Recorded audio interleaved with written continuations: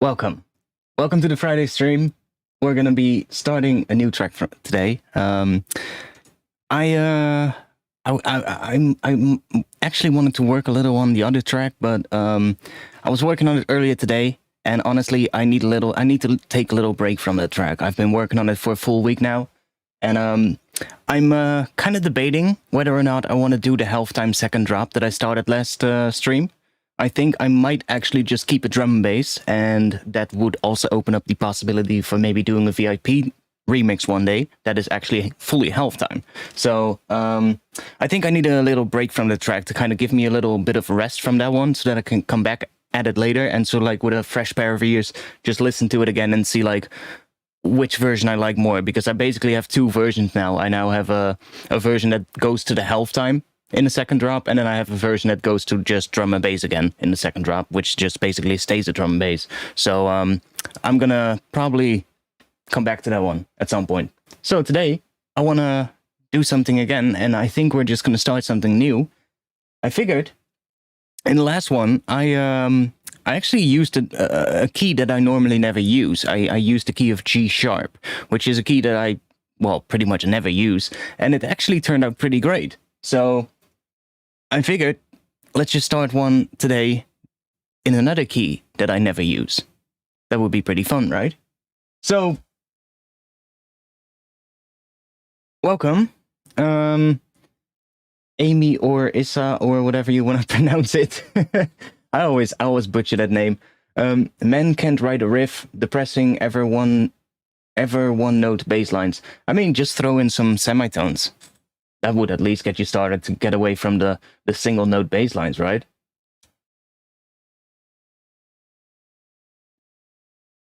Do you ever release your tunes anywhere for DJs? I mean, the ones I'm currently working on are definitely going to be released soon. Or, well, soon. I don't know when, but they're going to be released as soon as I have, like, I guess 2 or 3 done. A little bit of a shame about the last one, though, the one before this one. The one with the dotted 8-note snare pattern. I'm not too sure on that one. I'm too stuck on that one, and there's been a couple of things. There's been a track released recently, and that track sounds literally just like that project I had been making. So I'm kind of not really feeling that at the moment, that one. So that means we definitely need to make some more stuff.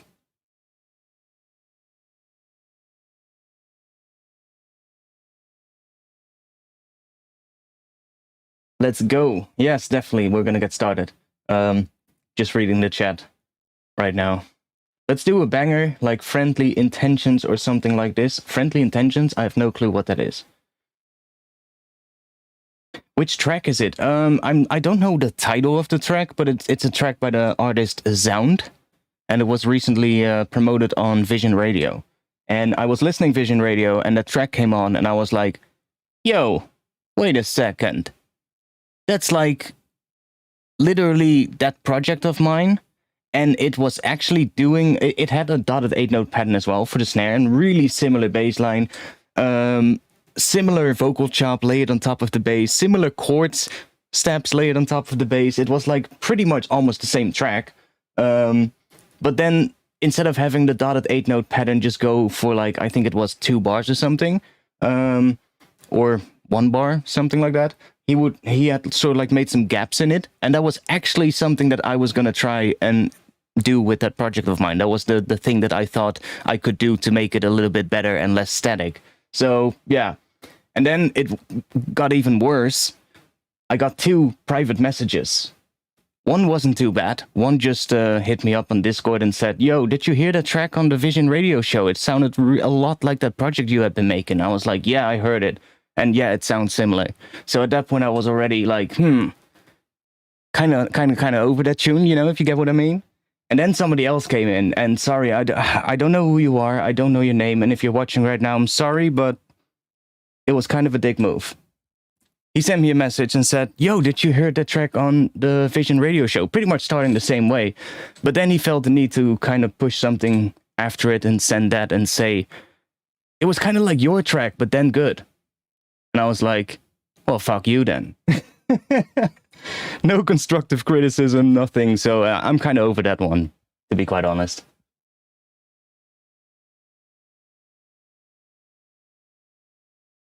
I am from the non-audio via the internet artistic like one. Okay. Let's switch. So yeah, maybe you can understand, but that tune, I don't know. I either have to change it quite a bit. Because I also feel it sounds too similar. It's like almost the same track, basically. So yeah, I kind of just I'm not sure. I'm gonna if that track is ever gonna come out, it's gonna have to be changed quite a lot. And at that point, I would rather just write a different track. But the one from last stream, that one actually turned out really nice. It's actually coming together really well. So I'm really happy with that one. That one is definitely gonna come out. Yeah, it was just a weird comment, you know? Like, I get it. I get it. It sounds similar, right? I mean, the other person just said, "Hey, it sounds pretty similar. Did you hear it?" And I was like, "Yeah, I heard it." And I mean, that's fine, you know. Even that is still kind of annoying, you know. Especially if you're, for instance, let's say you're streaming something, you're producing something, and somebody in the chat constantly goes, "Oh, it sounds like this. Oh, it sounds a little bit like that." You know, that's really annoying as well. I hear a lot of people say that stuff that do streams, but you know, whatever. You know that's gonna happen. But then to just send a message like that, like, what were you thinking? Like, come on. At least say something constructive if you're gonna do that, right? But whatever.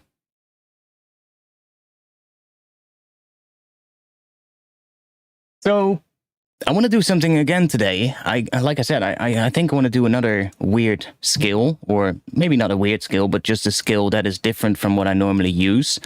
So I was thinking, what if we go for something that, like, normally people always say, right, when it's about drum and bass, they'll say like, well, drum and bass, you're usually gonna write it in like the key of E or the key of F, maybe F sharp, maybe G, but that's pretty much, maybe D. That's about as low as you would go, right? But anything out of that is probably, they're gonna say like, yeah, you won't do that. I actually said that in the past as well, like, you got to pick the key that's right for the genre and stuff like that. But the more I use keys that are completely different, the more I start to realize that that's totally not the case. It's all about how you write around that key.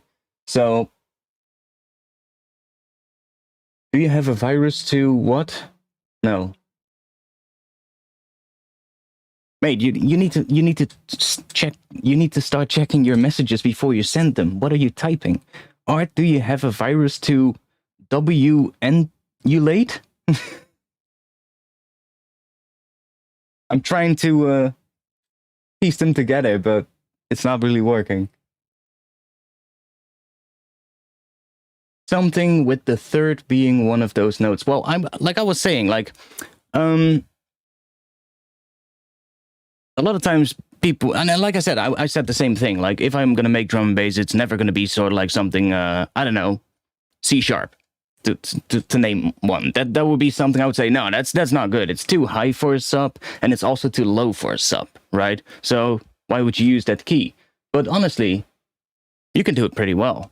So should we use the key of B? Like, I never used the key of B at all. So I figured, let's try something B minor, maybe? Yeah, like you can use that high note for like a short section and then go to something else. Or you can even, I don't know, use, what is it, the relative major key in the drop and use the minor version in the intro. As long as you sort of like, as long as you have a cadence from that note to that new root note, it should work fine. That's the whole sort of like thing that you need to remember. You need to have that leading note into that new root note to kind of make it work. But you can, that's the same thing how you make a key change work, right? A key change, you make it work by having a leading tone into it. Otherwise, it's going to sound really strange, and you're just going to have a sudden key change, and it's probably not going to sound good. But if you have a leading tone going into it, then it might actually work. So let's try it. I say let's try B minor. I've never written anything in B minor, at least not that I can remember. So that would be a good thing to try out. I would first have to familiarize myself with the key of B minor. Let's load up a piano.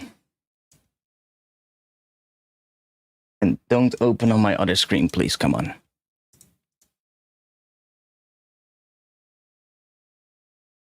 B minor. So B minor, what do we have there? Let's just close that down. We don't need that. B minor. That would be B.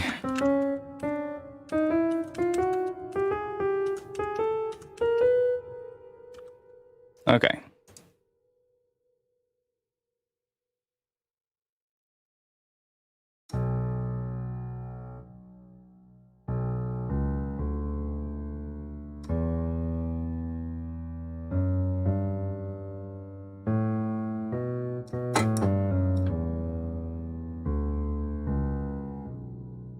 That's it, right? Oh no. Yeah, that's it.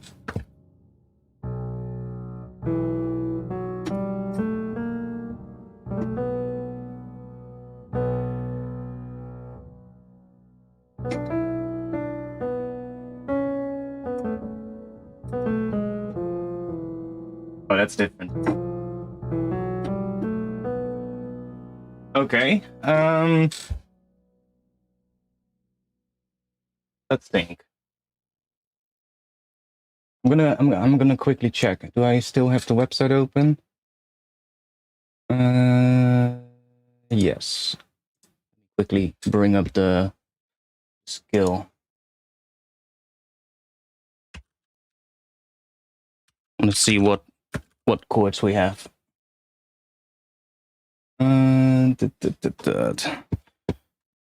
B minor, right? Yeah, B minor.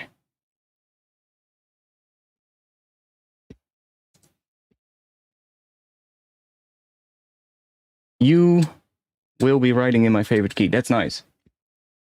Like B minor. Okay, so B minor. First of all, first things I wanna check is the equivalent keys. Let me actually make this a little smaller so that you can see it well. So right here at the bottom, it tells me the equivalent keys to B natural minor. That's pretty helpful as well, because then we can kind of maybe go into something else in the drop. And it's going to use the same notes. The only thing that's going to change is the root note. So if we use, like I said, a cadence going into that, that should work.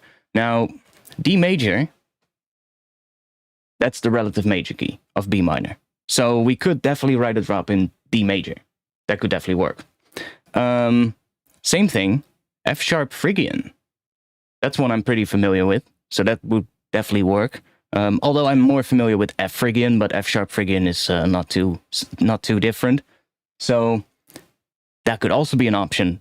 Both D and F sharp could work pretty well for bass, so that's definitely an option. In the case of D, then that B, which is the root of the scale that we're actually using, is that gonna be the perfect fifth? Or not? No, A, of course. A is gonna be the perfect fifth, so that's not... Okay. E, oh yeah, of course, the perfect fifth of E is... We could even go to E in the drop. That would be interesting. Write the intro in B minor and then drop down a fifth in the drop. That would be interesting. We'll see where we end up. I think what I'm going to start off first is just kind of write an intro, I guess, chord progression, some atmosphere, some stuff to kind of get us started. Maybe set a little bit of a mood and see where we go. And I guess we'll figure out then how we're going to transition into a drop and what key feels natural to end up with in the drop. You know, that's probably what we're gonna have to do. But I see a lot of things that could work. So let's see.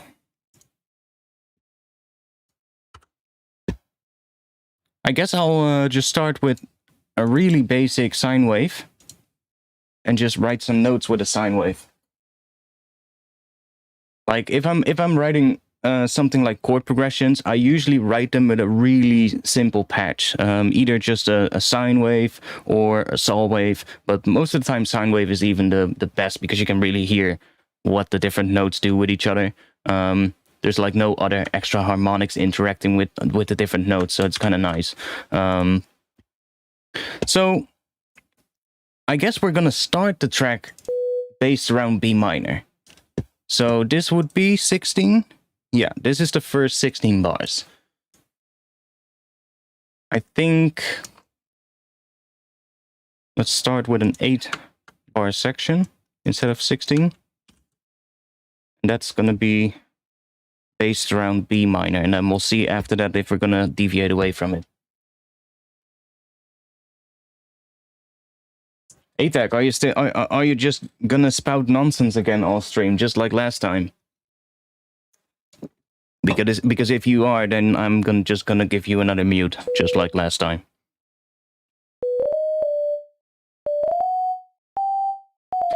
Probably not even use the minor third, but only use the fifths and sort of like the octave, maybe.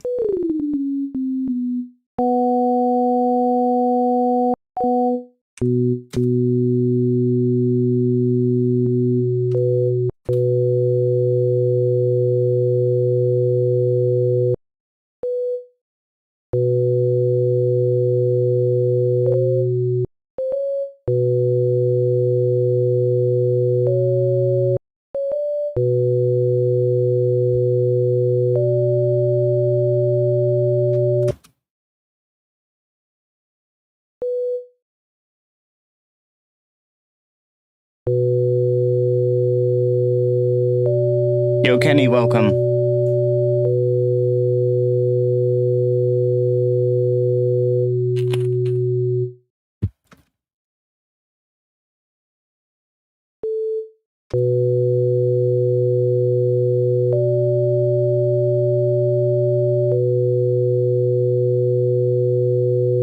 But that's just B minor, basically.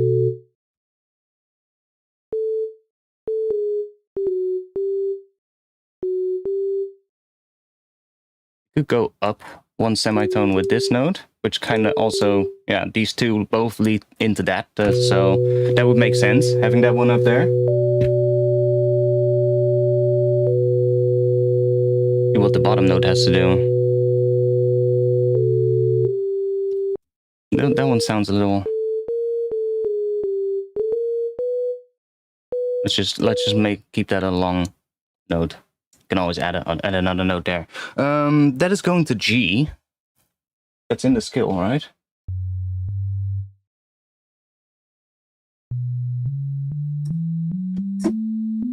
Yeah.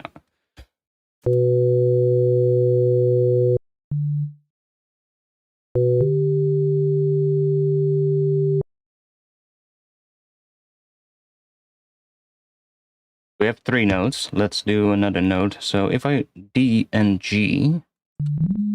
G. Ah, okay, yeah. D is the perfect fifth of G. That's why it works. But G is the high note. Still works though.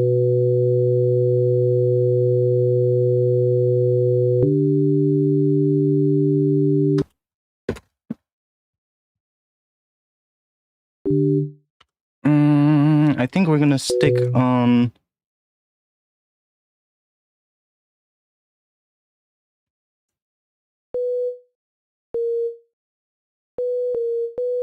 It kind of wants to go there, which is not in the skill, but let's see what happens if we do that. And then let's try going down. We have G. Then we get D. But we can...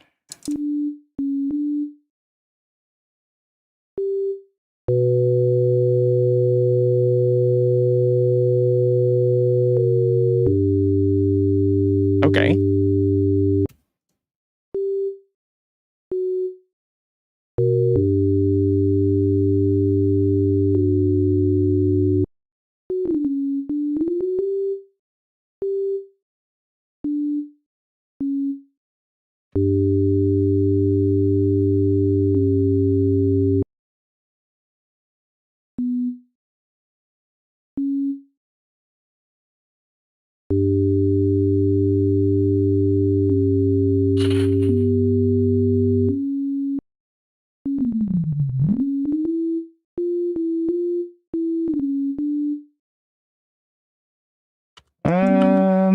about if we go to F sharp instead?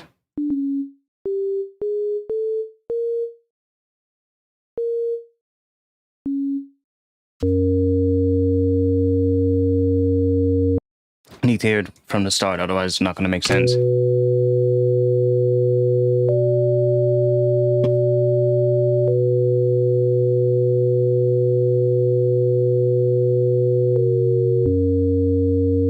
No, I don't like that.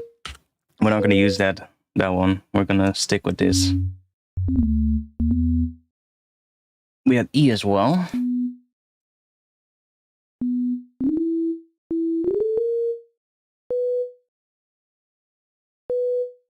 That could work. Oh yes, that's totally gonna work. Dun,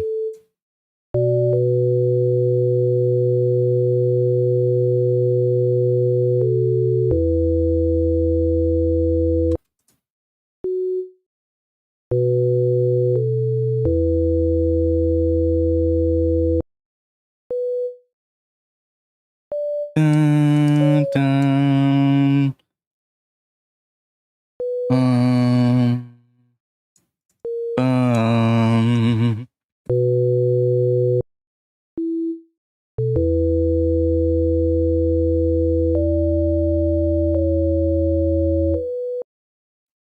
Mm. C sharp?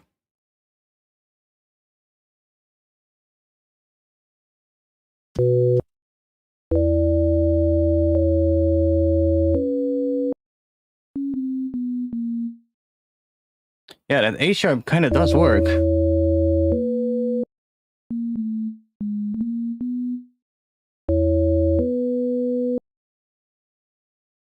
Oh, that's just the octave. So that's playing... Okay, let's see what we're gonna do there.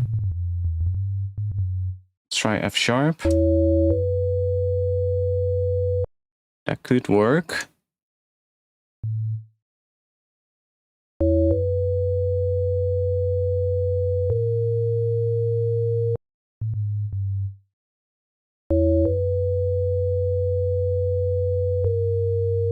Yes. Okay, so E to F sharp to G sounds pretty cool underneath that top thing. So here we have E. We can just copy that. See what that sounds like.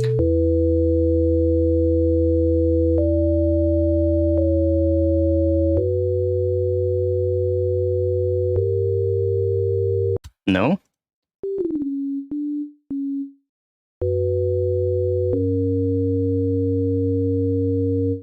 That's kind of cool. So then that will be 16 bars. Let's make it even longer. I think we're gonna have like the entire intro, so like having, I guess, some kind of chord progression. But these chords could work. I'm liking E to F sharp to G. So if we are starting to introduce that right here, then we are kind of already preparing ourselves for a drop that is going to do E, F sharp to G as well. Right? That could work. And then we're actually doing that thing that I was saying earlier. B is the perfect fifth of E. So we're kind of going down a fifth. Which scale? We could even do a key change for extra fun. What is the equivalent key on B? B Aeolian. Oh yeah, no, of course, that's B minor. I'm stupid. On E, I mean E Dorian. We'll see. We'll see what happens in the drop, but kind of like that.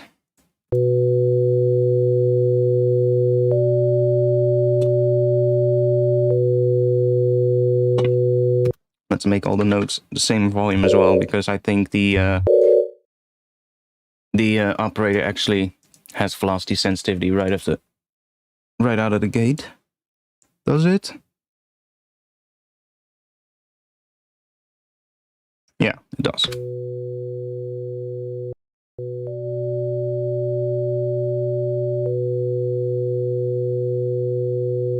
little bit of spread, and we're already gonna hear better what we're gonna get.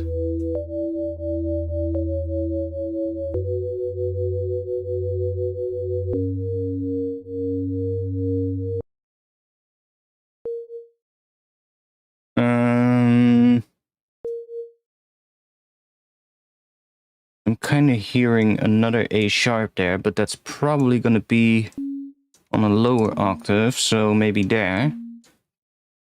Dun, dun, dun, and then going back into that B here.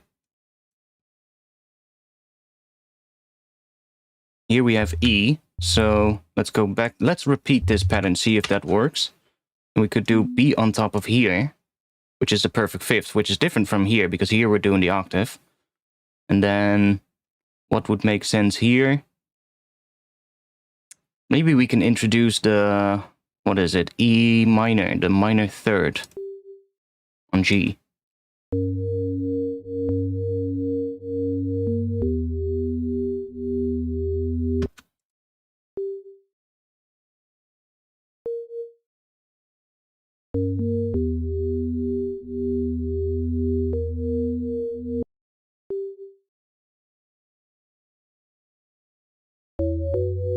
And in just a bit, we're going to replace this with like some other sounds, of course, and see if we can write something interesting with it.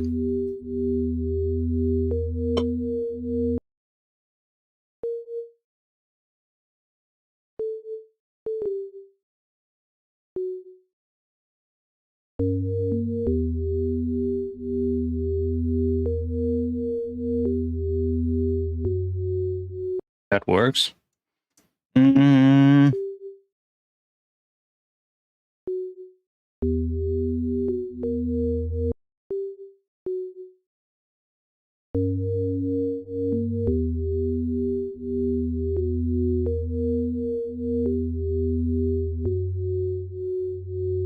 Okay. ATAC, sorry mate, but either stop cluttering up the chat with bullshit, or start, I guess, learning English. I mean, I don't want to be a dick, but you're cluttering up the chat.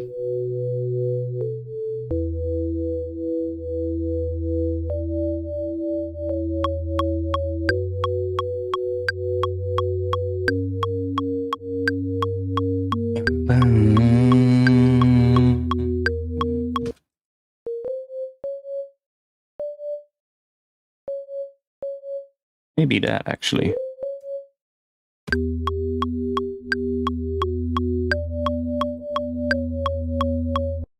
That's kind of repeating this, which is kind of nice, so I guess we should do that then as well.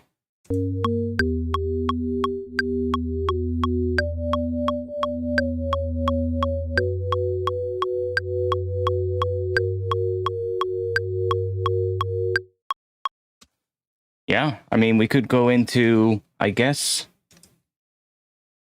a drop or a build after that. That could be the sort of like the intro thing. This is basically the intro theme then. This thing right here, and this thing in front of it is then basically just the introduction to that. So we'll have like an 8-bar introduction, and then we're going to like a 16-bar intro section. And then probably, I guess there'll be like another section after it. This would be 55 seconds of intro, 40 bars. That would be pretty nice.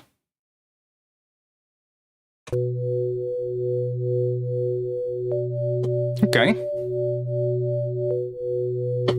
Should we try and see if we can write an ARP pattern that fits across this entire thing? So I guess writing a pattern that works with all of these notes, maybe change up a little note every now and then to make it work with the chords, but see if we can find like an ARP pattern that works on top of this. So we have this written, not too high in the octave, so we can basically write a little ARP pattern up there. Let's see, do we have, yeah, we have quite a bit of release. Let's bring that down so that we get a nice snappy sound. So we're in B minor. Now we could obviously try writing a B minor arpeggio.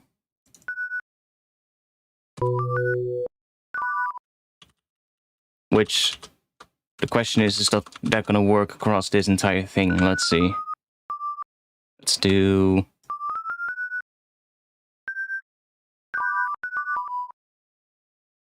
Copy that. Just so we can see what that does, if it's above all of that.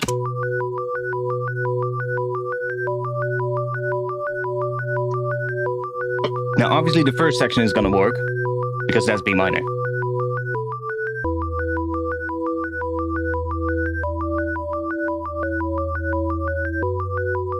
I mean, that works pretty damn well.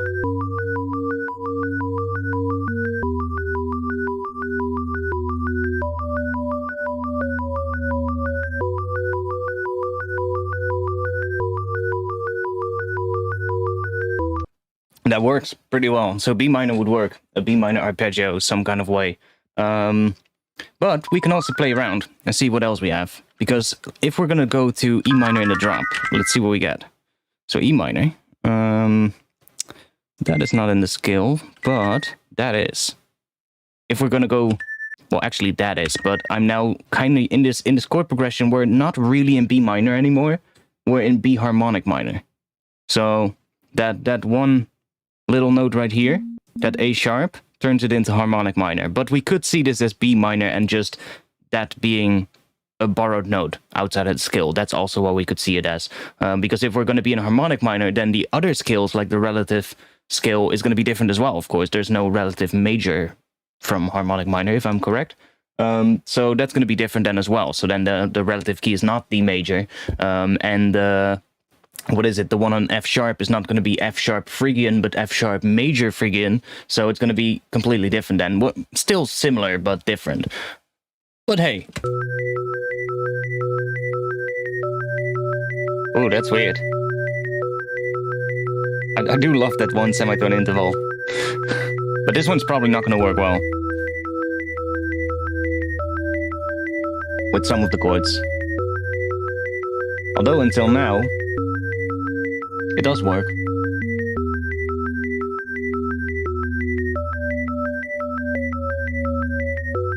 I guess it does work. So E minor works as well. Which makes sense because it's the fifth below B minor. It's basically a fifth down. It's spookier, yeah. It's spookier, but it does work.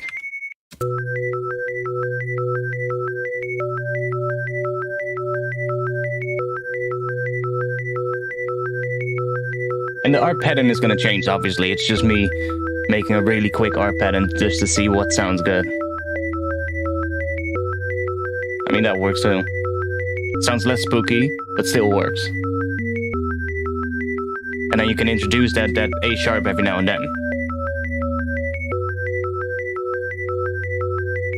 So yeah, it's interesting. You can basically have like some kind of chord on top of something else. So, like we also have F sharp, which would be, in this case, major. If we're going to be in harmonic minor, then it's going to be major. So let's see what we get then.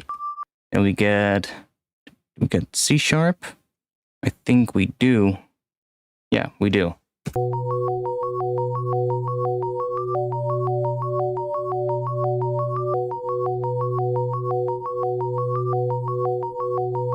That's an F sharp major arpeggio over a B minor chord progression.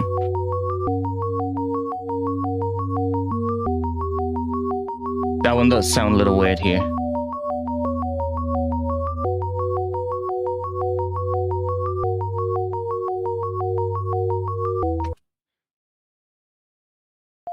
But like, only in this section I kind of don't like it here. But there, what is it doing? It's going to E. So we could literally here, for instance, change one of these notes up to be more in line with that chord. And that actually sounds really dope, right? So you can do some pretty cool stuff like that. But okay, so we have a bunch of arpeggios that could work. I think the B minor one is a little bit too simple. I think that one is too predictable, right? because the track is in B minor, so the B minor arpeggio is kind of expected, and I think therefore not the one I want to use.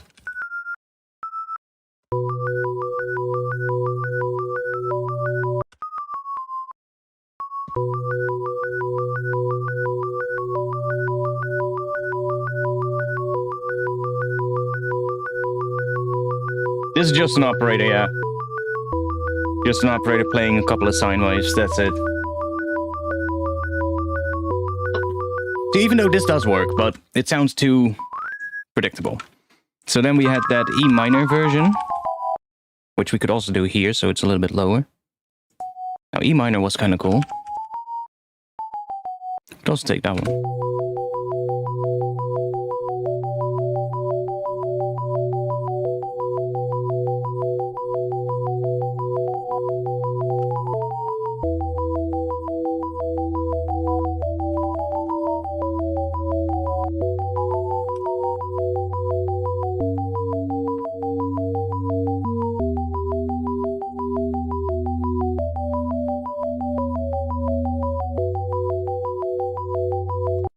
Like that, I think E minor is the winner because we're also going to go into E to F sharp to G right here. Cool. Let's make some sounds. Let's see what we can come up with. Well, I mean, I do like to think about it, right? Before I get started. It kind of gives me a guideline as well. I did it on the last track as well, even though on the last track it was kind of simple. The guideline was a single pad note, so it wasn't really much of a melodic structure. But it was an interesting one as well. It was the pad was playing the note A with, I think it was an A and a C together or something. So it was kind of like a chord, basically, that the pad was. And I started with that, and that wrote the entire intro around that, and kind of worked.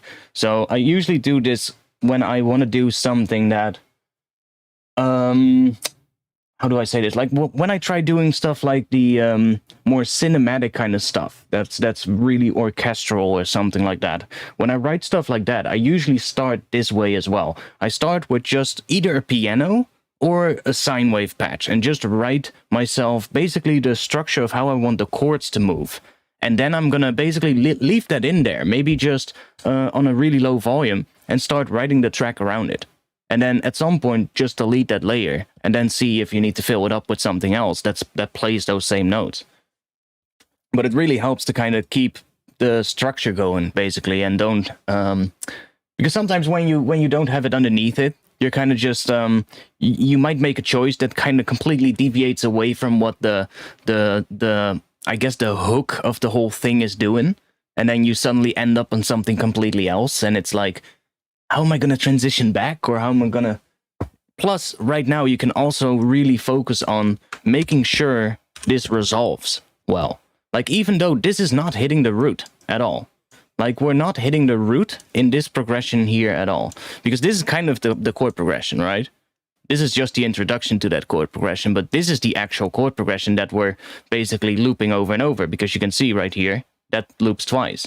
So this is now the chord progression, but we're not using the root note of the scale at all. We're not going back to the root, but it still resolves nice. And that's really important, because if you don't focus on that, you might get, you know, at some point you need to make it resolve, and you're like, well, if I need to make it resolve well, it now has to change, and now then I have to change that other section as well, because otherwise that section doesn't make sense anymore. And then, you know, you might as well just try and figure that out first, and then go into finding the right sounds for it. But this now should resolve pretty well.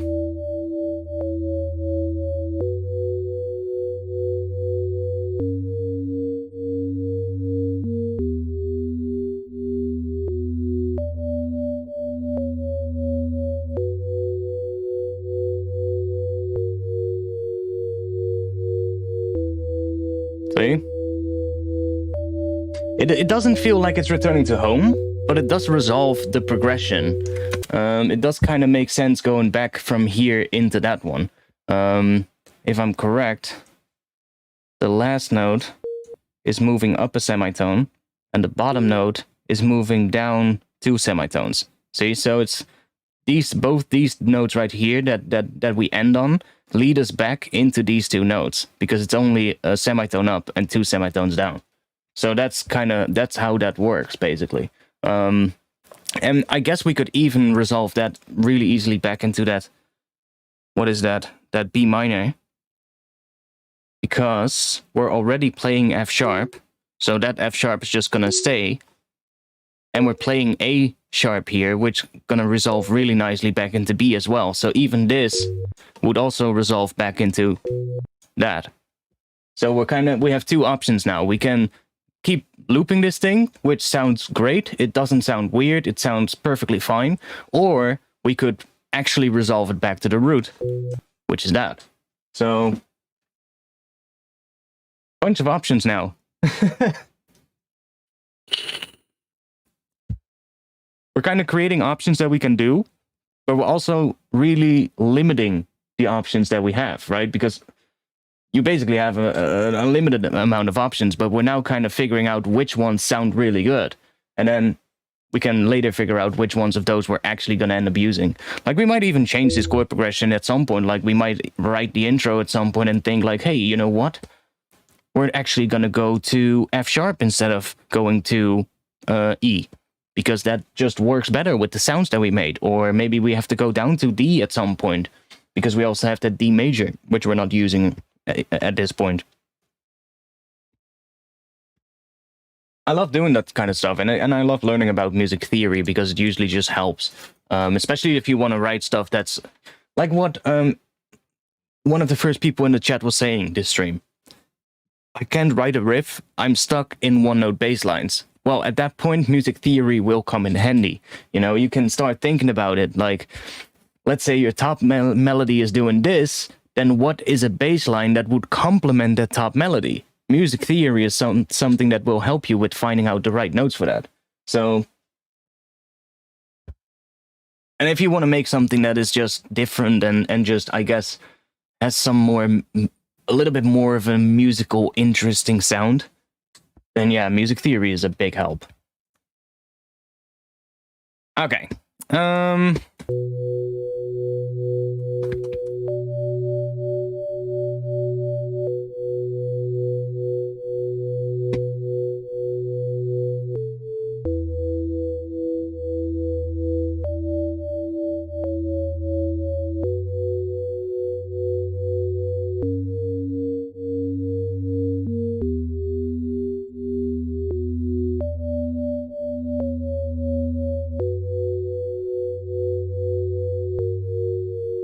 I think these were mostly bass sounds.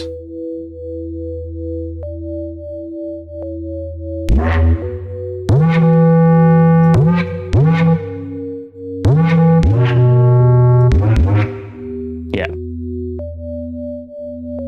See if we can find a patch that sounds cool.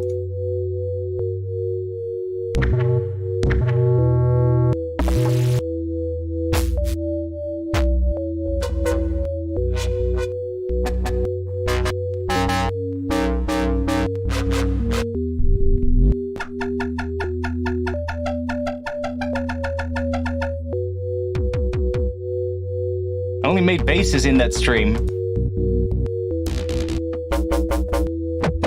I made no synths.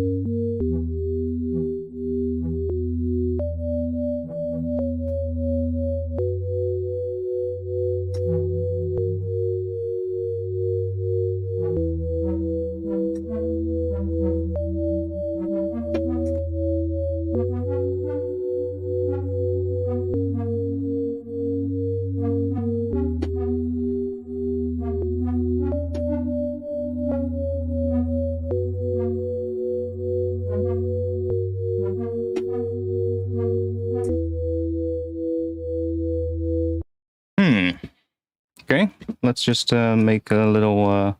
I'll just write a little pattern real quick here.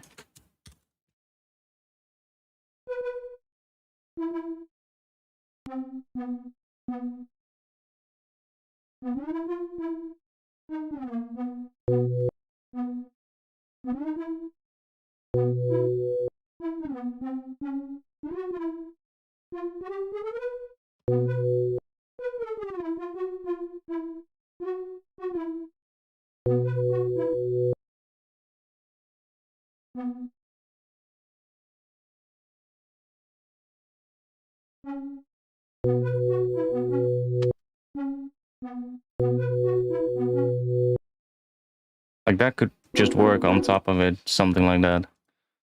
Let's just loop that and let's write a patch. Like the MIDI is not good, but fuck it. At least we can write a patch now.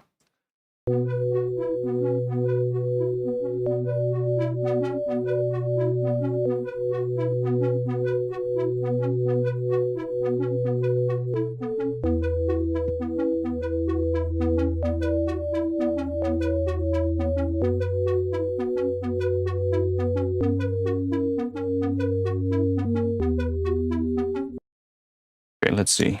What if we do...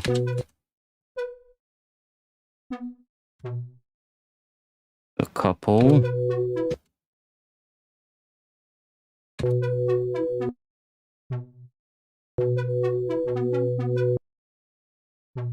Let's add a couple of those. A couple of lower notes as well.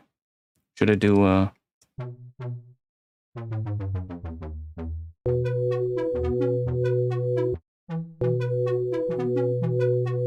so we can hear what the key tracking is doing.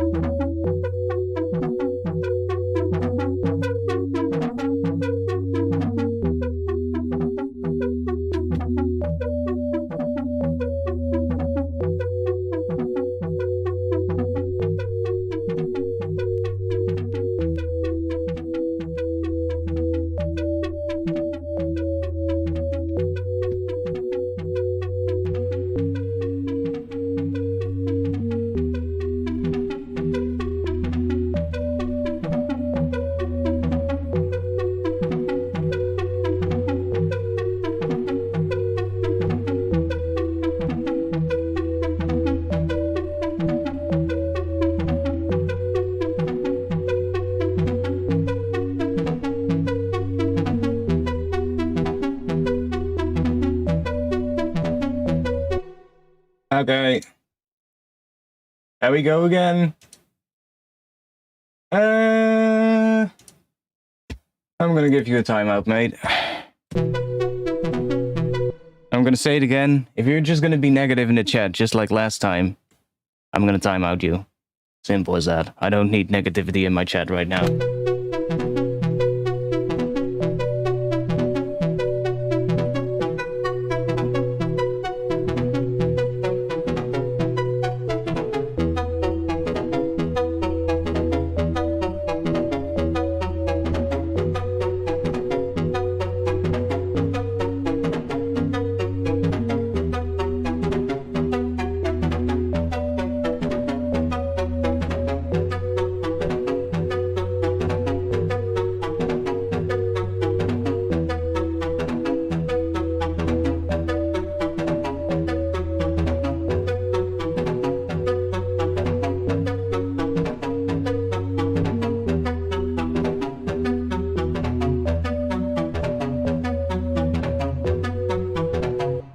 Track is close to done. It's just that I'm kind of debating to do the halftime second drop or do the drum and bass second drop. So I made two versions, and I'm now kind of taking a break from that one so I can come back with a fresher, basically a pair of fresh ears. and just decide whether it needs a drum and bass second drop or a halftime one. I've been working on the track for like a week straight, so was kind of the lines were getting a little blurry for me, if you get what I mean. I was like, both work, but I'm not sure which one sounds better, and then just well, whatever. We need to take a break.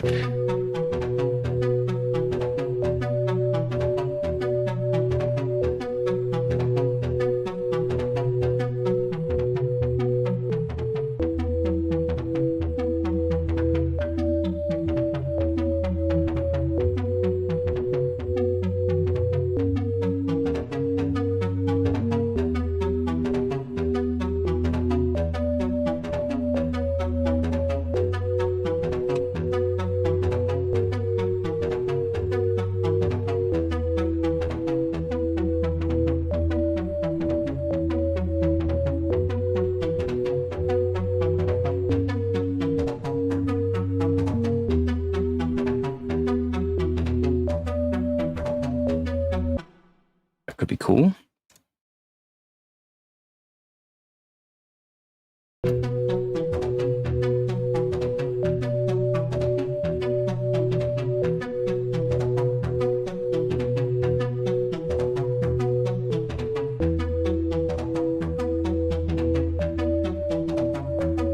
No need to report him. I mean, I'm just gonna mute him. That's as easy as that. But the last thing I want when I'm trying to produce some music is somebody being negative in the chat all the time, you know? That's like the biggest workflow killer ever. And he was doing that last time as well, so I gave him a warning back then. Like, this is the last time though. Like, if you're gonna do it next stream again, then I'm just gonna completely hide you from my channel altogether. Like, I'm just as simple as that. I don't care. I would rather do that than, you know, be taken down by some negativity in the chat all the time.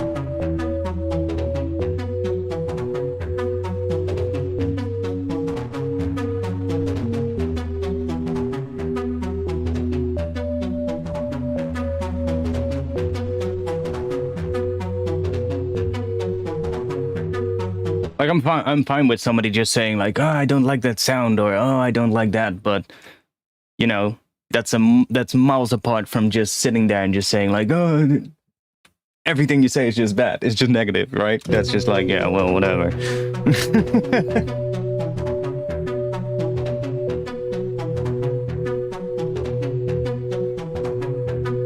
I can't have that fucking shit, man. It's just, you're not gonna achieve anything with that. I've been there, done that. It's not gonna help you. You gotta see the positive of things, right?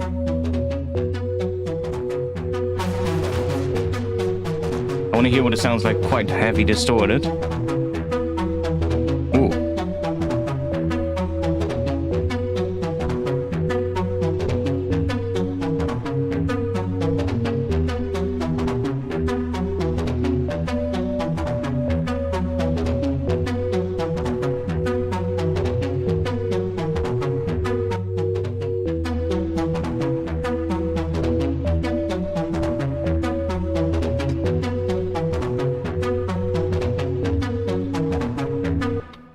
That's kind of cool. Now I do feel we need to do some on the level as well. That, and then that one, which goes a little bit less high than the other one.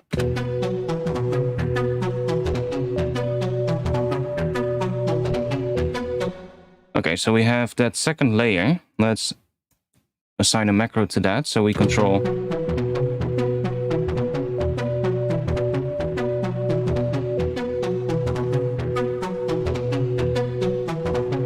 Maybe we should do it with the other one. With that one. That one is the highest one, the highest pitch one.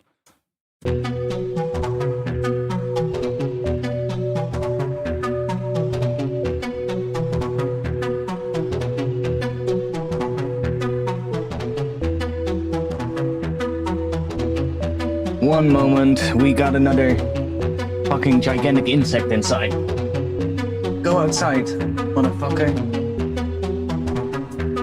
Goodbye. No, don't come back. Leave.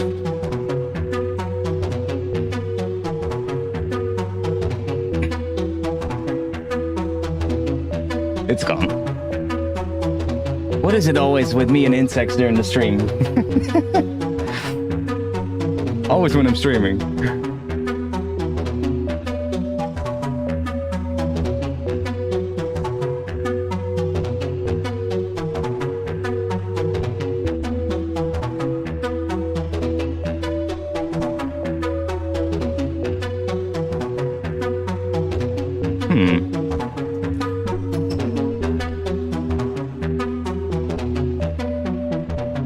Yeah, that one is gonna be it. Okay, then we also want this one,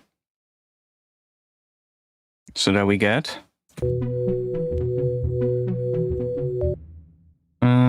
we still get this one. Maybe we should let's do filter 2 running into here. It's not really gonna make much of a difference. Okay. But let's go in here. So we have this modulation now. Let's...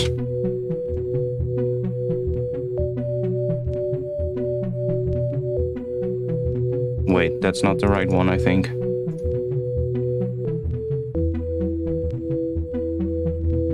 Oh, it should be. Modulation 1 amount. Yeah. Modulation 1 amount, okay. Why is it not doing anything?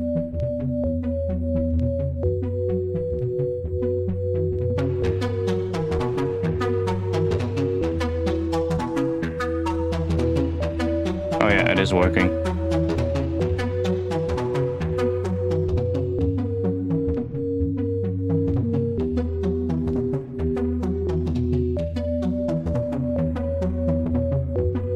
That's what I need to do.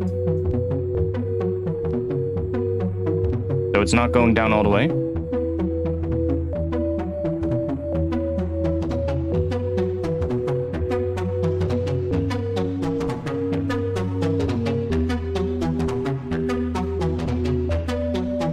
Can do the same thing there. Let's do this, and then go in here, and let's change this one to be somewhere like that.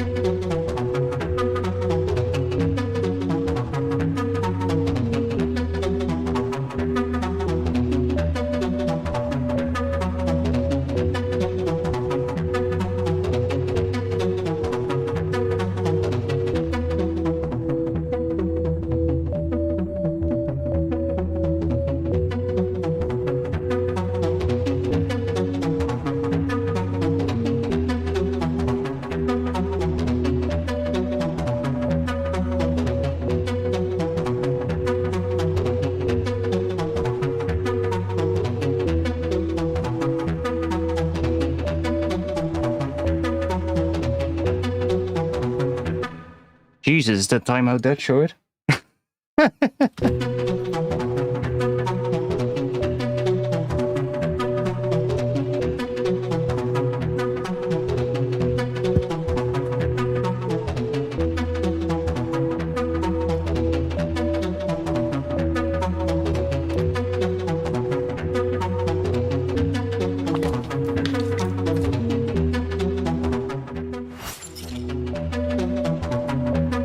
A nice little arpegg.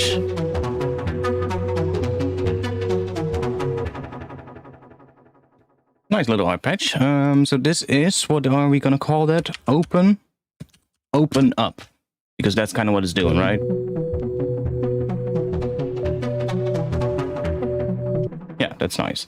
We can try do some more stuff to it though.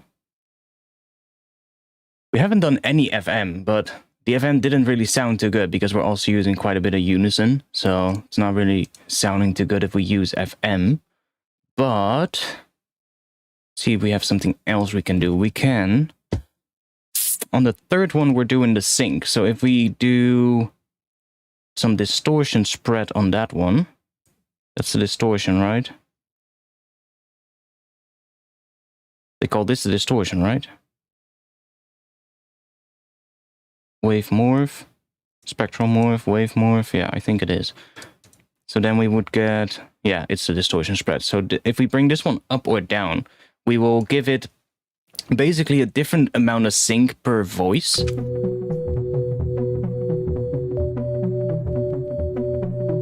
Which is really interesting. Especially if we open this up.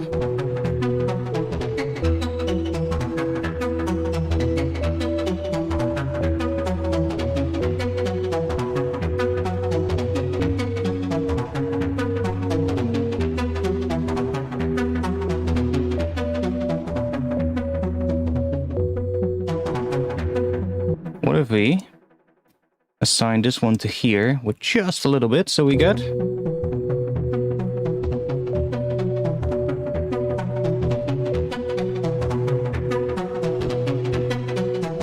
little bit much.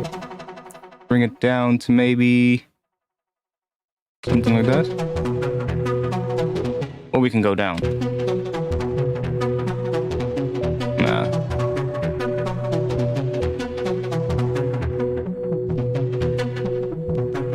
Very subtle, but it's kind of nice. Could call it creepy crawlies. I mean, we're just trying to get started and get ourselves a little bit of a vibe set, basically, for this track. You know, who knows? This instrument might completely get removed at some point, or it might completely change, or I might write a new ARP at some point. Who knows? But hey, we're just getting started, so. What if we also play around with these unison modes? That could be fun. So, right now, it sounds like this. But we also have all of these modes. Now, these ones right here at the bottom are quite interesting. So let's see what happens if we use maybe odd harmonics.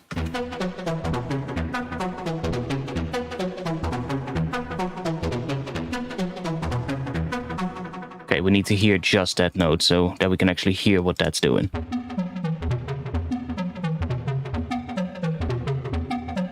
See? Kind of interesting.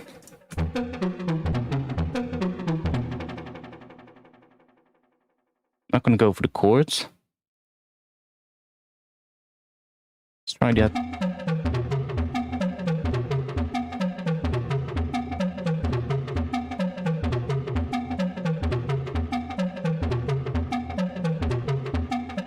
Well, I mean, Vital is really powerful in this sense that you have a lot of control over like the individual, like you can add a lot of sort of like randomness to it.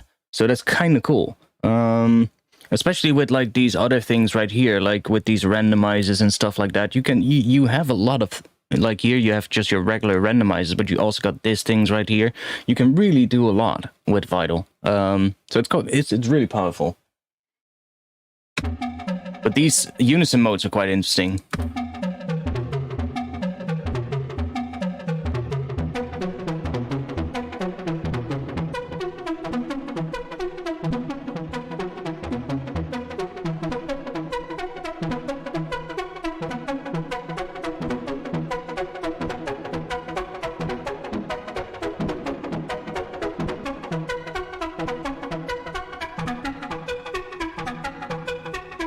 Now we're making the sol wave sound more like a square.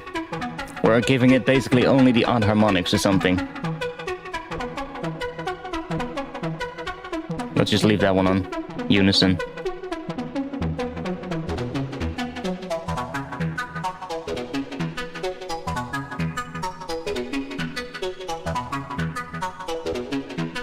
guess we'll just only do that first one. Kind of like this. Like we're not even using the spectral modes right now either. But if you use these, so let's say, I don't know, phase disperse. Now you can do the same thing to that knob because you also have the spectral spread, which is basically controlling that. Do we only have 2 voices on that one? 3 voices. We crank that up. Bam. See, you get this as well. So you can... Now we're adding a different amount of that phase disperse to each voice. Which really helps with making things wide.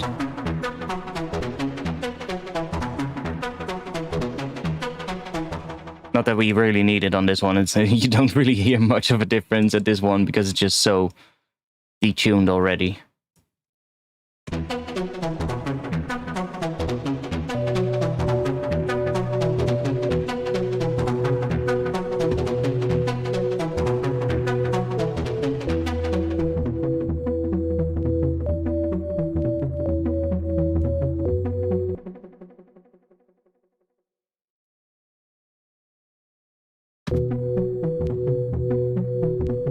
Also hear some clicks. Is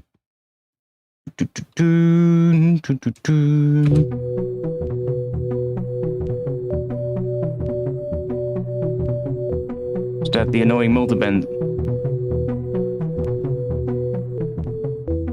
Do you hear that?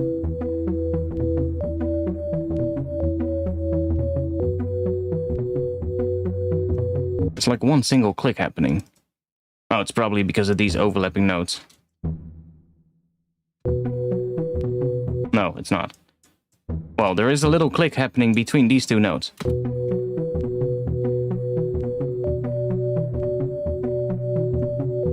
Why would only a single note start with a click and not the rest?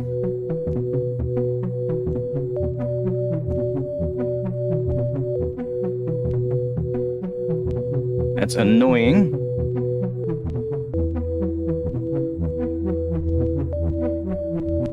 That's also cool. Ooh, I would almost say I want to replace it with an envelope. We can really easily do that though. Envelope 2, envelope 2. No, that's LFO 2. We need to leave LFO 2. Envelope 2, envelope 2, and another envelope 2. And then here we have another one. Yeah. Now envelope 2 is controlling everything. And this has actually... Nice! That has actually updated itself as well. Great.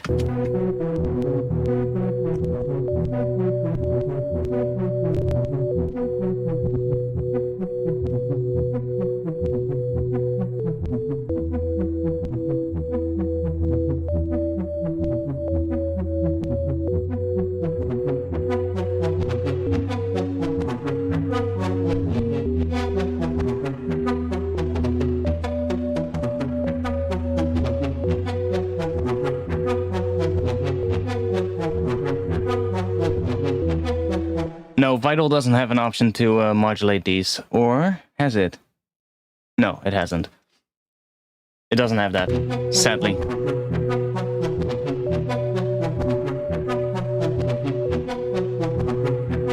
But this works too. Just assign a macro to that. So this is, what is this? Delay mix. So that is going to be our delay. To bring the delay in. And this one is going to be our attack.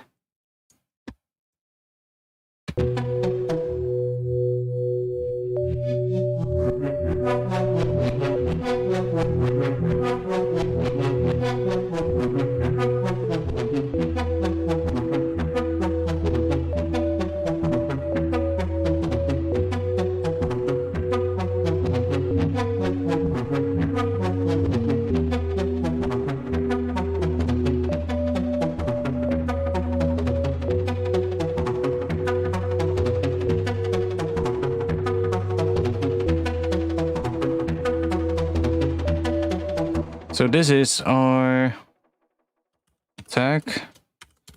And then this we can do on the filters. So on this one as well. And yeah, that should be it.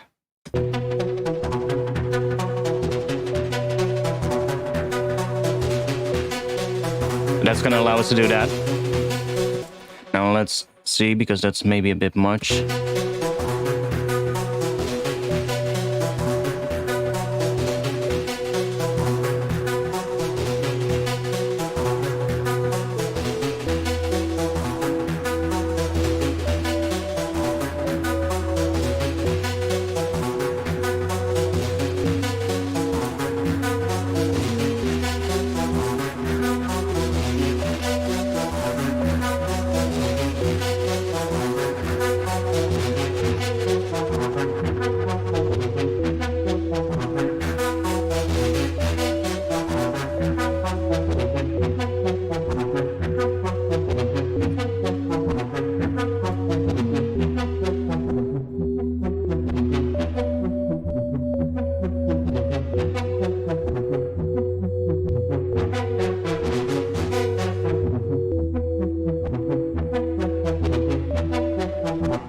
Like, actually, we can do this on this one. Let's take that off. Let's just do it on this one. So we're gonna do this, and then we're gonna make that come in second half. And then do the same thing here. No, go to here and assign this one to there. And then do the same thing here. So second half, then we're just going to make that come in. So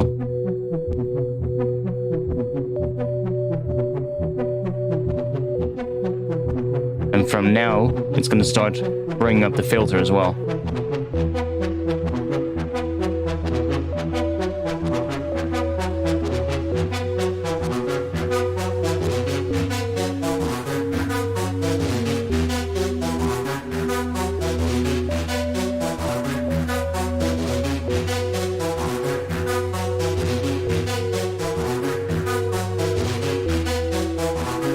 Oh, I know what we can do.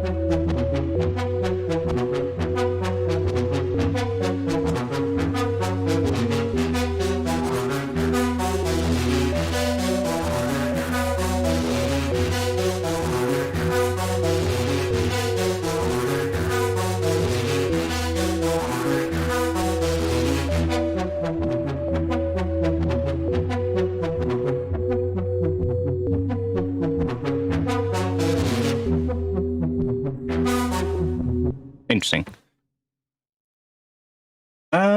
Do you normally prefer to use basic wavetables or complex ones? Really depends on the sound, to be quite honest, but I would say most of the case I would start with more basic waveforms.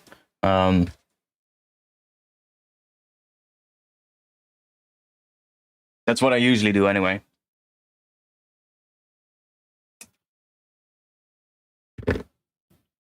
But it really depends on the sound, like I said. If I'm trying to make a pad or something, then starting from a more complex waveform might actually be nice, especially if it's a wavetable, because then you can scroll through it and kind of make the pad evolve, and it's going to be way easier to make a pad that doesn't sound too static. But if it's like, I don't know, a bass sound or a lead, then you probably are not really looking, well, then you're probably looking for something that is more powerful and that has more body, and then a really basic waveform shape is usually the best option.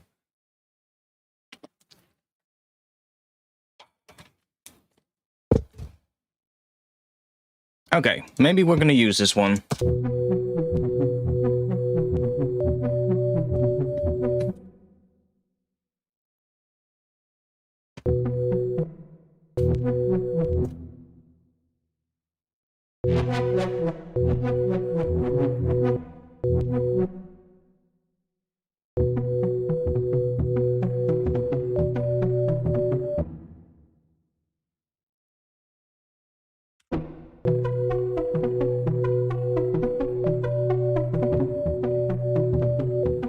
Let's make some atmosphere sounds. In fact, I'm gonna make a new MIDI track, and we're gonna see if we can make something with these chords. Let's what should we do? Oh, I already made a new MIDI track, of course. What should we do? We can try synthesizing something, or I've been bouncing samples for the upcoming Patreon pack, which is actually going to come out the upcoming days somewhere. Do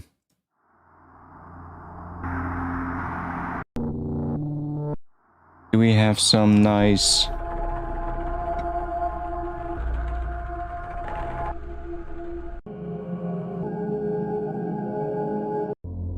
a nice single note that we can put in a sampler, see if we can make... Yeah, like something like that, maybe. Maybe that's a bit too much, but let's see if it works. So just taking like a very simple sample. In this case, it's just sort of like a pad. And that is in the key of F, so we can set that to F. And then loop this.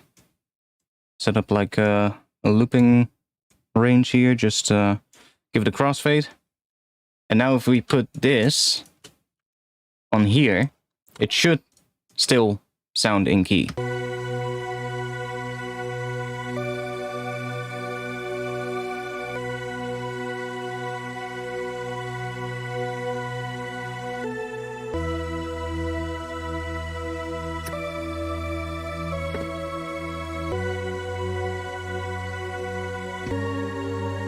Ooh. That one is a little weird. See what else we get.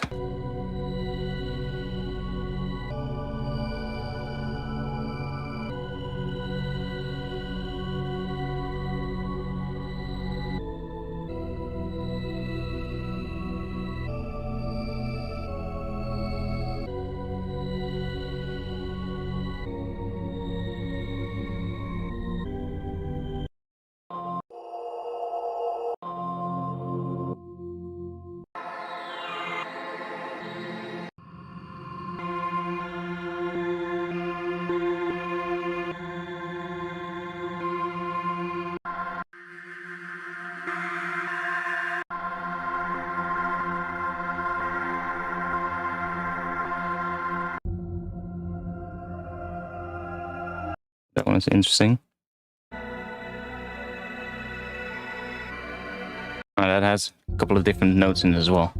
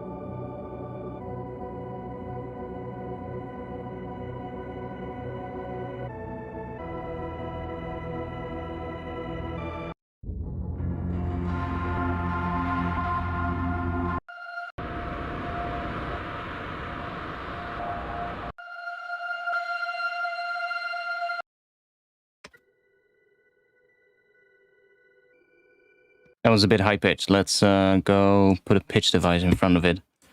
Do -12.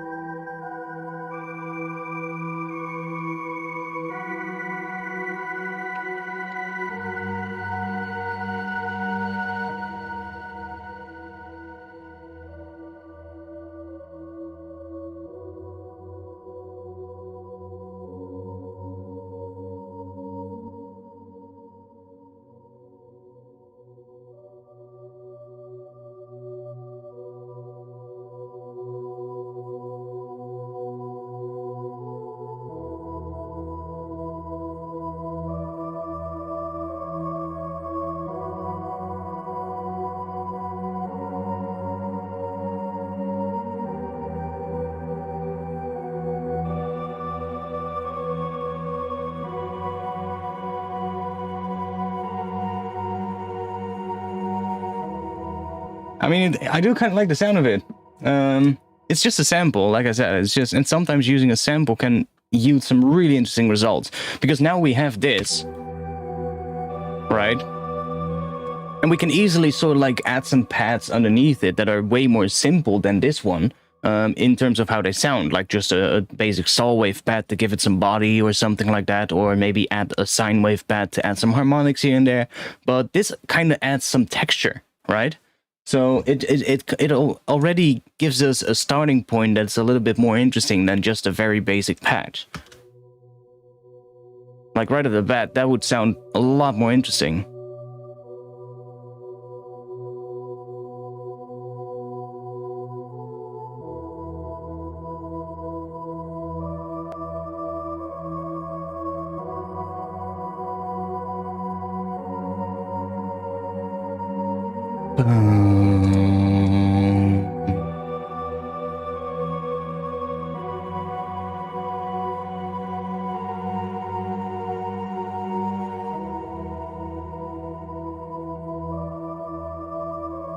Let's open up Omnisphere.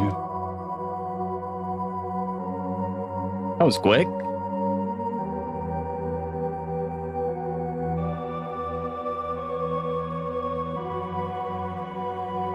See what we got. We have some nice profit pads, maybe. We have pads and strings. There we go. See what we got.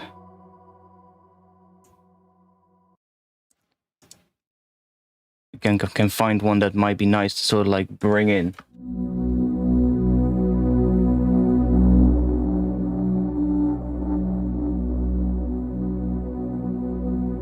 Gonna have to go up in pitch because that one is otherwise gonna be too low because we're going down even more afterwards.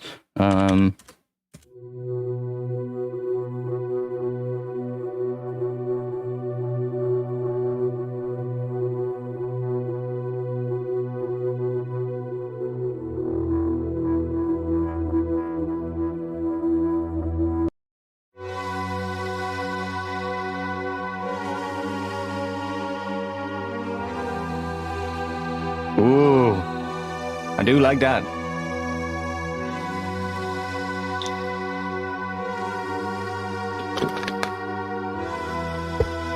That low note underneath there is nice.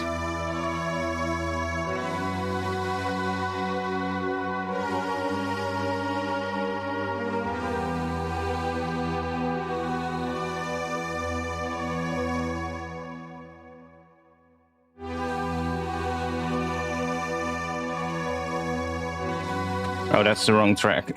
Like that. We are on this one.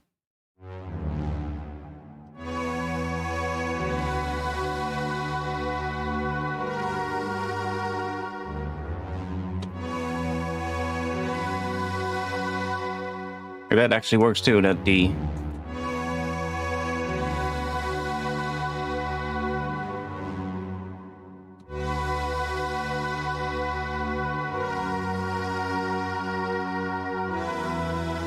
That might actually be really nice. And then the pattern is going to be slightly different as well, but for some reason this works on top of that. Why does that work? We're playing a B, and D is a minor third, but F sharp is not a perfect fifth. Right? That's a major third above D. Is B... A would be the perfect fifth. Okay, well, whatever, it works, so... I'm fine with that. So if we change that, let's see. Let's change that here as well. So do D to F sharp.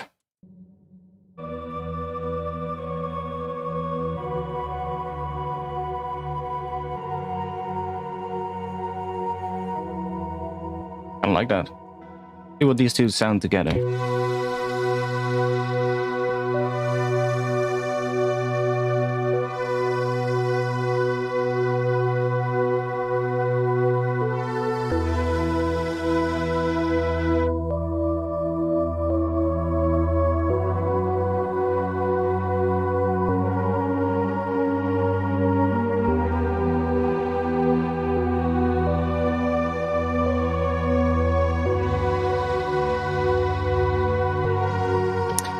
I feel like that note, that D note, needs to come in here. It kind of feels like it needs to go to that D at a different spot. So that means that we're gonna go do this, then that, and then do that.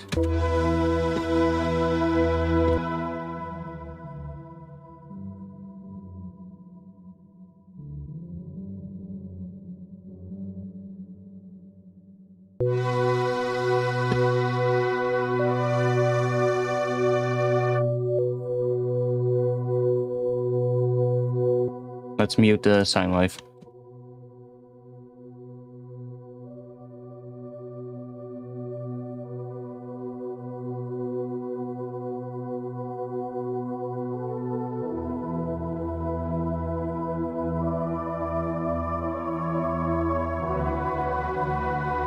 Yes.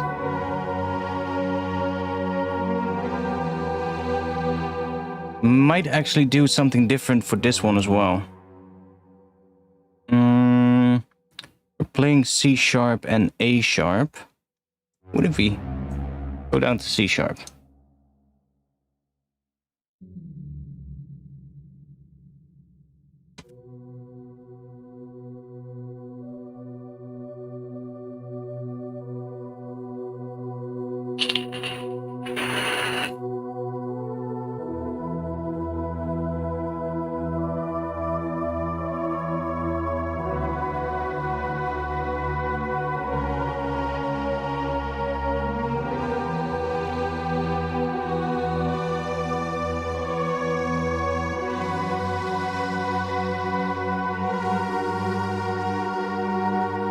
The last one is a little weird, but I do like that part.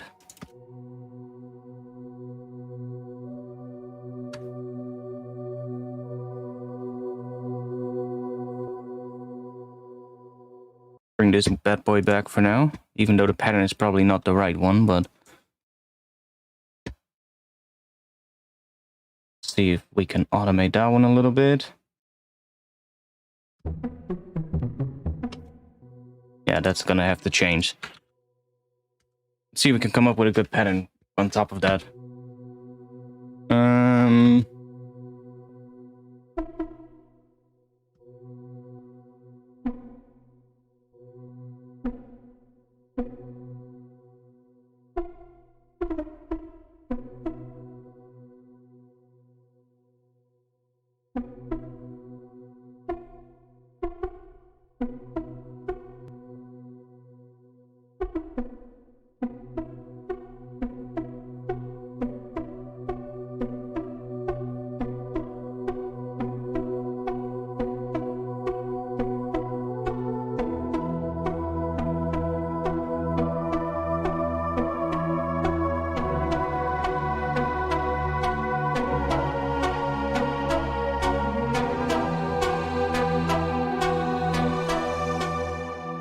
think this one should come in over a longer period of time. Probably should be getting that heavy around here.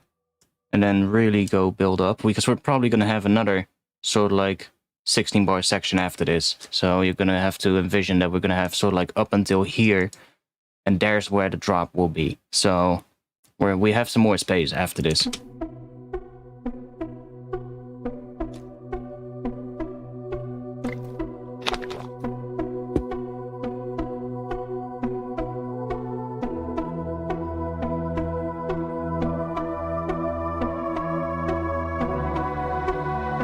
That's nice. I do want to make a change here. Let's see. From this one.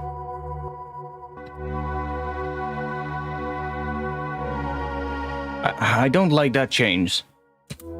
I feel like because that's the that's doing that harmonic minor thing, and I wanna not do that harmonic minor thing too much. So if we're gonna go to something slightly different here, so that harmonic minor is this one. That A sharp, that makes it harmonic minor. So we're doing that at the end, and that kind of sounds really nice. That's the whole. Although we need a slightly different bottom note for this one.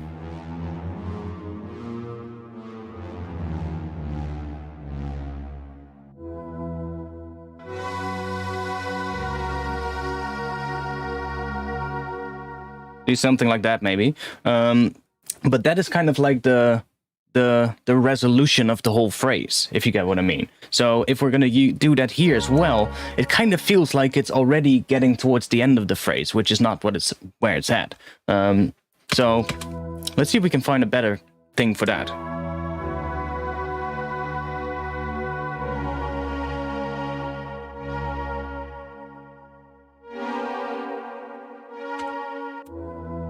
So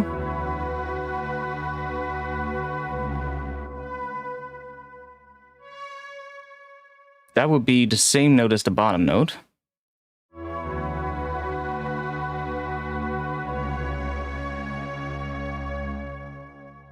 Kind of wants that, but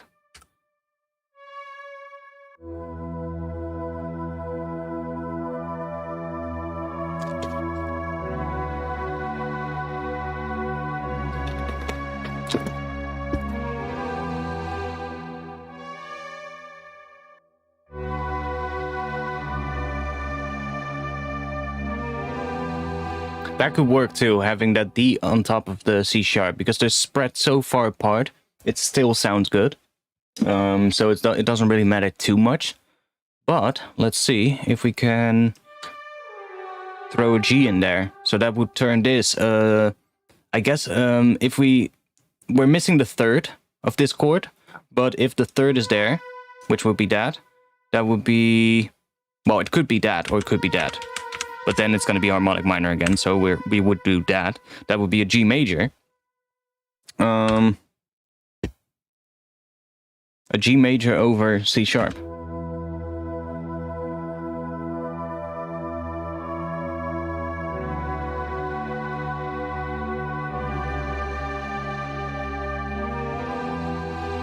Although that doesn't resolve well, but we could go down maybe on that one.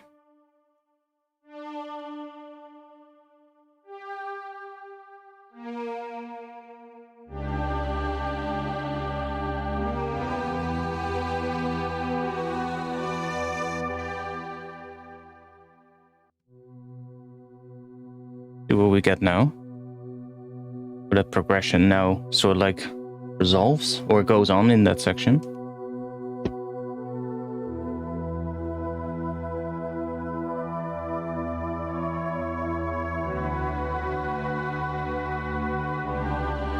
No. We need probably a different bottom note.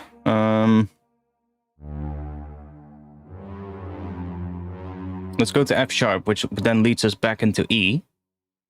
That's sort of like the other option that we have here. That would make sense.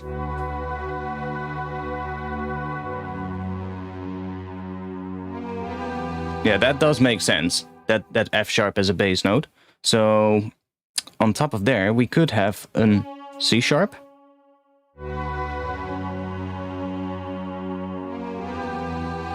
And then on top of here, yeah, we could do another F sharp.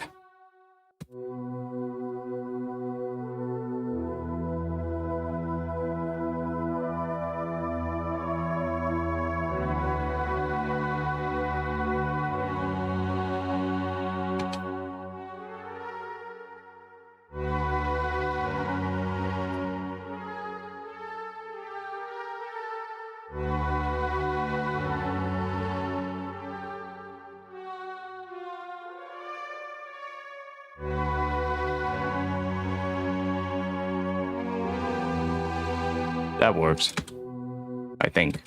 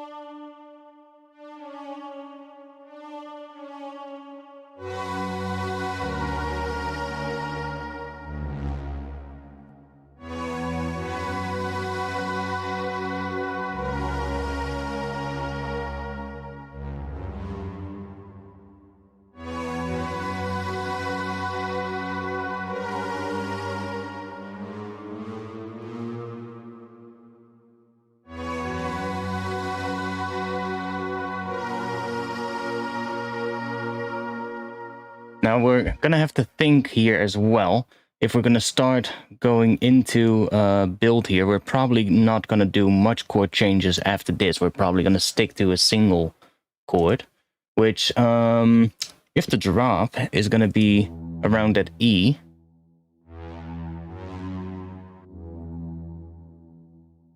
we're gonna have to go down to E. What does it sound like if we just keep an F sharp underneath here?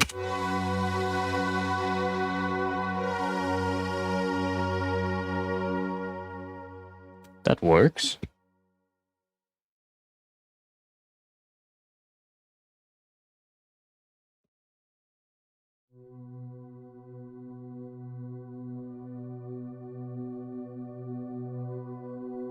Let's try bringing that up here as well. See what we get.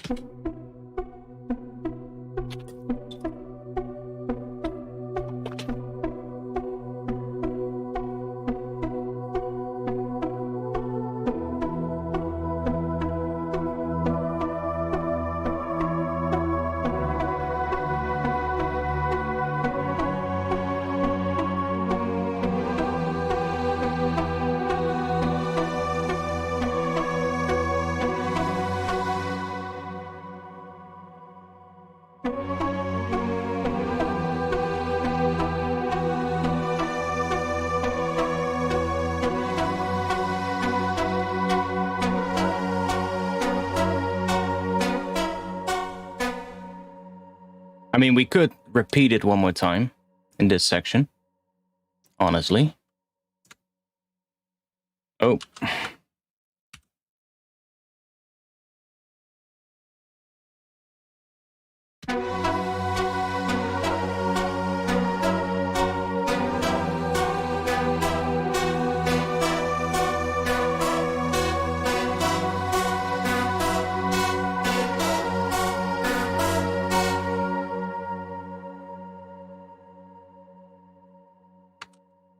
I mean, that kind of works.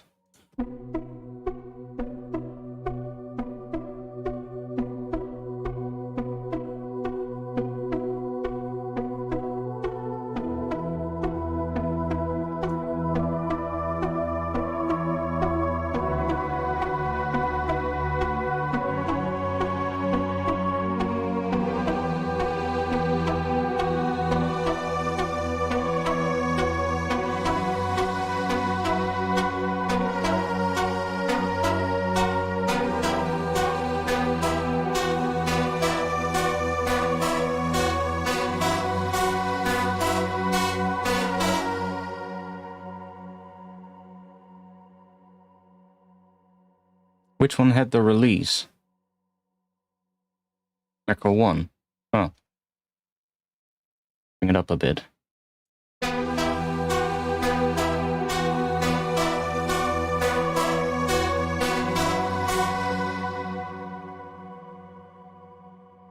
Add a little bit to this one as well.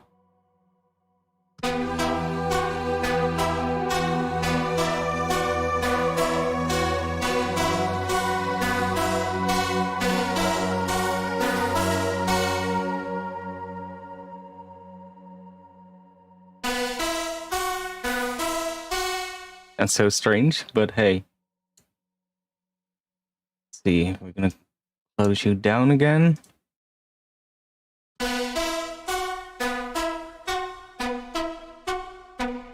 We're gonna have a build here probably. And that kind of works.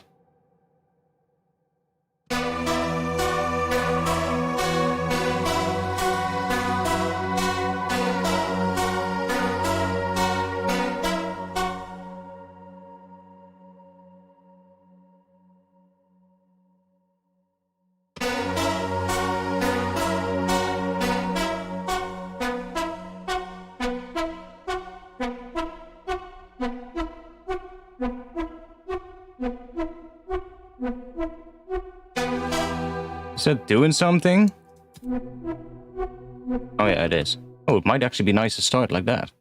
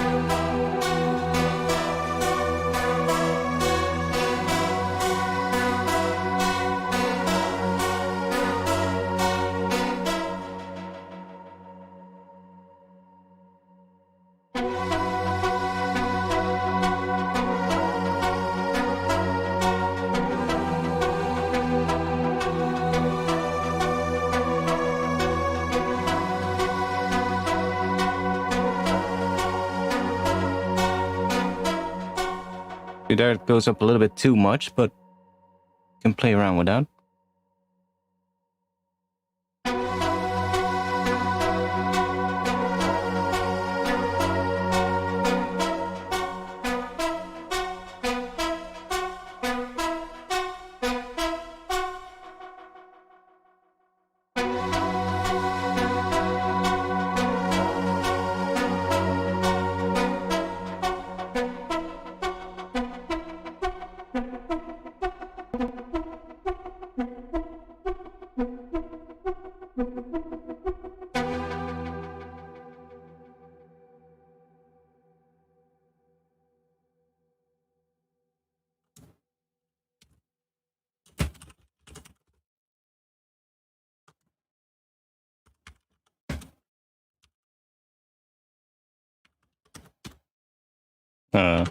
Yeah. This is the Prophet pad.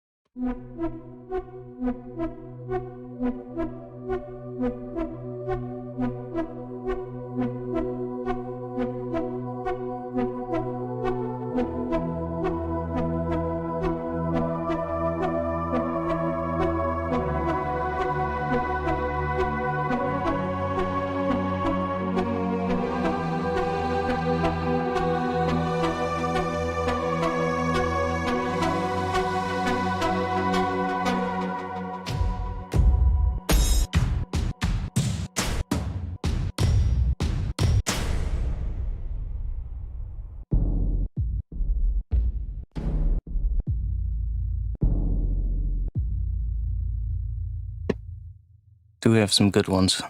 Let's see.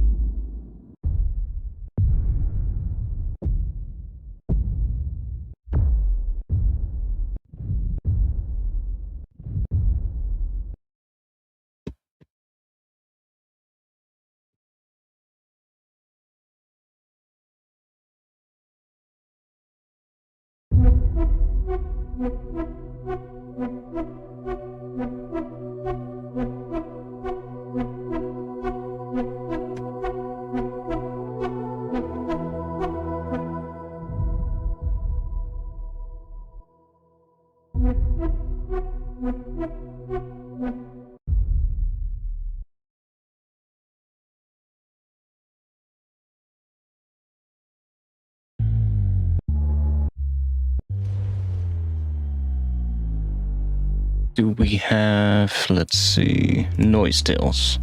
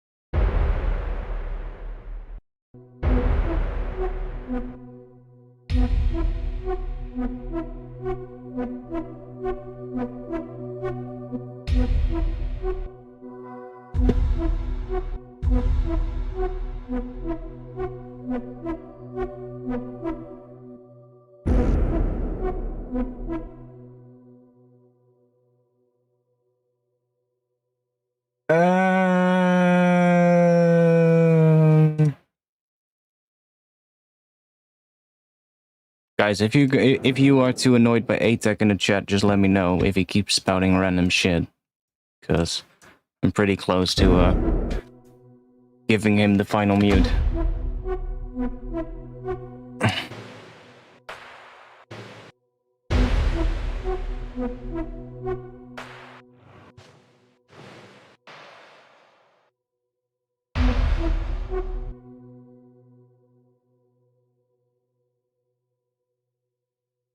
Let's do a bit of a shimmer.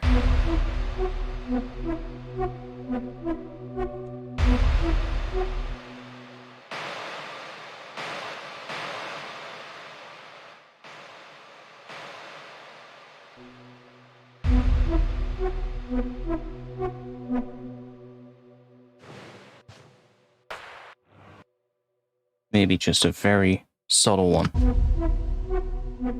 That.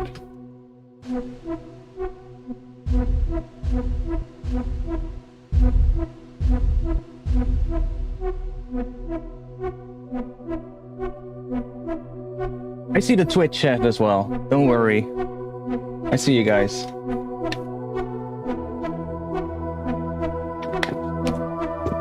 I didn't see your question though. What? Can you recommend any tutorials or books about music theory for someone that has absolutely no idea where to start? Books, no. I don't really have much audio books, to be quite honest. I would literally just go on YouTube and watch some like tutorials on basic music theory. Like everything you need to know about that is on YouTube already. So just learn like a couple of stuff like minor scales, major scales. Just learn stuff like that. You know, that's the most important thing to learn first. But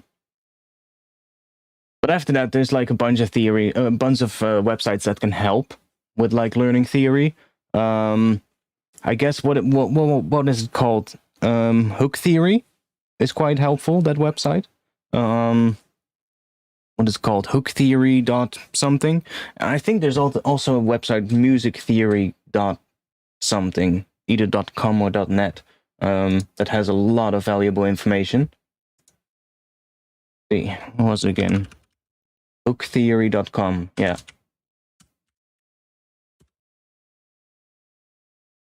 Like hooktheory.com has some really great resources for a lot of stuff when it comes to music theory. Definitely a great website. Go check this one out if you haven't yet, and if you need some help, because there's a lot of stuff here that can definitely help. There's also some, they have some products like, yeah, this thing right here, which is pretty nice. You can actually try it for free if I'm correct. What was it again? Trends? Not entirely sure. No, that's that thing. The database. Oh yeah, that's just a song database. You can just go through like popular songs and see like what the chord progression is and stuff like that, which is pretty nice as well. I guess we can just go here then. Yeah, try for free. So you can just do the free version. And here you can basically just write a chord progression. You basically got your options here. So you just, yeah, I'm fine with that. You can just say like my key is, I don't know, will worry B harmonic minor. And now it's going to give us the chord progression that we can write. For instance, hey, we're doing E to something like that, and then you can just write something like this, make it, change it however you want. You can write a melody on top of it right here, if I'm correct. So you can add like another melody line on top, and you can export this to MIDI and everything. So it's pretty nice. You can also just go and grab something as inspiration, you know, just oh, it did a little bit of a weird thing here. It inserted the progression in the wrong spot, but yeah, you can just use this as well. And this is a really good website for like learning some stuff about music theory. But I don't know, I have a couple of other websites as well that I tend to use a lot. One is skillsandchords.com. It's basically just skills-chords.com, which is this website.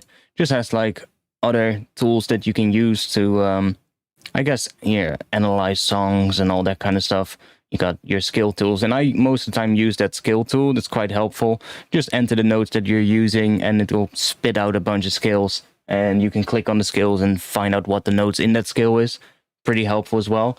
If you want a little bit more technical, then the website of Ian Ring, ianring.com/music theory, will give you this website. This man, Ian Ring, he's, if I'm correct, he's a composer, and he probably made the most extensive database of skills on YouTube. So he has basically this thing here called the skill finder, and he also has this thing. So we have a study of skills. Now, if you want to learn about skills, going through this, it's very technical though, but it basically teaches everything about the mathematics behind skills and why they work and how it works and what works over what and how it's called in different parts of the world and all of that kind of stuff. It's really complete. It's like a gigantic list of information of everything about skills. And he then turned that into this skill finder. So he have a very interesting skill finder. Let's say we're just going to click a couple of random ones and see what we get. The diminished scale. Click on that, and you've got his page that he written about the diminished scale. And you can see this is scale number 2925. You can imagine how many skills there's on this website.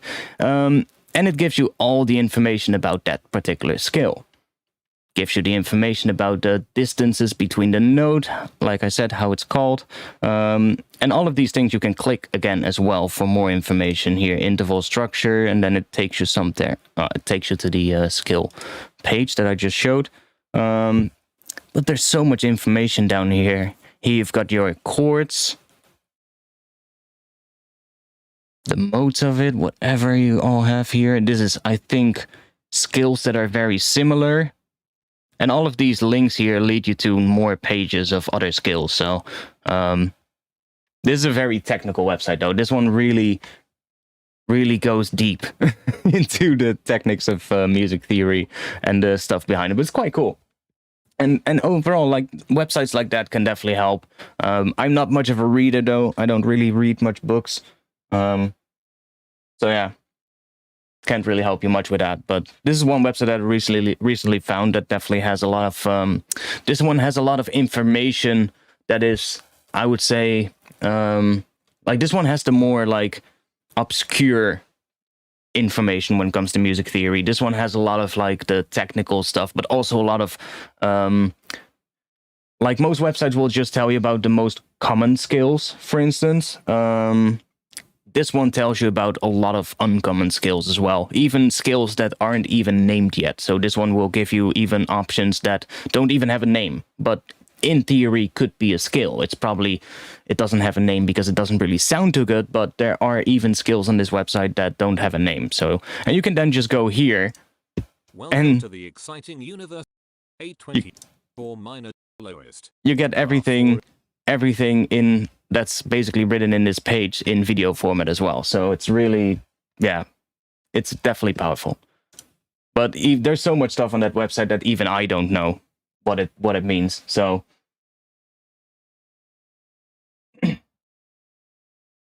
anyways, let's boot Mr. A-Tech. Goodbye. I'm gonna take a little piss, and I'll be back after that, and then we'll continue working with this. I'll just loop this section for now, and I'll be back in just a little bit.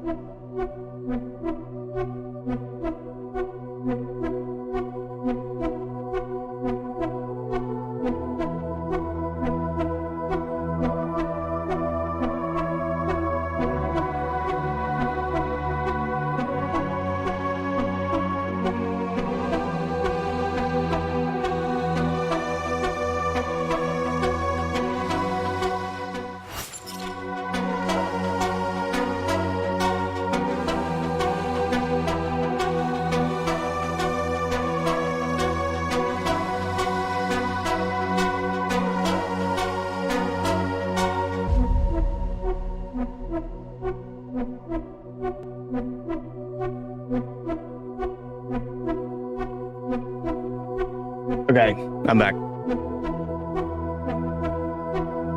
I like this sort of like vibe. I like that pad, man. That pad sounds really nice.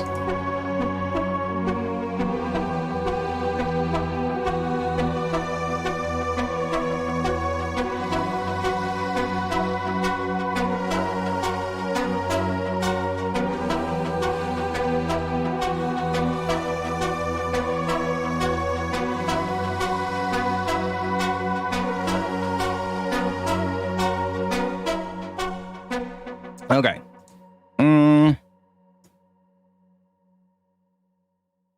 What happens if we do that here? No. Let's undo that. Hey, that's the first time I'm watching your live stream, but it's been a long time I'm watching your tutorials, and I wanted to know if I could remix your tune you posted a long time ago on Splice. Is that one still available on Splice? I'm not even sure. Does Splice still do that collaboration thing that they once started out as? If they do, and it's still available on Splice, then yeah, sure, you can remix it whatever you want. I won't ever do anything with that thing, so you can just do whatever you want with it. It's out there. It was used as like the thing to. It was kind of it's kind of fun. It was one of the first projects on Splice that was uploaded as like a collaborative thing. where people could, you know, look into the project. And I was basically working on it every week during the live stream, and then I would upload it to Splice. Or was it even on a live stream? I'm not even sure. Maybe it was just a tutorial thing. I'm not even sure if I was already doing streams back then.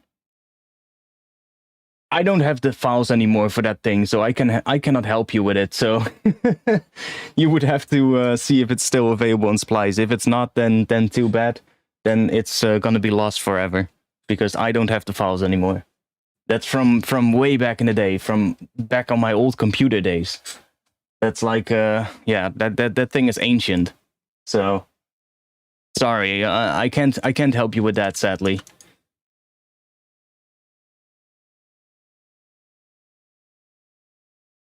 Yeah, it was tutorial, I think. I think it was doing it during a tutorial series or something.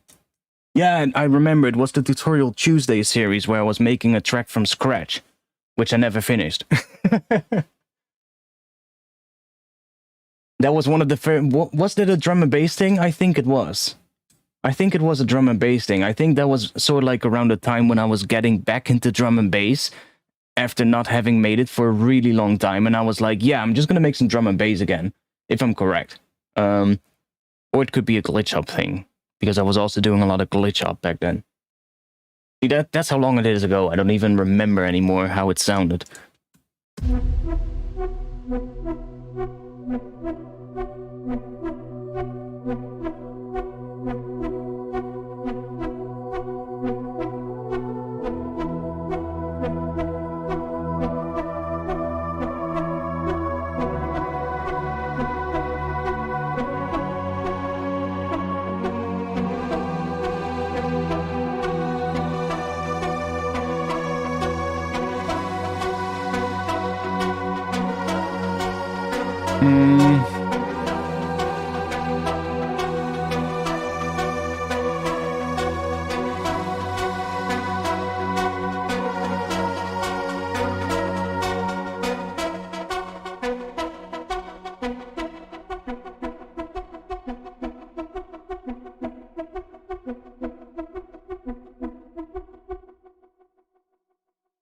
Go through a couple of presets.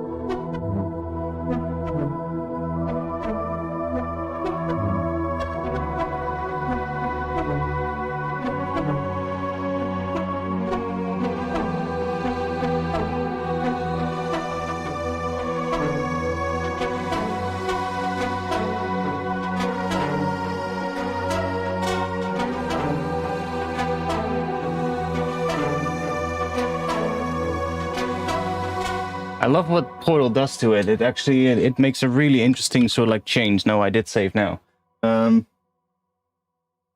Yeah, see, I can explain why that whole series back then ended in such an anticlimax.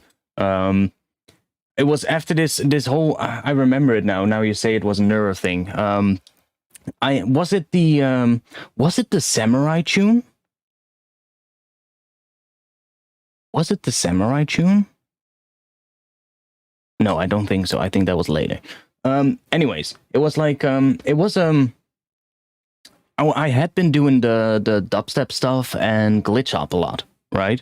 So I've been working a lot on doing that. I had done a couple of glitch up releases, and back then I suddenly got this urge to go back to my roots, basically, which is drum and bass. technically speaking hip hop, but hip hop then kind of led me into drum and bass, and that's when I started really getting serious with electronic music. But then I realized that, you know, drum and bass, I just was not good enough to kind of make a good drum and bass track, at least not in the style that I would want to make. I did do a couple of liquid things back then, which to me were a lot easier, but the like heavier drum and bass stuff, I really wanted to make that, but I couldn't. So then I did that whole glitch hop dubstep kind of thing, and then I wanted to go back into drum and bass, and that's when I did that series. But the more I sort of like moved on with the track, at some point I was like, yeah, it's really not turning out the way I wanted to turn out.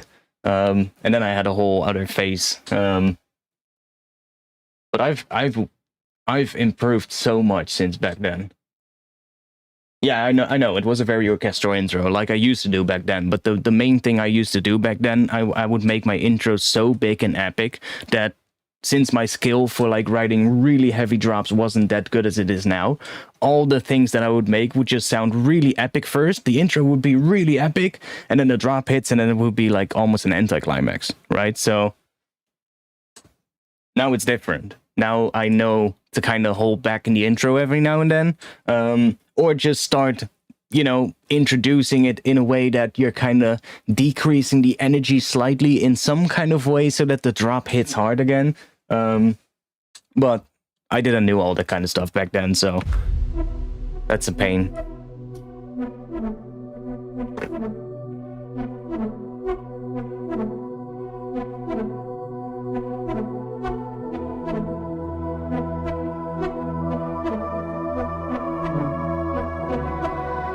So, is this one can you question? I don't know if you can see that, but oh yeah, this is connected. I was like, is there a way in Portal that you can at once see all the modulations? Does anybody know? I guess that's a save button. Yeah, that's a save button. Is there a way how you can at once just see all the modulations in like a matrix or something like that? I don't think there is, but anyway, this is connected to, can we just see all of the things like, I want to see where this is all connected to. From the looks of it, only to this one that I turned off. So we can remove that. Yo, later, Jim. Have a good night.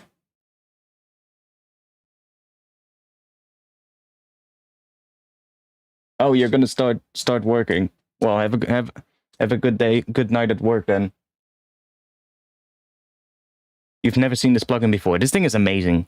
It's kind of like a granular effects processor. So it kind of processes everything in a granular way. It chops up the incoming things into smaller grains, and then it kind of starts repeating them, and it gives you the ability to pitch them around and stuff like that, which is really cool. This is set to fifths. What if we just do chromatic? See, that's changing how the pitch now interacts. So fifths kind of works. You can also do octaves.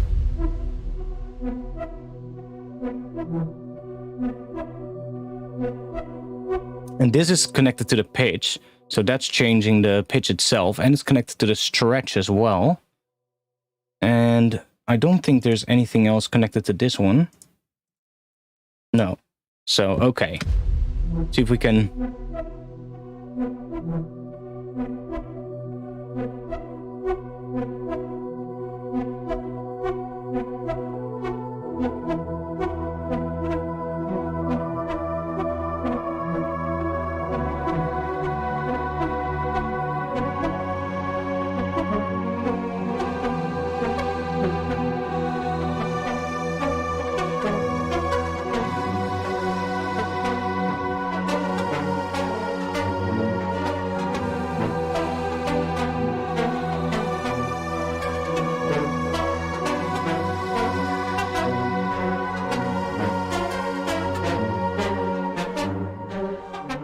So this one, we're gonna have to change these a little bit. So this snaps to the, can we also move this at once? Oh, that's curving it.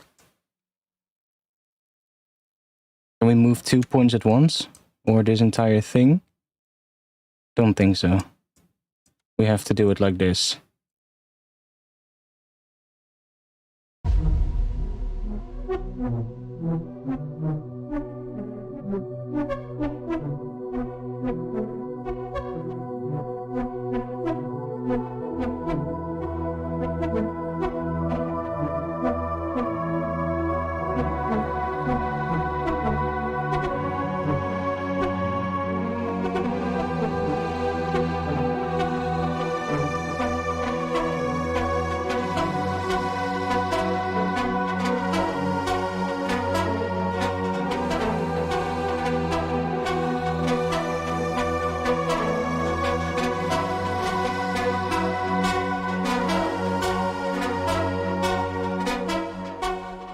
I want to see what we can do with that. Let's start from an init patch. And let's go... I've never made a patch inside of Portal before, so let's see what we can do. So I want to play around with that, what that was doing, so...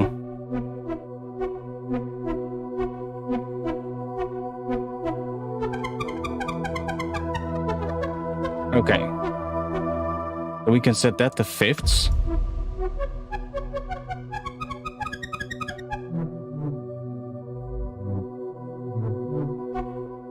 And then we can assign this to here. Is that how you do it? Yes. Why am I not seeing it though? On the other one I was seeing that range.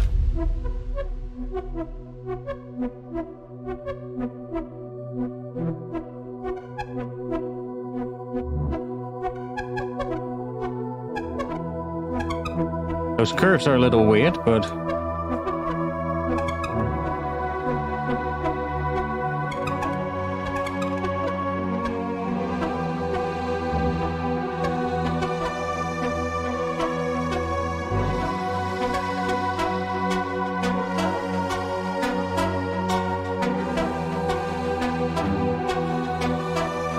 Not sure why we're not seeing it here.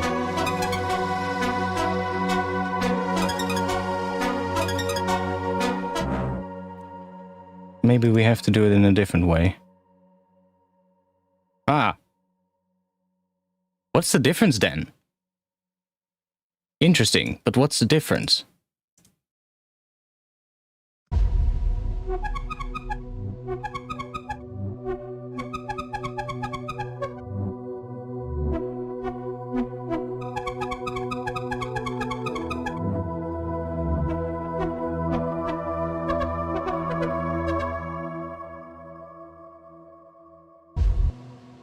Let's do it actually in the right timing, because we're not in the right timing. Let's do that maybe, and then add another one here. Not sure why it just curves like that. That's the only thing that's annoying me a little bit. See?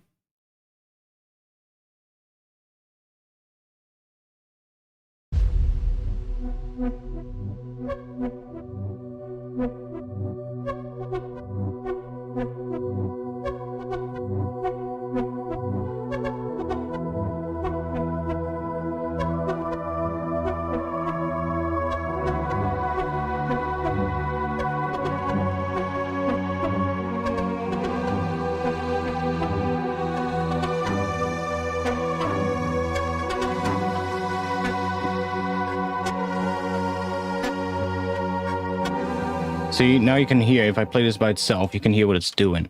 So it's chopping this up into grains, and this is the size of those grains. So now they're really short.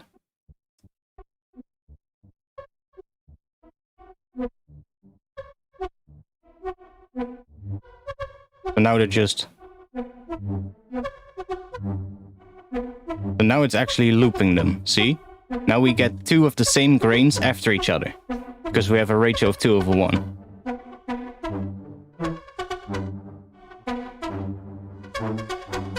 Or no, this is the length.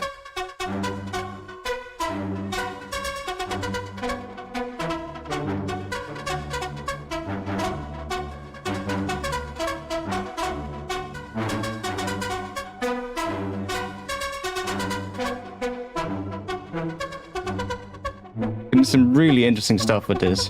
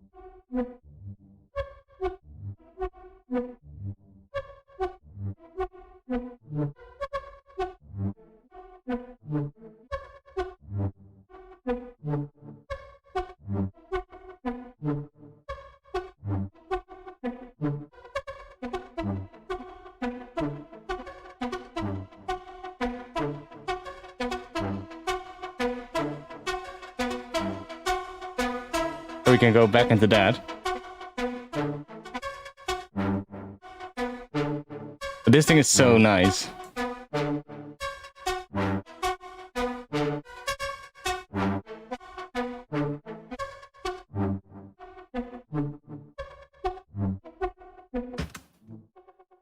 And let's see what the grain delay is gonna do.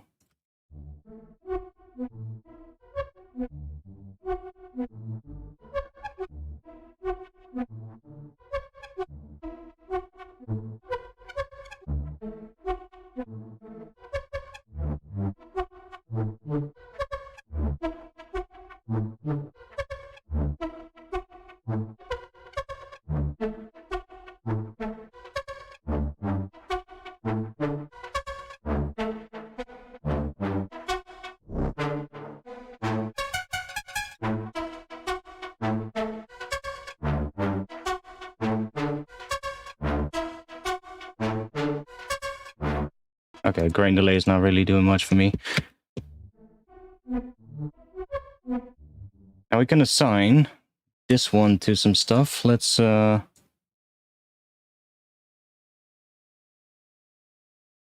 that.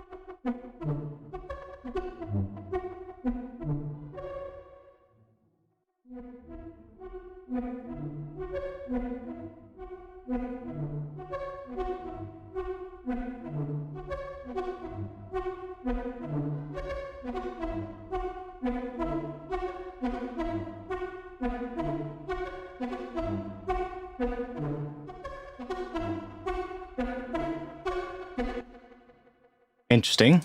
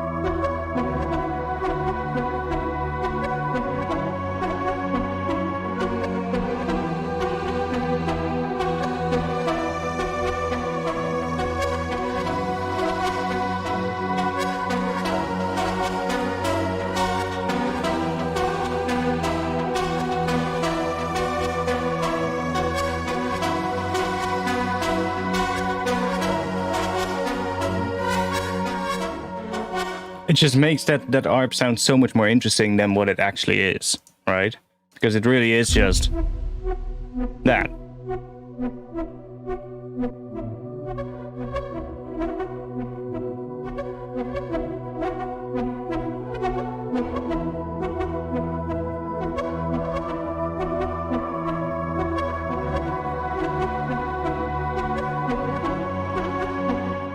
Now we can just add macro 1 and macro 2 to here. And now we can control it here as well.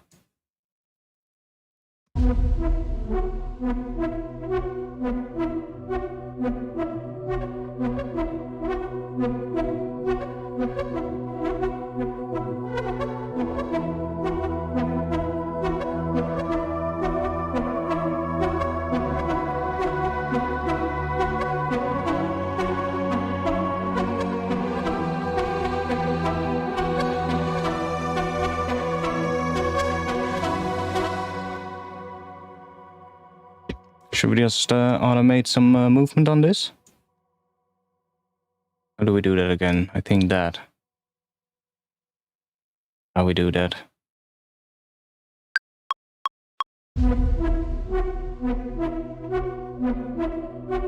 Yes.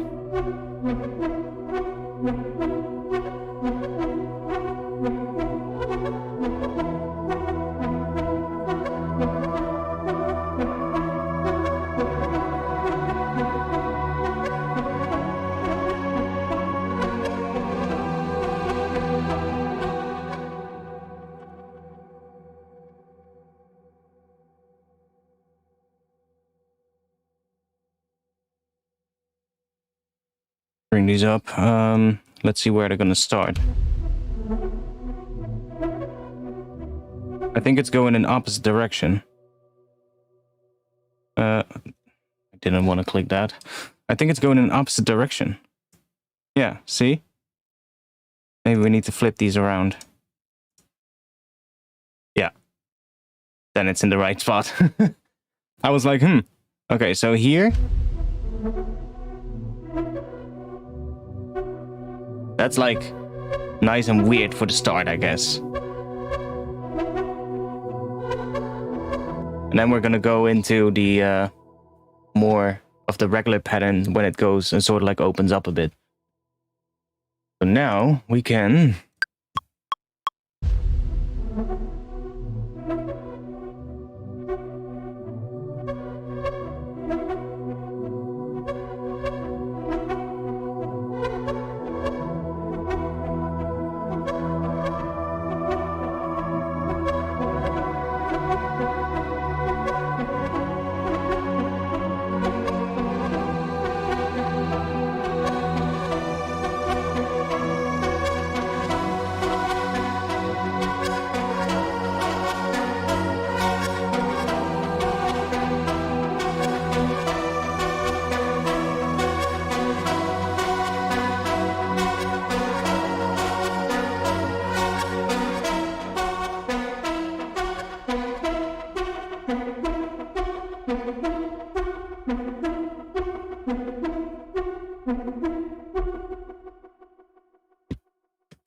something like that.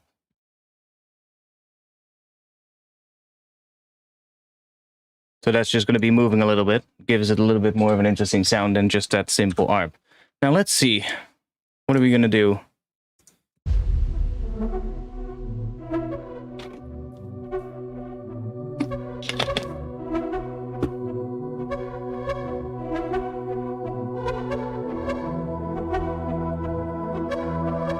I actually really like that pattern at the start.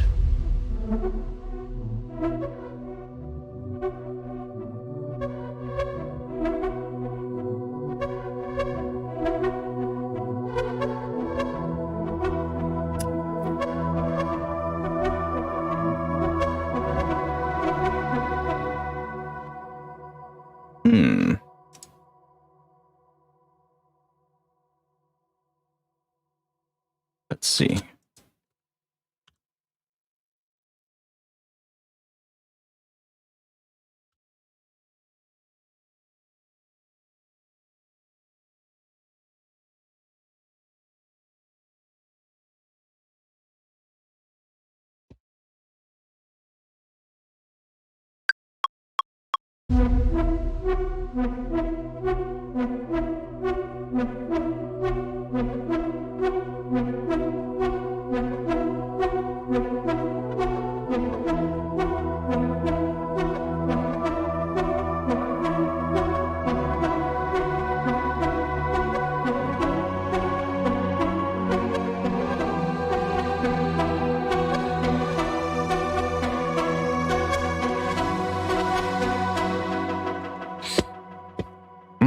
what I'm actually gonna do, I like both of them. So what I'm gonna do is we'll just probably use this version. And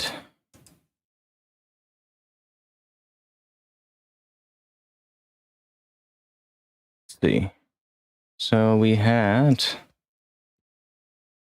this being controlled by that one.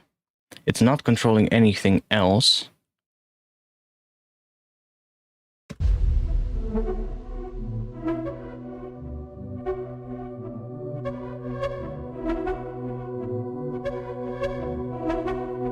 That sounds really good though.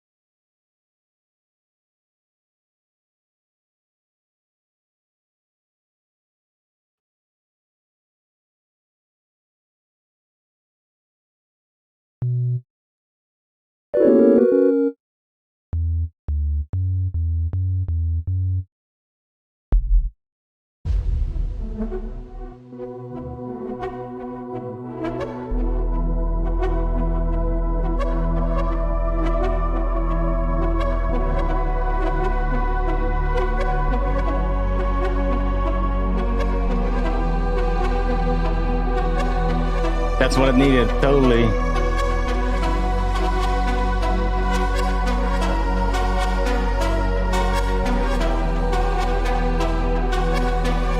Just a bit of sub.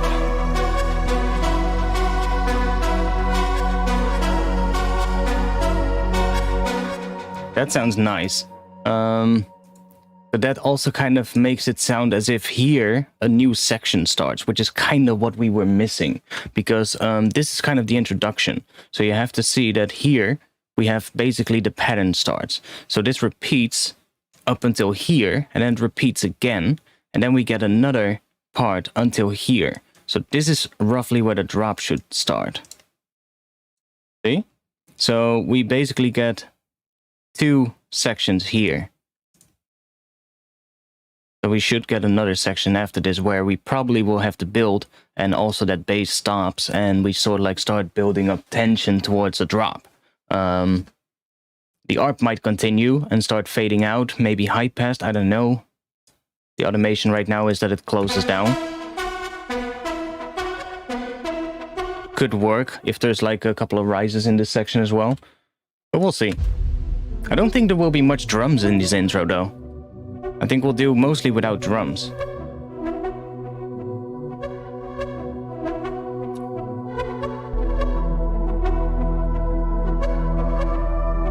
It still doesn't sound like there's a new section starting though.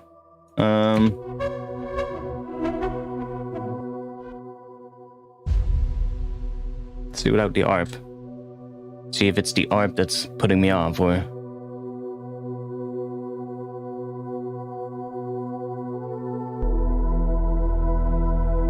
That does make more sense.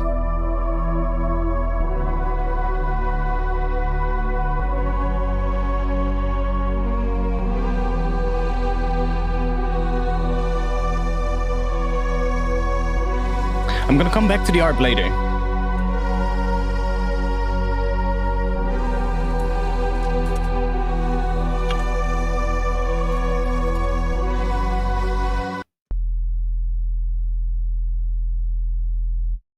See if we can add a little bit of noise to this.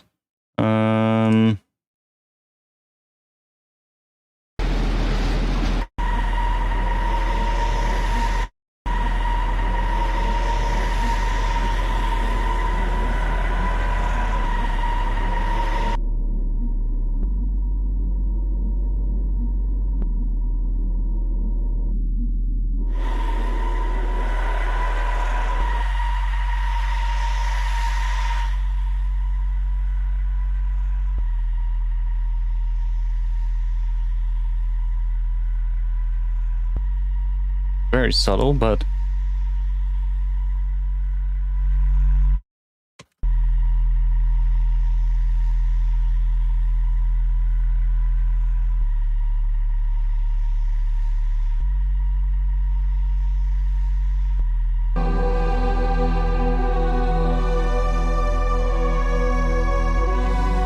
welcome to the Discord, mate. Welcome. I mean, if I would finish the last couple of tunes that I've been working on, I would definitely send them to the guys from Noisia. I would definitely send them in and at least give it a shot. Because the last couple of things that I've been making would definitely get close to what they would, I guess, promote.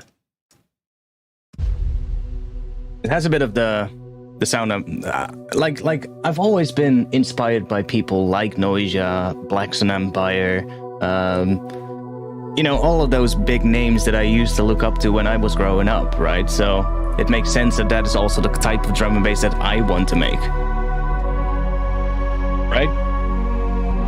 And it's something that I've been striving for a long time, but never really got. But we're now really getting into stuff that I definitely like. And I know, if you guys remember as well, back in the day, I used to do a lot of really cinematic intros, right? But I would never be able to get like a good drop for those cinematic intros. And these kind of intros that I'm doing now are actually going back to that very cinematic sound, but in a way that makes more sense and that makes it easier for me to go into a drop that actually will work. We're still doing a cinematic type sound, but made with more like synthesis type stuff in, as opposed to using like orchestral libraries and relying on that, like what I used to do back when let's say a couple of years ago. Like I used to use so many contact libraries for basically everything in the intro, which could work, but then the switch to the drop is going to be so drastic because it's going to go from that very organic natural sound into a much more digital synthesized sound right away, right? And that's, you can make it work, but most of the time I like it when there's like mostly digital layers, and then you could start it out just writing with like an orchestral library and then just replace like let's say all the strings with like some pads and stuff like that, and then maybe leave like a violin in there just to add like something that is a little bit orchestral, but that most of the time will work a lot better than as opposed to just having like a full-on string section and doing that. At least that's what I've learned from the last couple of years of producing.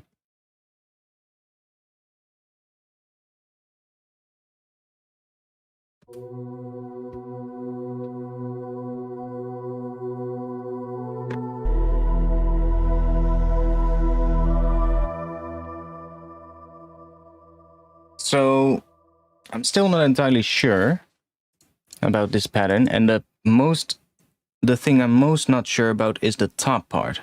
So let's see.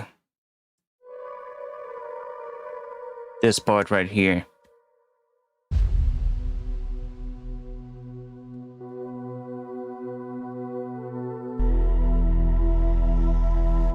Like that one is good.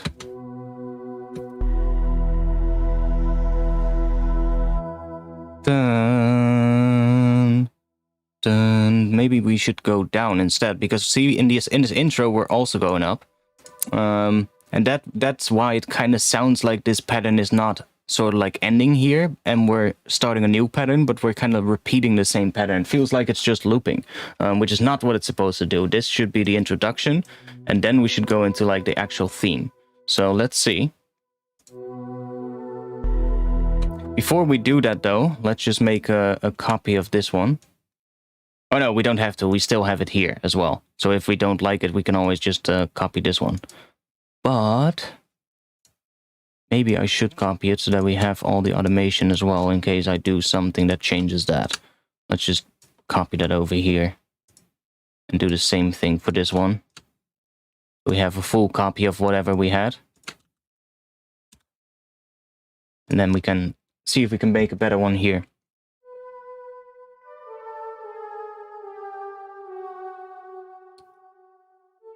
Ah, here I'm still using that A.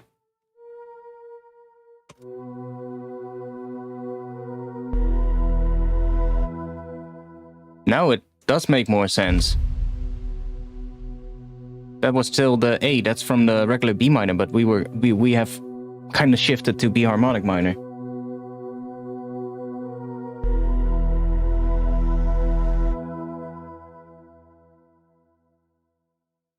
Let's see.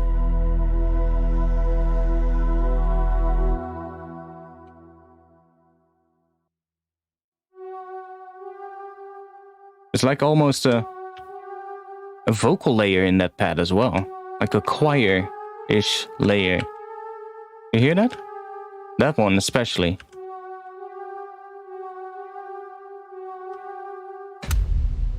That's nice.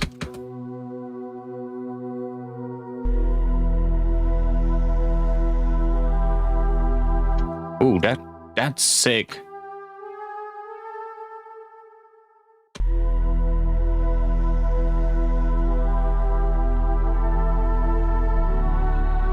Ooh.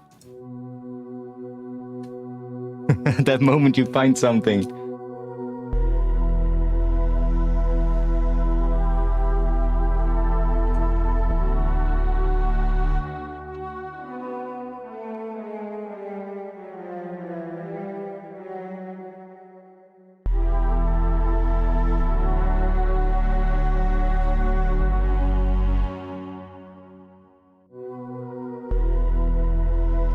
We get a little click happening at the start of the sub. That is because the sub is probably not starting. Yeah, it's still randomized. Let's just do that. So it starts from here and we don't get any clicks. And then let's just give it maybe a little bit of attack as well. Bring down the release a little bit so it's a little bit more tight.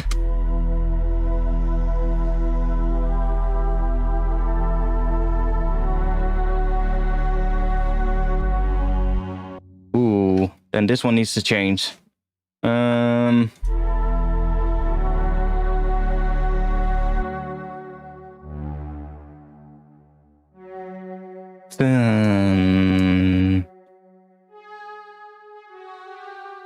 Kind of want to go up to G, I think.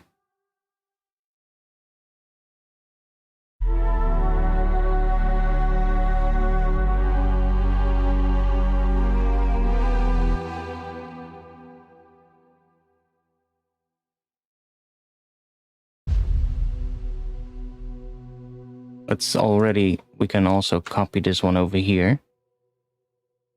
So we have the full thing.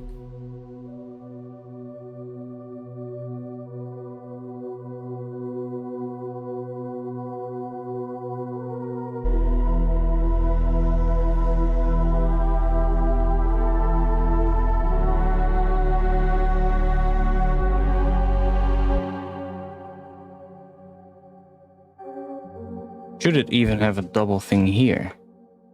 Now we're getting... I'm kind of starting to see if I might want to do something else here.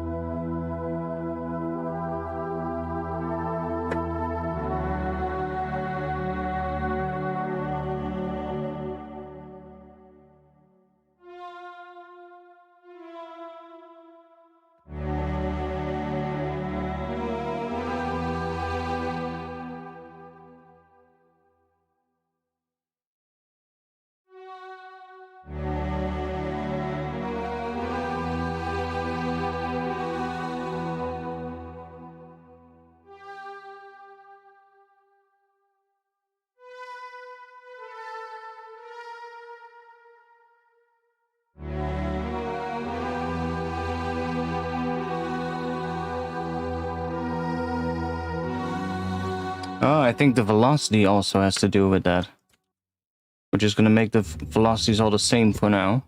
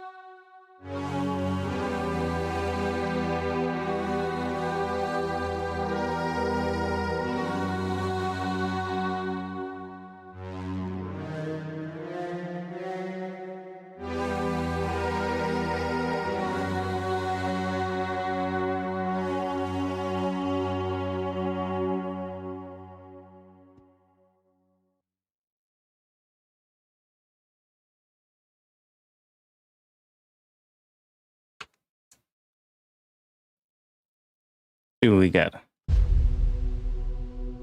Oh wait, let's do that.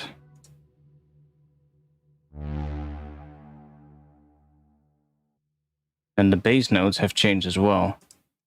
The bass notes were nice though. I loved that bass pattern. It was really good.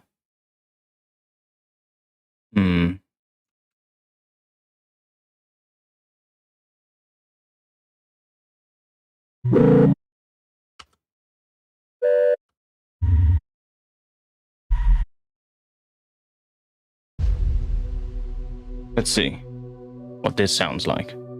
We can always go back to the other one that we had before. Good to try out a couple of different things and see which one sounds best.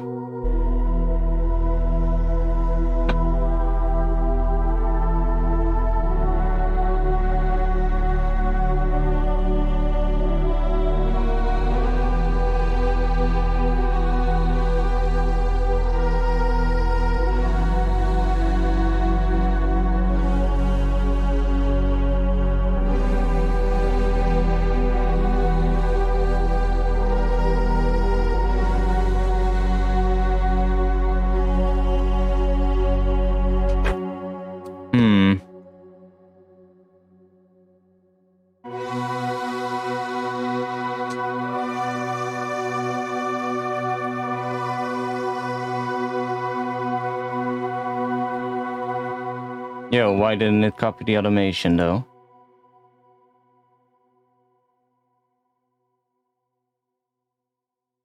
Why didn't you do that?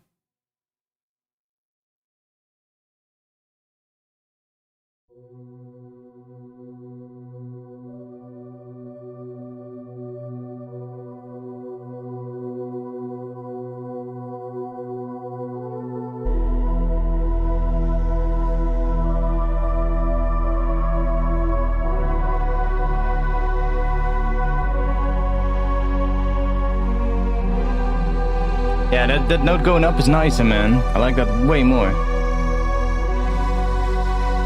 See that one here, that going down and then back up. That just... Like, this is nice too.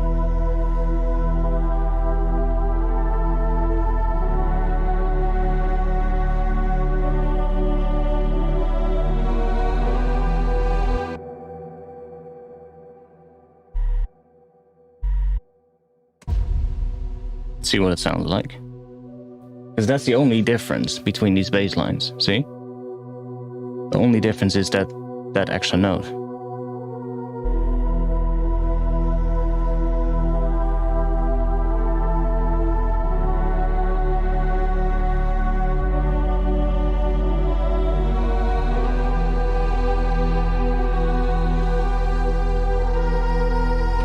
It still kind of worked though. So there is an F sharp in that part. So it does work.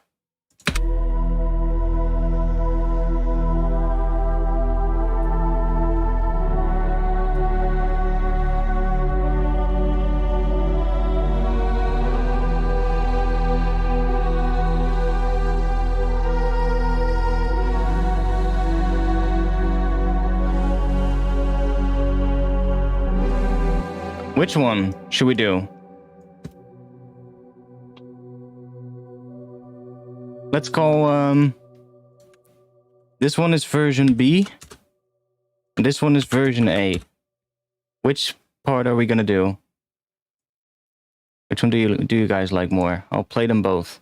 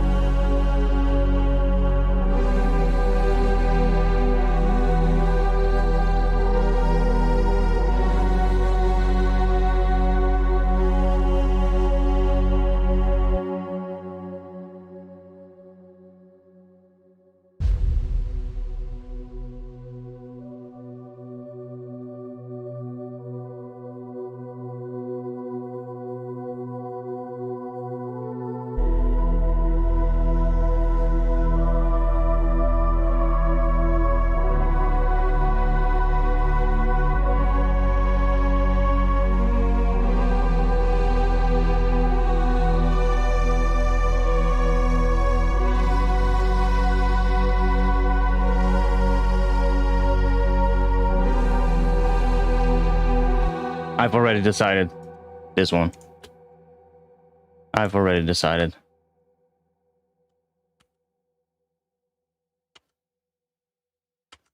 This one. I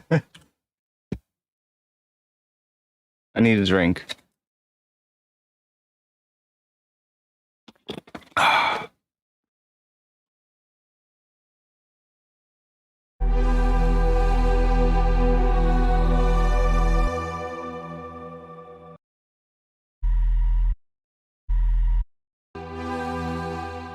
So what am I hearing there? Is that the top note that I'm mostly hearing? Yeah, that one. So that's G. And the sub is playing D or E? E. That's a minor third.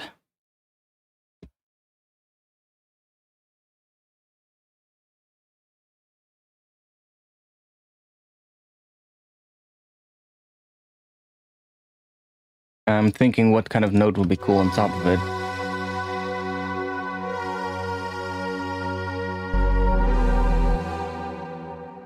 And we need another one.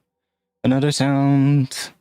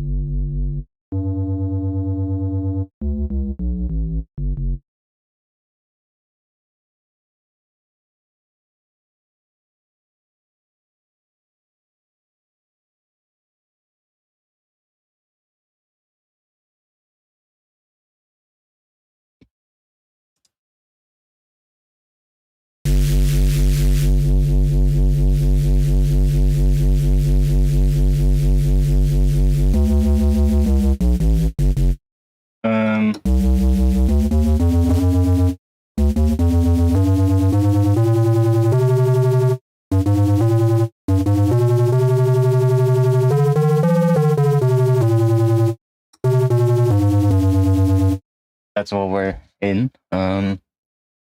Let's see, what can we do with this one? Let's go and grab you.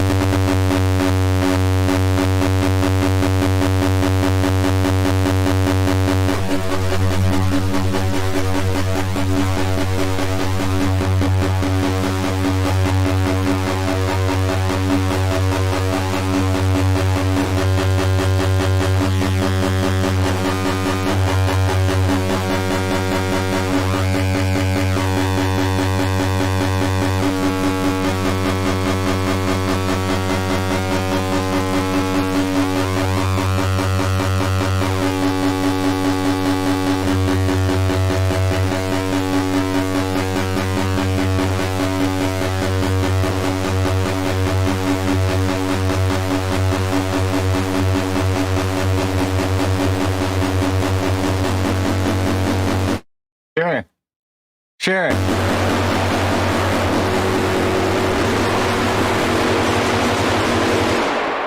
There you go.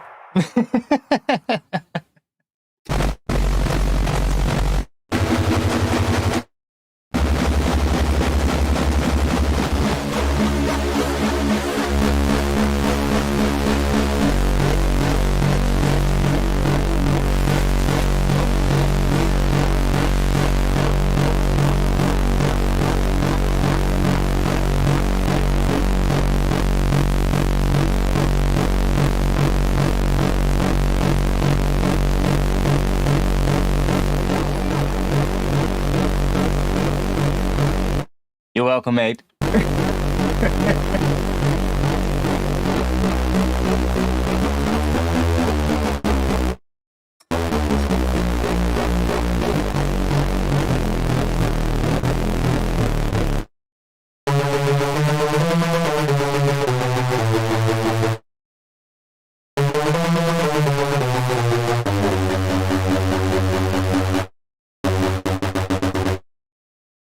That whole thing that I'm now playing likes ending on F sharp, and that is F sharp major Phrygian.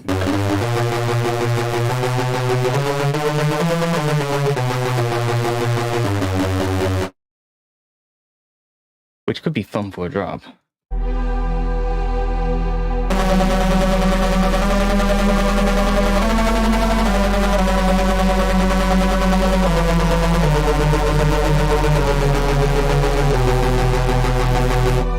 See what I mean?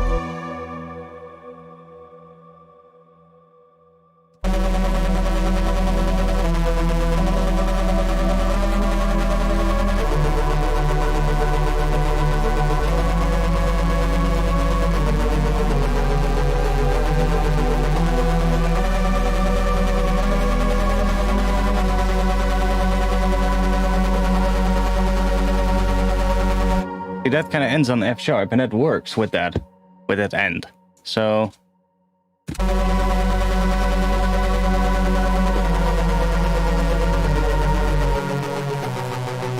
that's the root, but we're not gonna go do a drop in B. But we could try ending on that F sharp, then we get for bass. That's quite nice. It's not the biggest bassy sound, but hey, it's more gonna be used as like a top layer, I think. That could come in and be filtered in, like that high note Reese. Something like that could be nice, filtering that in and sort of like making that come in over time on top of this bass. Sort of like more as a lead layer as opposed to a bass layer. While still being a Reese, of course, but...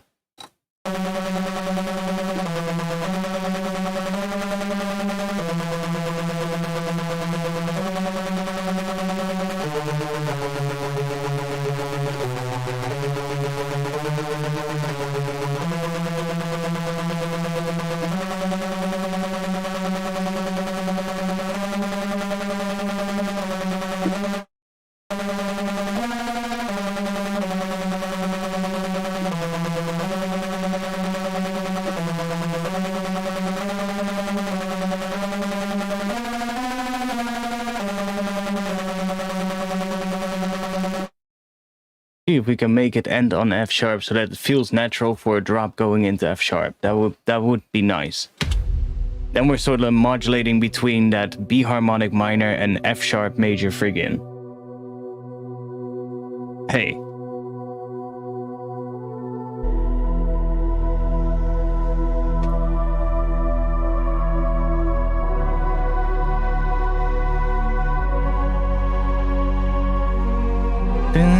Okay, let's see if we can write a little one here as well, which is gonna come in probably in this section.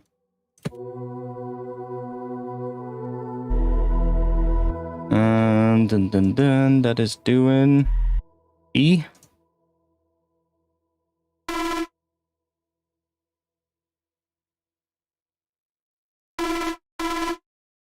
I checked the new Ableton beta. They fixed this.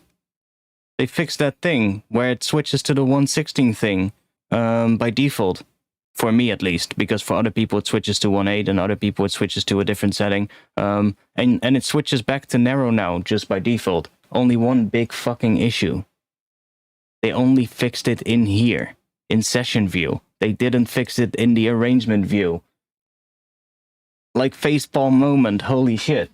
I was reading through I was testing out the beta and I was like, wait, it's not fixed here. Why was it in the release notes then?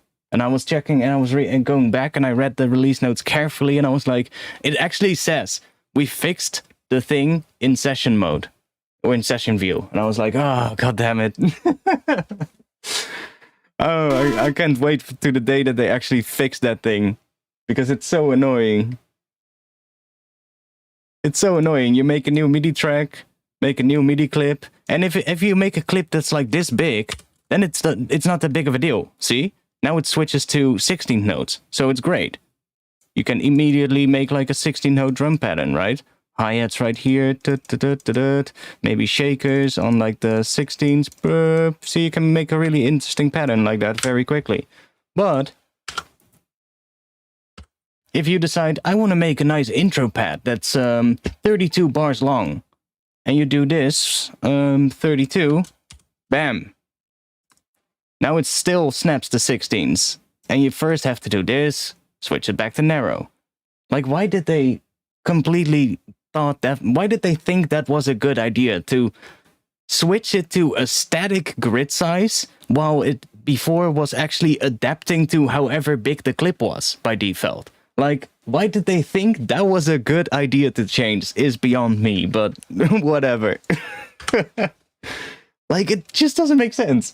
Like, you're not just always gonna make the same size MIDI clips, right? So if you're gonna make a big MIDI clip, then it would make a lot more sense for it to actually adapt to that bigger size, like it was doing before. For you, it does 1/30 seconds. That's even worse. That's even worse. Holy shit. Yeah, I saw like a bunch of people and everybody had like different things. That's the weirdest thing as well. Like, for some people, it would still do. There are also a bunch of people that don't have the issue at all, where it still switches to adaptive narrow by default, like it was always doing. But then for other people, that's I had one person who said, yeah, for me it switches to a bar. I'm like, yeah, that's also quite unusable, you know? Like, then you make a MIDI clip that's like 1 bar long, and then you have only one grid line. Is that even possible? Yeah, like here, hey, 2 bars. Like, that's oh, I don't know why they did it, why they changed it, or how it has changed, but Ableton actually said on the Ableton forum where people were complaining about it that it was an intentional change. They actually replied to a couple of the topics saying that it was an intentional change with Live 11. And I was like, why? How is that a smart intentional change that's gonna make the software better? It's only gonna give people headaches. And I was like, maybe it's a bug, you know, I can see that. But it's also not working for everybody, right? So people were asking them, like, if it's an intentional change, then why is it not the same for everybody? Because you cannot save it as a default either. because everybody tried. We were on the Ableton forum. We were all trying it, saving it in like a default Ableton template, trying to save it in the MIDI track template, the MIDI track defaults for when you make a new MIDI track. You just can't save it in a default either. So it's really weird. Yeah, indeed. Like, Burial probably doesn't even use a grid. He just turns it off. Like, yeah. But if you make stuff like I do, I a lot of times have like a long clip like this one right here. These two, this is just one giant section, right? That would be just nice because I can see it all at once and really easily just change everything. I don't need it to be like 16 notes like that. That's unusable. I want to make a note here start at the start of the clip. I have to get really tight and close and then... yes, that was good. See? It just makes no sense. And I would expect they would have fixed it by now, but now they're gonna tease us with that stupid one. Like, I saw it, like, I was just glancing over the release notes, and I saw this thing, like, we fixed the adaptive grid switching back to switching to 16s, and we've changed it back to narrow adaptive, and I was like, yes! Finally! Ableton updated Ableton, and I tried it, and I was like, what? Why is it not working then? And I was reading back again, and I was like, wait, what? You've only changed it for session view. Amazing. I never use session view anyway. I know some people think that's a sin, using Ableton and never touching session view, but I never touch session view. Unless I need to see all my levels, maybe, like of my groups. Like if I want to see these levels, that might be the only reason, or my CPU use.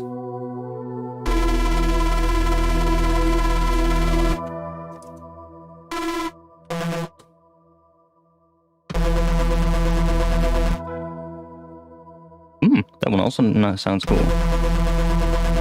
Bum, bum, bum, bum.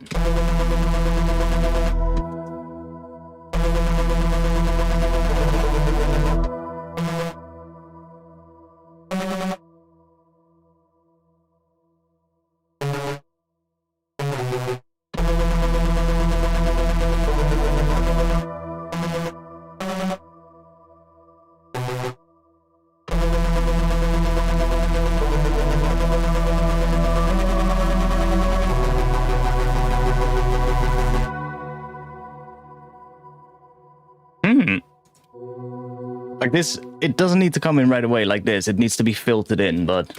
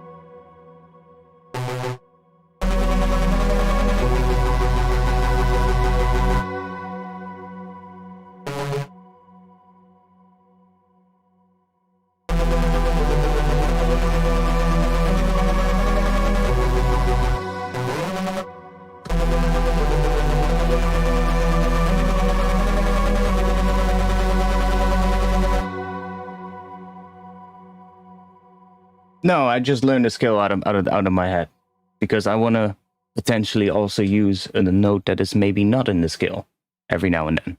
You know, like for instance here, like you could add that one which is not in the skill and make it a chromatic rising section, and it would probably still work. Maybe. Like, I'm not entirely sure because there might be another note there that is conflicting with it, but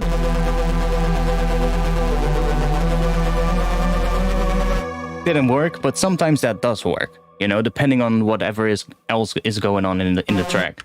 And when I do the skill fold thing, I'm not going to be able to do that unless I unfold and then do that. And I just learned the skill, and that's usually a lot better because then you also kind of train your music theory, and it's going to help you down the line. At least that's my opinion, you know.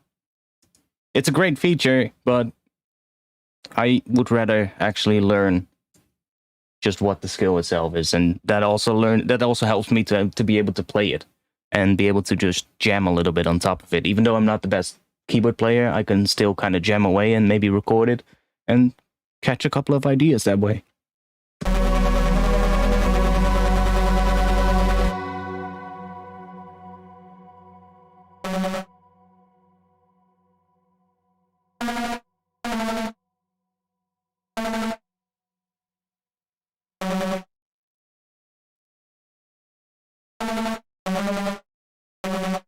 Like, I could even just temporarily use that A from the regular B minor instead of that A sharp from the harmonic minor. You can kind of interchange between the two. You can really easily use both those two skills at once, basically, and just pick whichever note sounds best at that part of the track.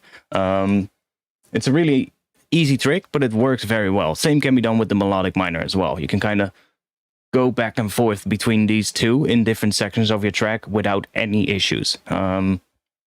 So maybe here we might want to use that A. So let's see. It also depends, like I said, with the chords underneath it. Like sometimes the fifth of that chord that is playing here might just be an A, but we're not playing it here. So then that might actually make more sense than having that, which would be then an augmented fifth, I think, which is going to sound different, of course. So let's see what we got.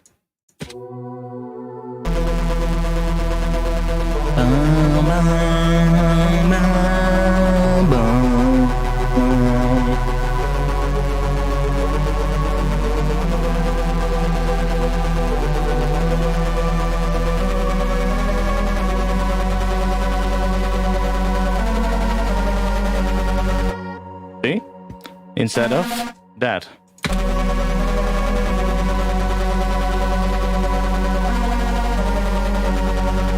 Both works, but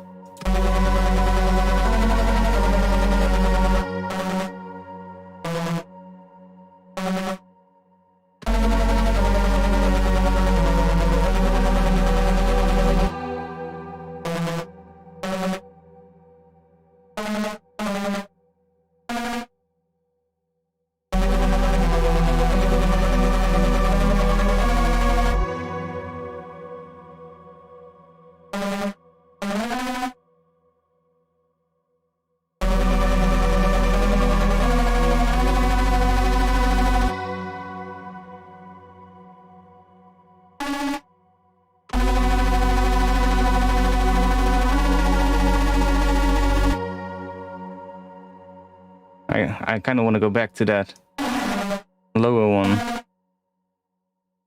Let's see. Let's grab an EQ. We don't need all of that junk down there.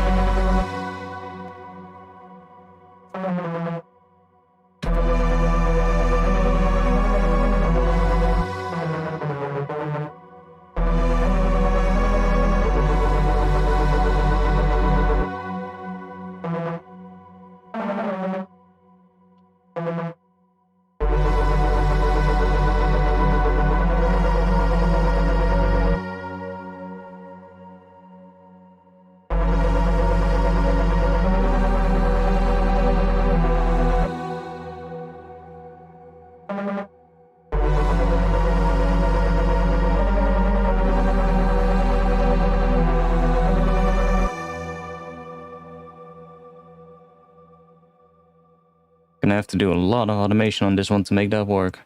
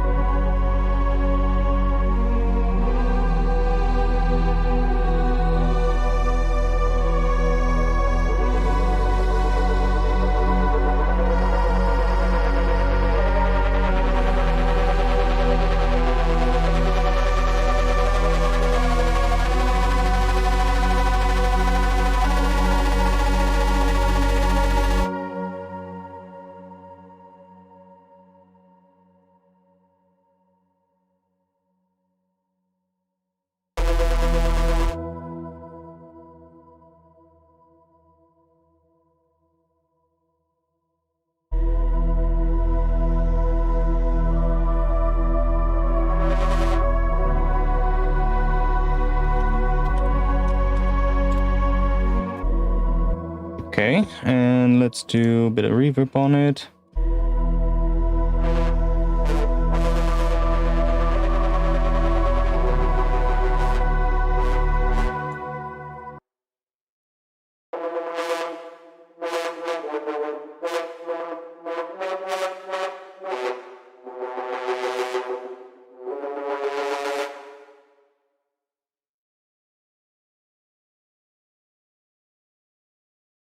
Take the harmonic series. Let's set this one to maybe 3 or something, and then try out. We can do something like this. Let's see. Use another macro, controlling the level of this.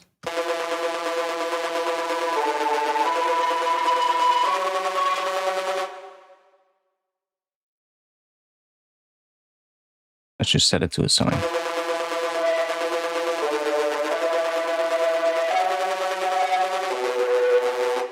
Not really doing what I wanted to do. Maybe 5th.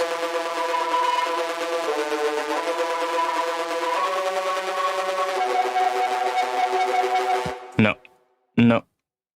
Doesn't really sound too good on this one.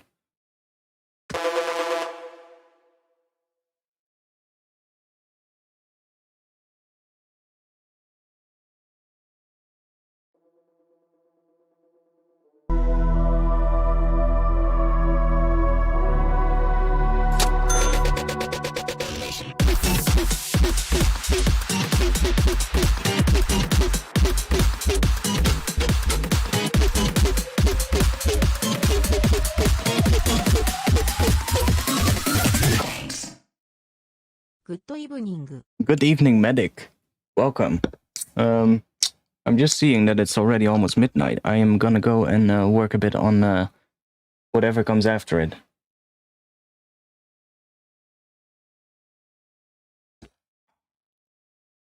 Yeah, I have that sometimes as well, but what you need to do is you need to hold shift. And if you hold shift, you can just move it in octaves.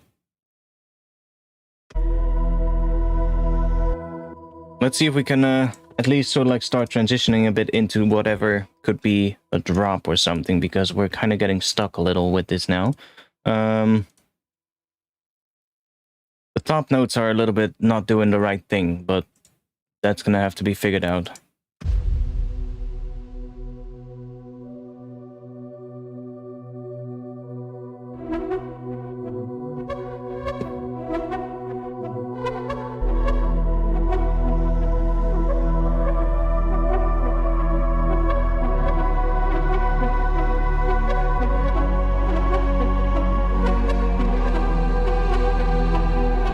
That could work.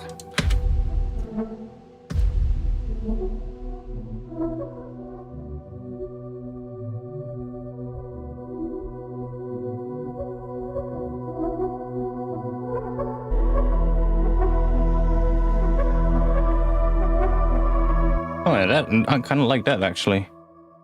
Let's try that. Just doing this, so it starts a bit more.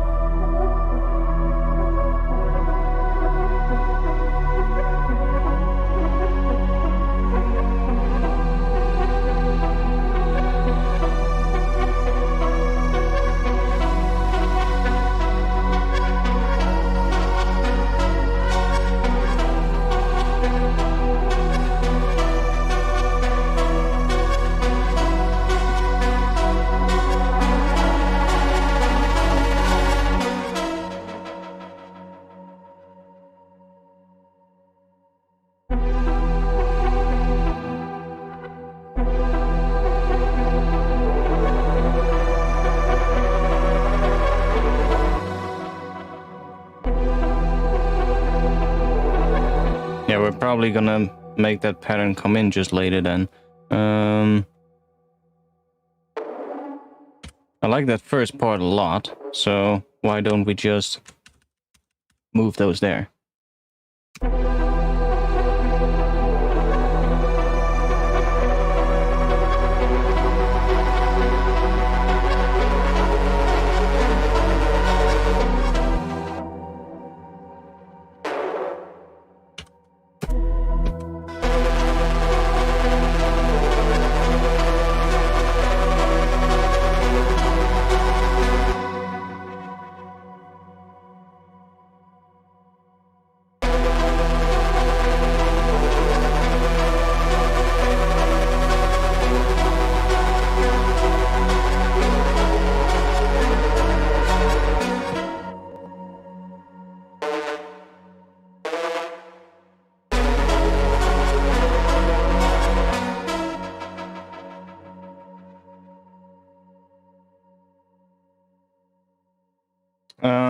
This one.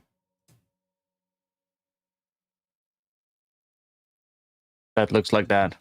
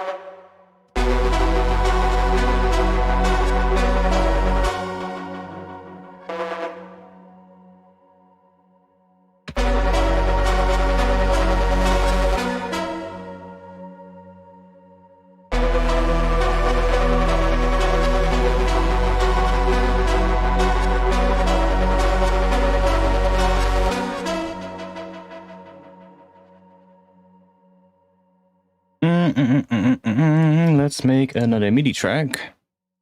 We're gonna need some tension there. Let's grab contact. And let's grab rise and hit. There.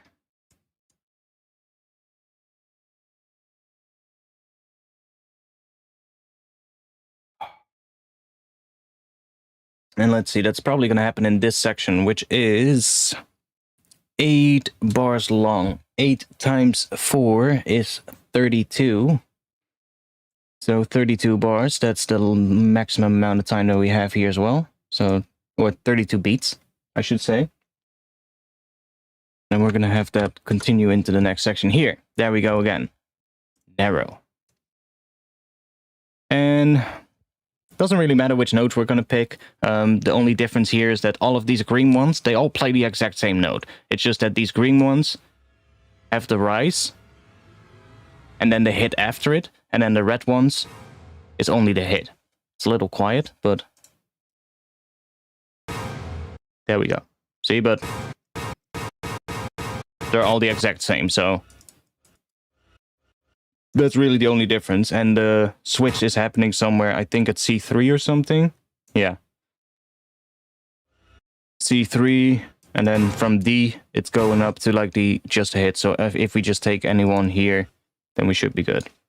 Let's just take a B, because that's the root of the track.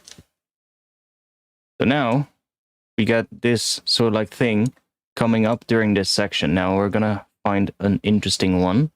It sounds a little bit more interesting than this one. So to do that, I'm just gonna make it shorter so that we don't have to wait 32 beats every time to hear the end. Go in here. And I've been using this recently a lot more, but it's just such a good thing for like interesting sweeps and stuff like that. We can take anything here, find something interesting. E-bow. Let's try that out.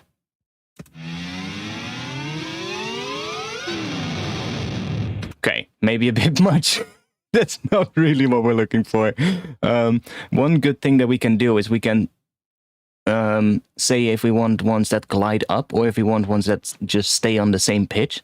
So I'm just going to do that. And then we get just the ones that are basically on the same pitch and which remain on the same pitch. So we could take maybe one of those piano scratches. And that's what we get. Okay. I'm going to go for a different category. Let's go for tweaked orchestra, maybe. Hit straight.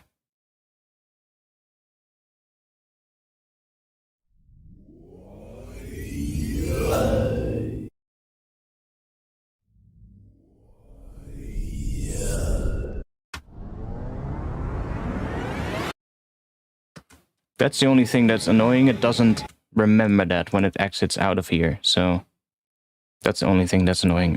Electronics. That's probably going to give us a bunch of good ones.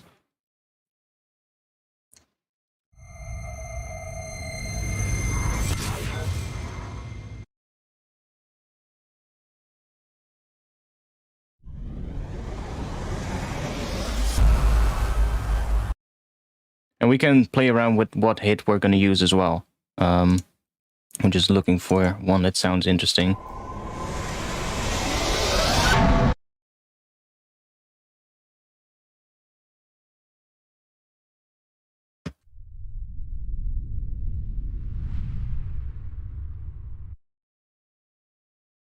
Probably way too low pitch for what we can use here. Dirt tube. Oh, I like that. I like that. Just gets a little loud, so let's back that down a bit. Don't like the end at all, so we can just get rid of that. Now we get that. And we can open this up, or not like that. We can open it up like that. And then we can play around with this. So we can, for instance, by dragging this up, right here, these two dots right here, we can add volume automation. So we can make it come in a little bit less abrupt. And by clicking on mod view here, we can change the curve of that.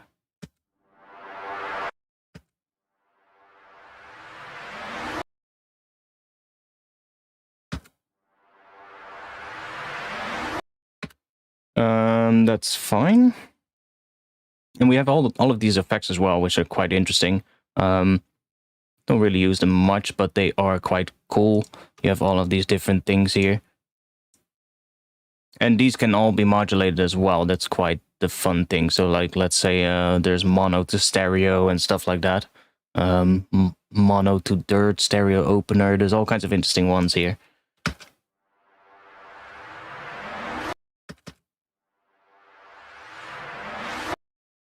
But that does make a change. It's not too much of a change though on this one. But see, you have like stuff like that, so you can really do some pretty cool stuff with this actually. But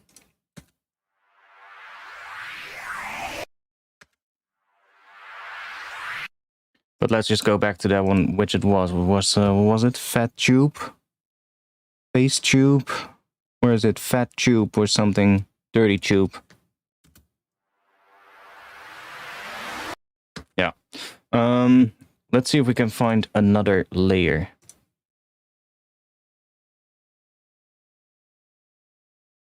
Final call. Sounds interesting.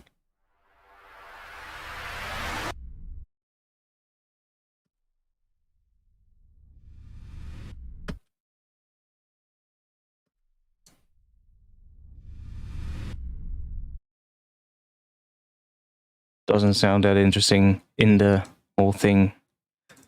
Different one. We need something that, yeah, does something like that, but different. Mod lift, what is that? Oh, that's good. That's good. We don't need this one again. Oh, my bad.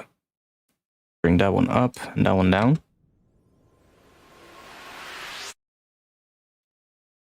That's good.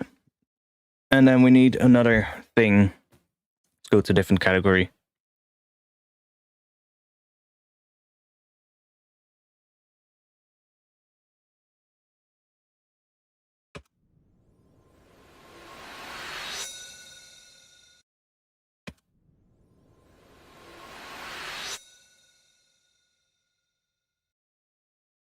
And now, it's not done yet, I think, but we can check what it sounds now by dragging this up. That's going to make them longer again. And now we'll be able to hear it, how this sounds underneath all of this.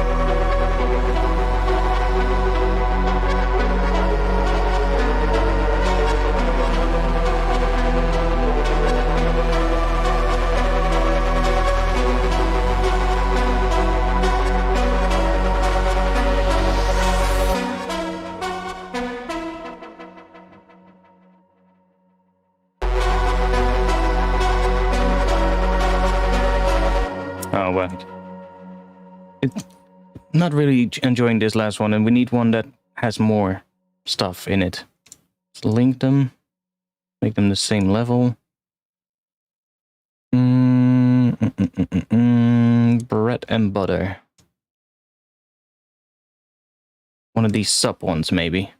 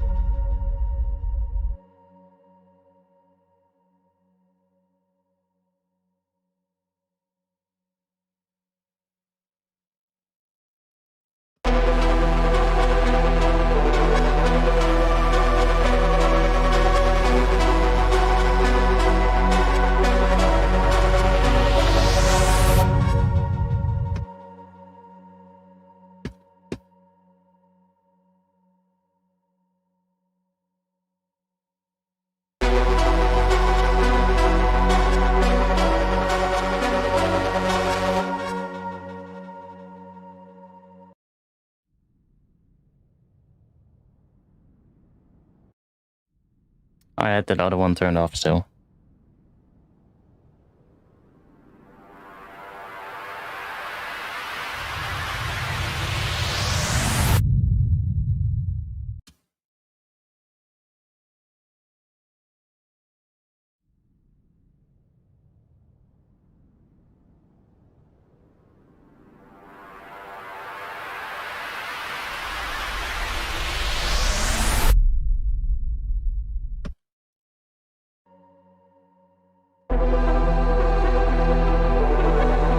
Okay, I need to piss again. Yeah, I guess this is gonna be the loop then. I'll be back in just a little bit because I really need to piss very heavily. I'll see you guys in just a little bit.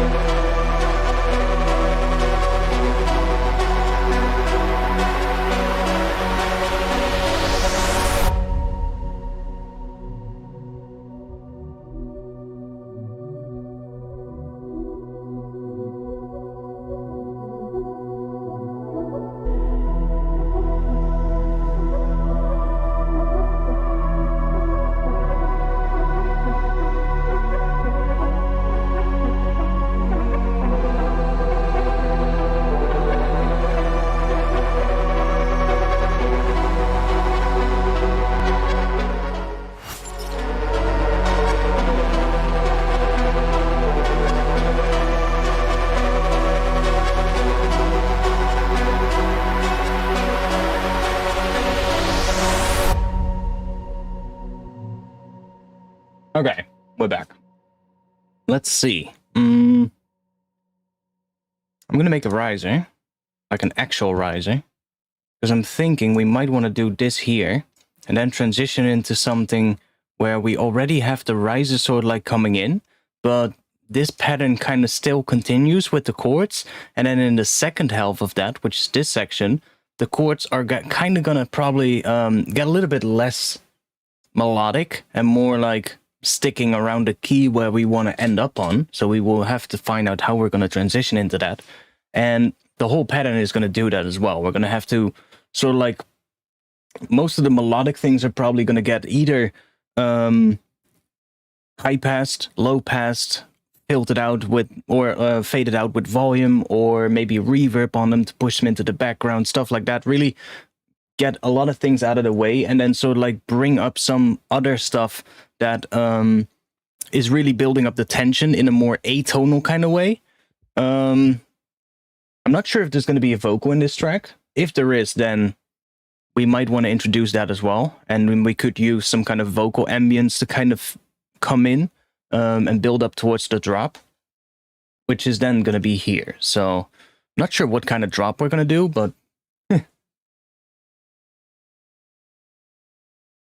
we're getting somewhere with this one. I like where it's going. Let's see if we can make ourselves a riser. I think I want to have a riser that is this long. That's 16 bars, so that makes sense. I think the drop is going to be around the key of F sharp, so that would be F sharp major friggin', which we're going to end up then for the drop, which also gives us that one semitone interval up for the bass line, which is really good for, like, I don't know, maybe a rhythmic bass line, something like that. So that could definitely work. Other option was E, so we could also go to E on the bass. So depending on that, I'm probably going to change the pitch of the riser to like the pitch that I actually want to end up on in the drop. Because for anybody tuning in just now, the intro is written in the key of B harmonic minor. And B, as a root note, is not really the, you know, most pleasing note to have as a bass note, because it's kind of too high-pitched for a good bassy sub.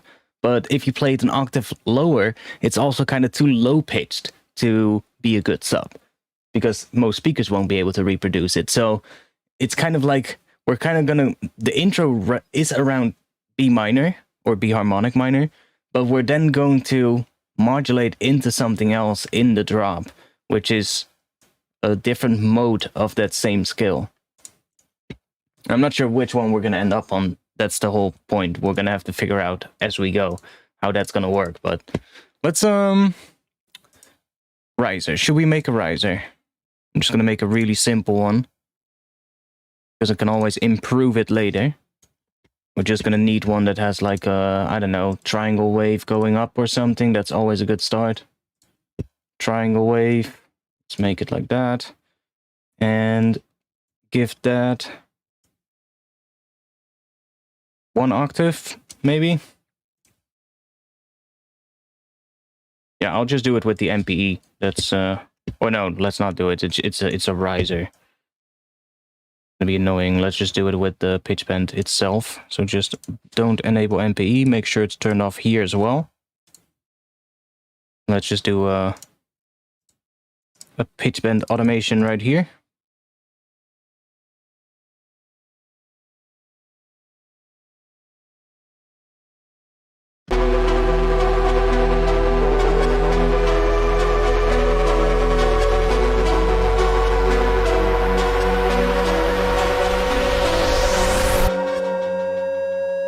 Yeah, that's gonna work. We might even do 2 octaves.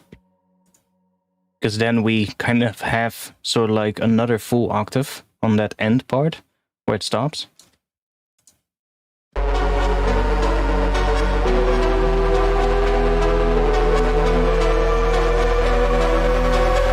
Yes. And that thing right here didn't end in the right spot. Let me, we could actually make that go back here then.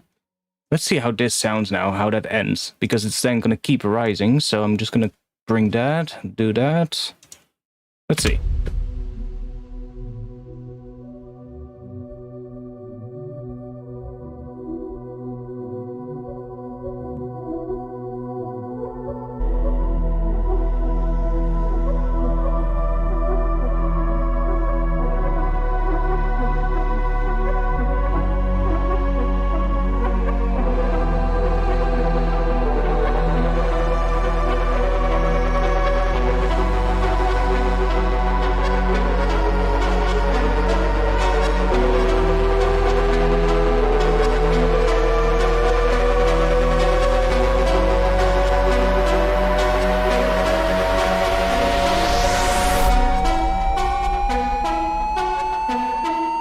We can start building up more here in this section.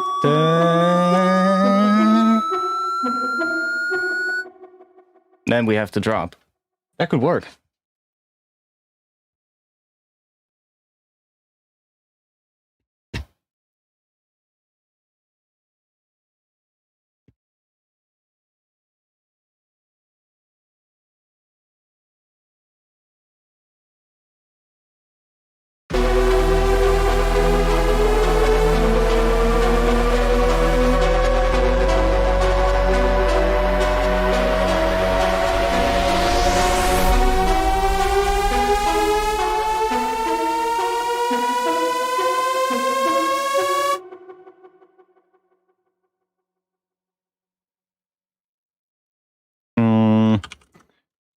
Let's call it, I don't know, mod or something, whatever, it doesn't really matter.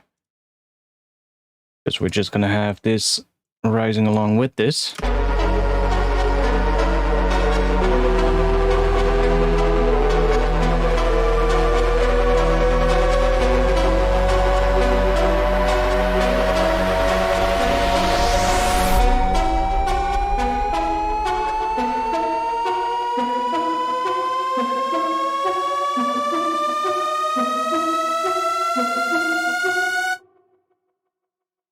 Now this whole ARP thing is gonna have to be going away way more. It might already have to be completely out of the way at this point.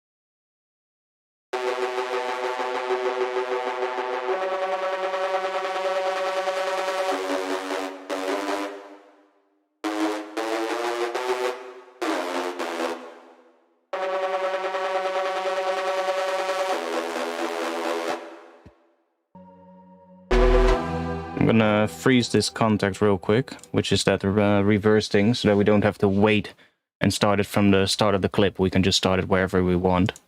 And we're gonna hear it with that transition.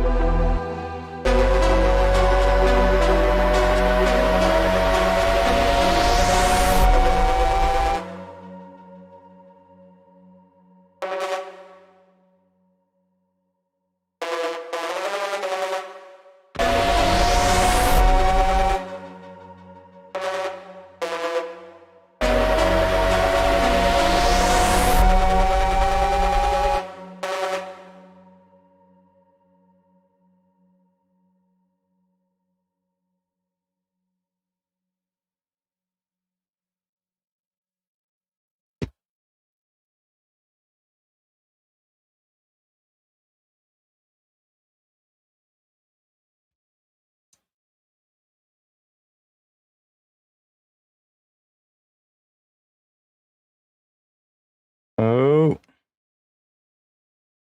A bit much. Come on.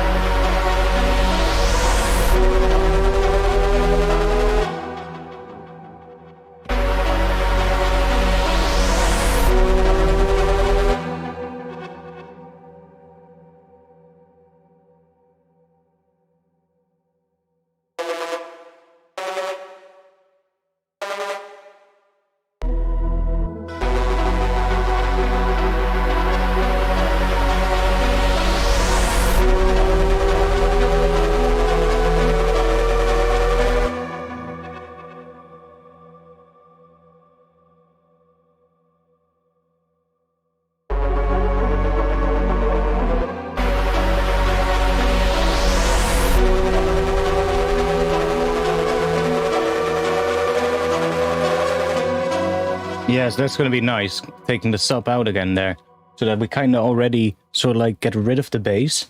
And then we might even be able to automate this high pass here to come down a bit.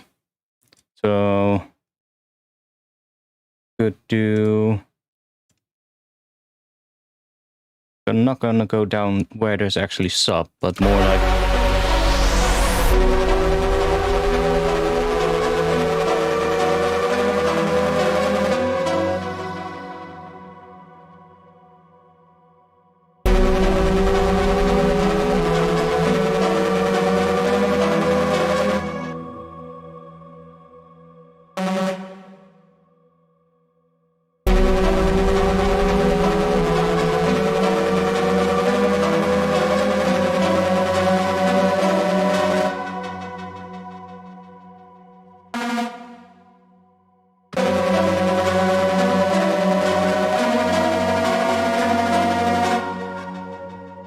Hey!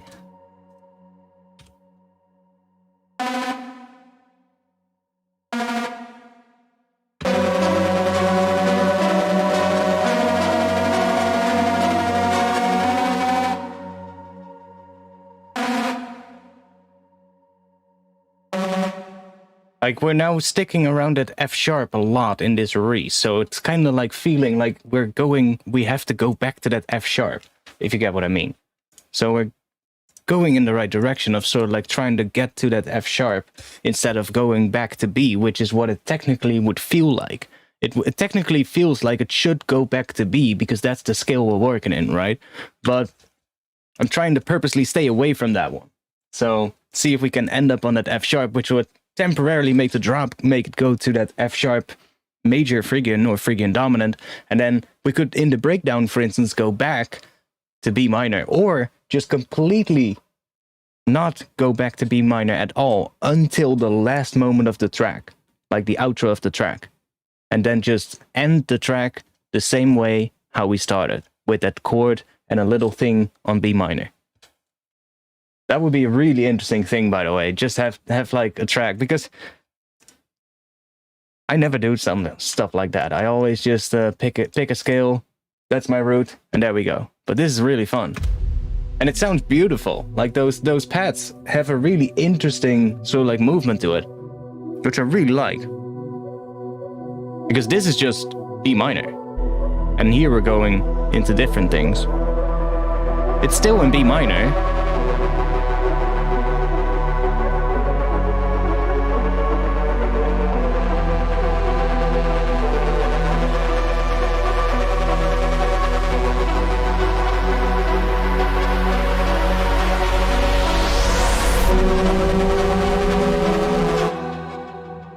Okay, we're getting a bit much, a couple of conflicting things here. It's that.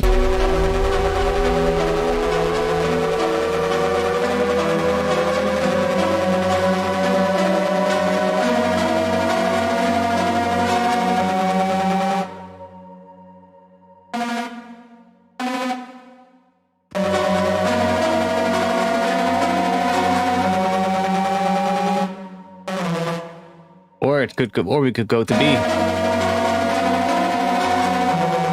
The E, I mean.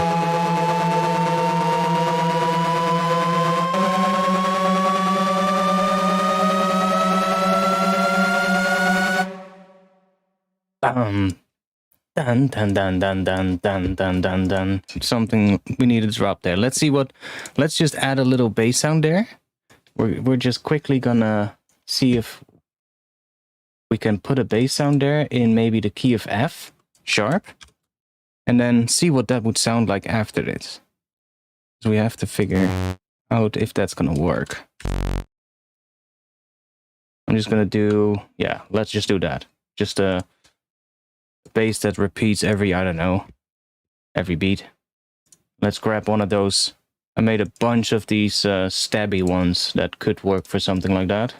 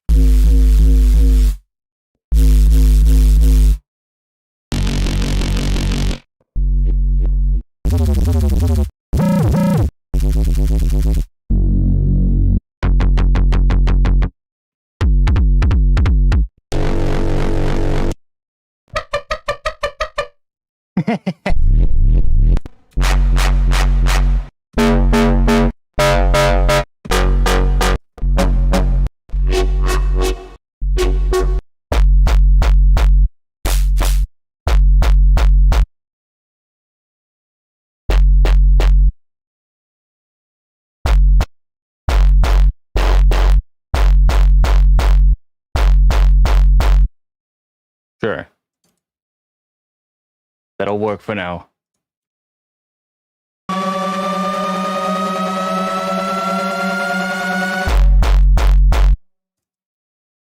Could work. Because that whole lead note is kind of ending on F sharp there, so it kind of makes sense to have F sharp on the bass there. Because what... This is what we really should be getting. That's B. See, that does sound like home, but... This sounds just as much right.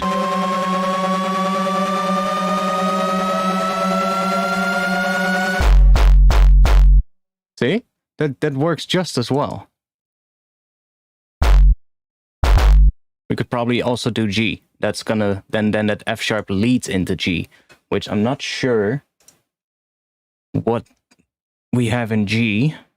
So natural minor. We are currently... Here we have the natural minor. Let's see if we also have the harmonic minor. So one note away, harmonic minor. Right there.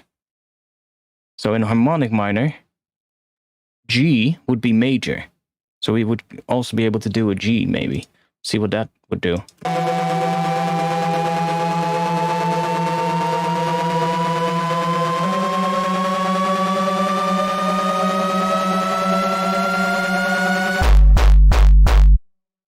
G could definitely work.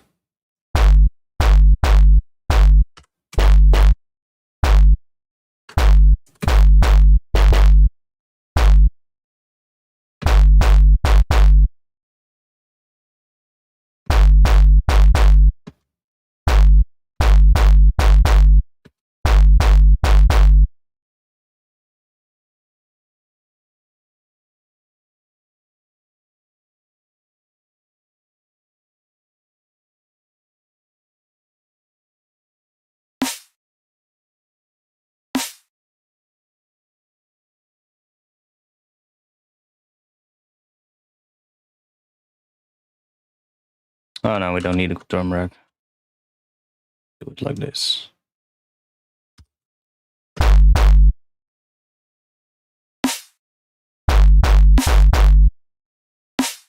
Half time?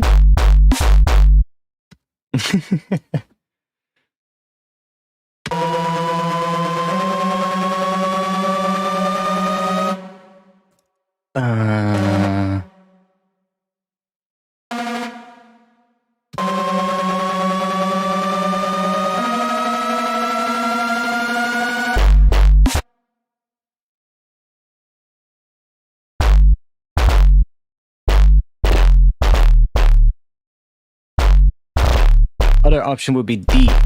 D is really low, but D is sort of like the... if we're in regular natural minor, B natural minor, then D would be the relative major scale. So that is also one that can really work well to switch to.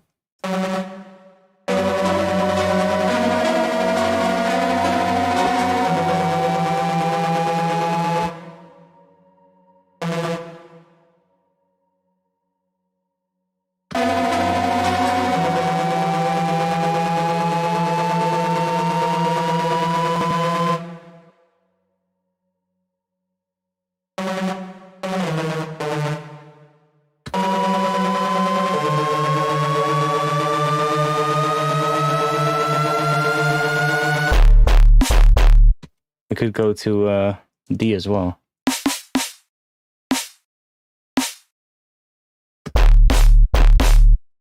That is completely struggling for space in the mix because that bass is super loud.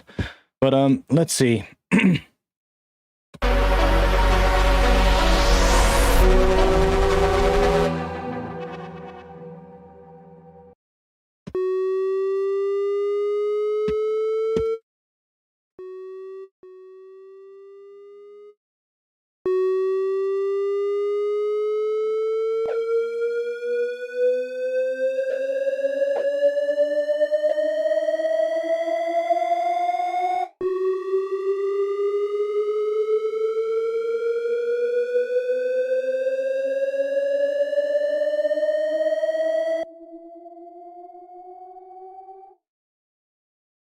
Oh wait, let's we have another filter here.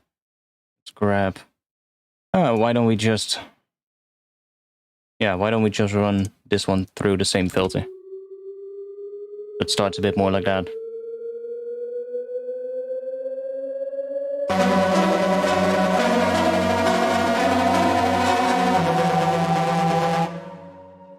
Yeah, we're gonna have to figure out how we're gonna transition into a drop.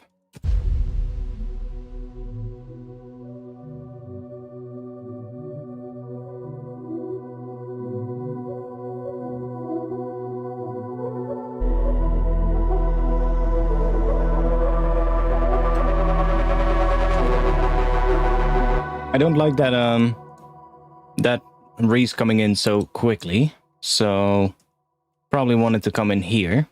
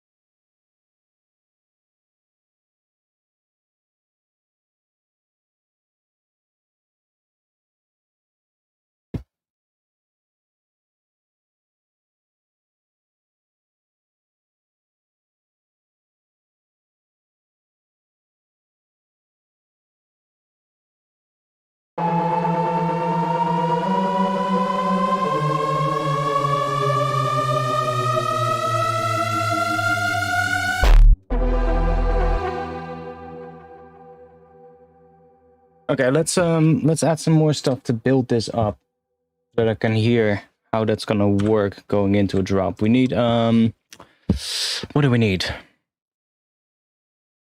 Like I said, not much drums in this intro, I feel.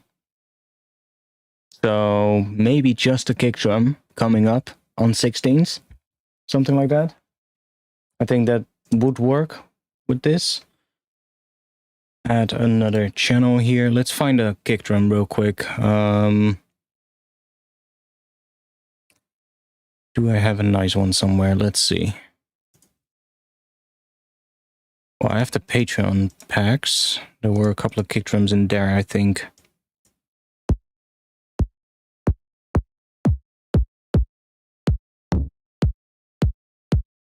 That is on D.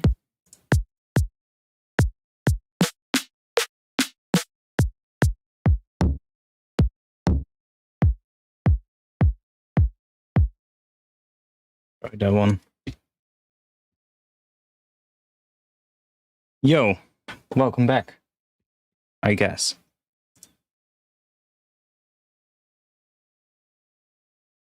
And let's bring this up a little. It's probably gonna happen here. Maybe here. Let's try.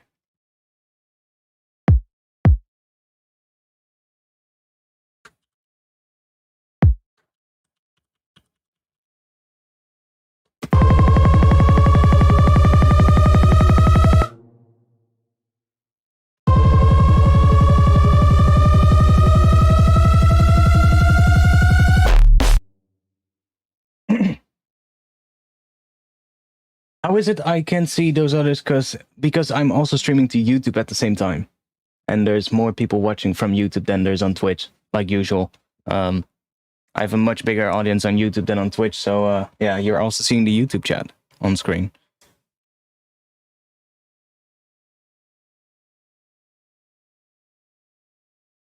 So this one probably needs some volume automation. So we're just gonna do this.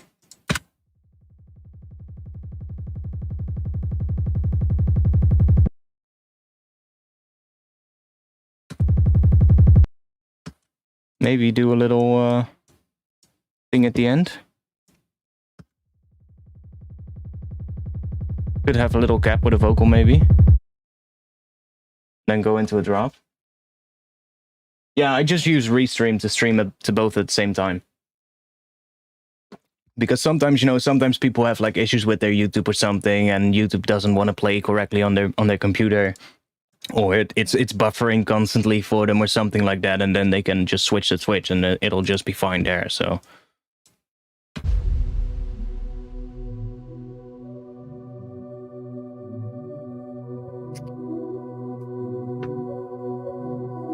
search for some vocal stuff.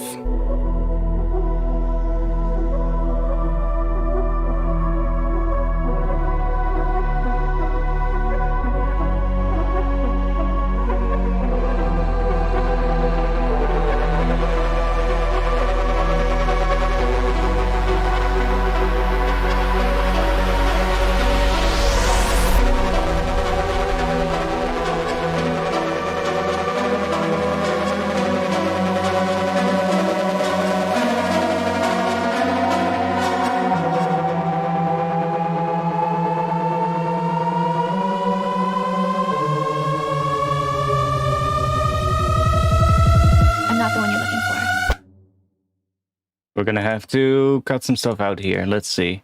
We have the riser. I think that would be good. Doing a little gap with a little vocal sample there. Means the riser is gonna go till about here. No. Till here. And let's go in here and let's change that one to here.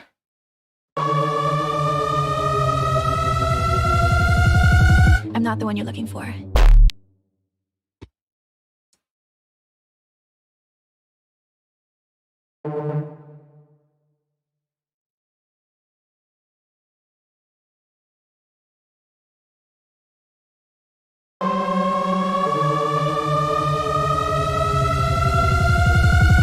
not the one you're looking for.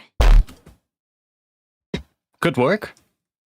Could potentially work. If I remember correctly, this library also had some beautiful, nice little, yes, vocal reverses. Perfect. Don't have to make them myself. Let's see what that sounds like. So we could do like a little B underneath it. See what that sounds like. I'm not the one you're looking for. Or maybe F sharp, because that's kind of what I think the drop is gonna do.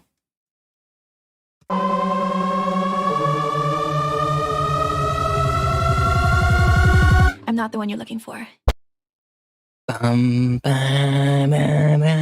don't know yet what the drop is gonna do, but we might actually just have a little bass step on B at the first beat of the drop. That could also work. Just doing like a bass line which has like a single bass step on the high note on B and then drops down to a different pitch. That could also work just as fine.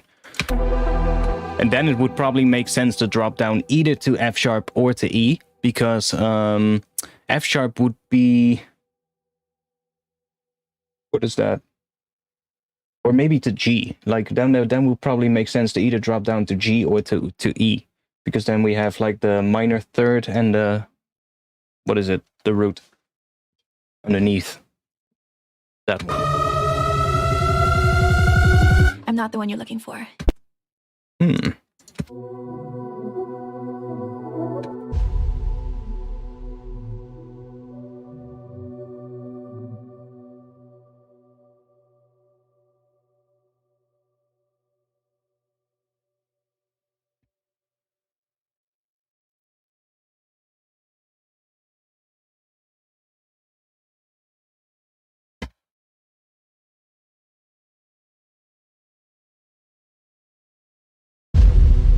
That's a bit much.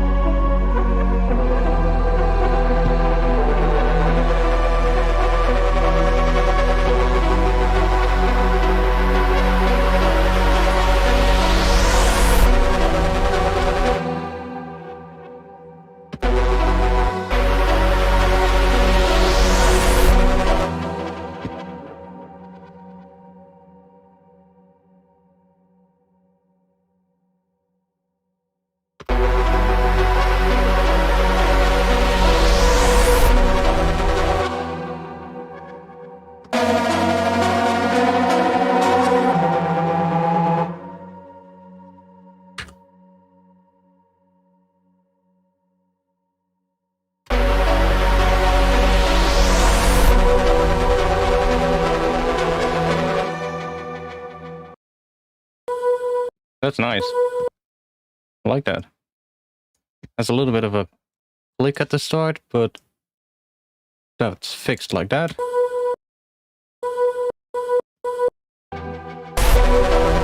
Whoa. What was that distortion?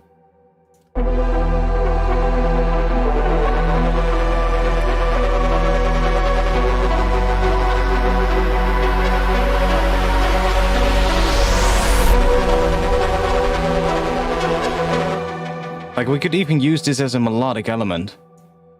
Let's see.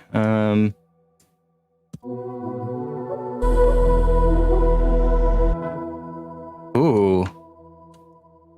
Let's do that. Let's make a new MIDI track. I'm feeling that. Drop this on here. Put it into a sampler. Just do that. And that is in the key of B. So let's drop that down to B. And let's give it a little bit of attack. I'm going to remove this. I'm just going to bring that up a bit. And give it a bit of attack so we don't get a click at the start.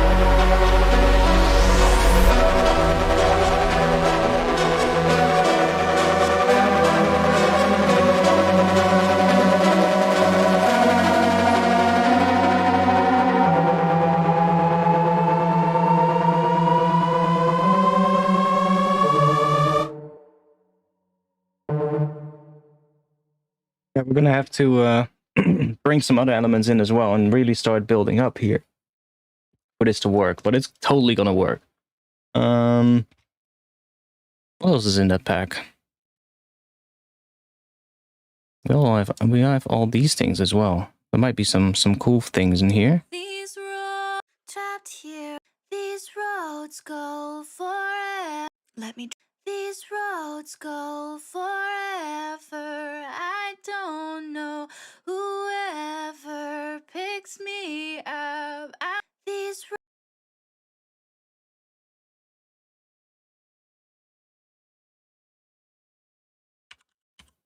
I mean, that's C minor. But if we do one semitone down, then it's B minor.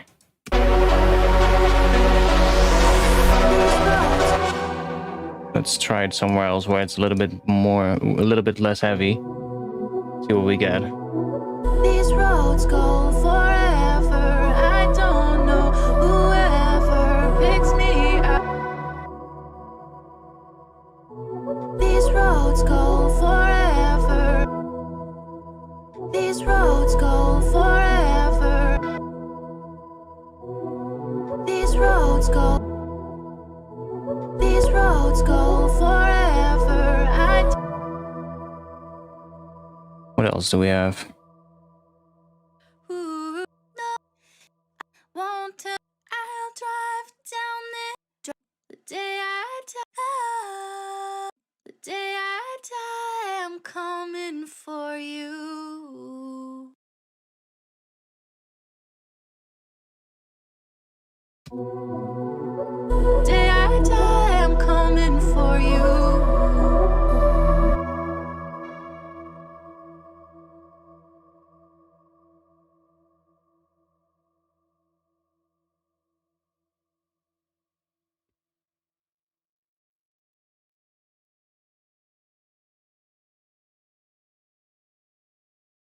Day I die, I'm coming for you.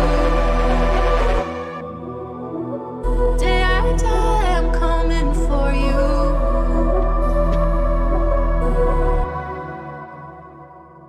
Now, I'm also hearing some clicks every now and then. I'm not sure if it's the clipping or if it's something else. Let's see with the limiter. Don't think I hear them with the limiter though, so it should be the clipping then. I mean, I haven't done any gain staging either. It's literally just going on into the master track, where there's a limiter. So we'll have to do some stuff with that as well. What else do we have? Well, I'll be power through the way she moves. Something that we can process nicely or something. The way I move, hear the way the sun sets on my life. Respect me and inspect me for your imperfections of this. Now, don't you see? How can I know that you won't desert me? Blah blah blah blah blah. Back home, oh, back home. It's like a cage for me. Back home, I will. I have to process the hell out of it. That's one thing that's for sure. Back home, it's like a cage for me. Back home, I will not be who you be. I want my own, my time. Back home, it's like a cage for me. Back home, I will not be who you. Don't hear it.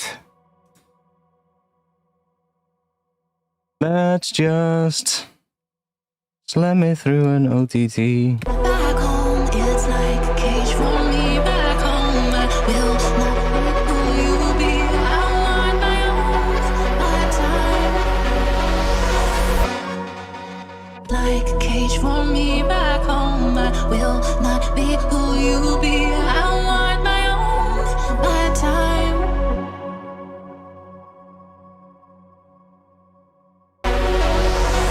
Back home, it's like a cage for me. Back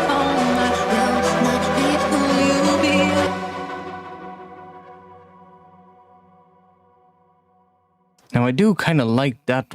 Where is it? Well, which one was it? This one? These roads go. That one has a couple of interesting parts in it that is kind of cool, but I don't think it fits in this thing. These roads go forever. I don't know whoever picks me up. I'm going strong. Leave me here. I won't be long. The last part is kind of cool. Leave me here. I won't be long. Leave me here. I won't be long.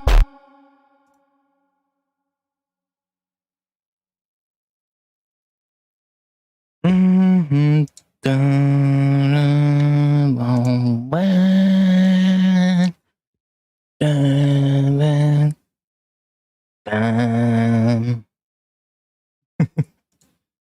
I'm going strong.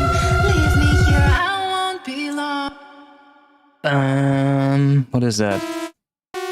Yeah, F sharp.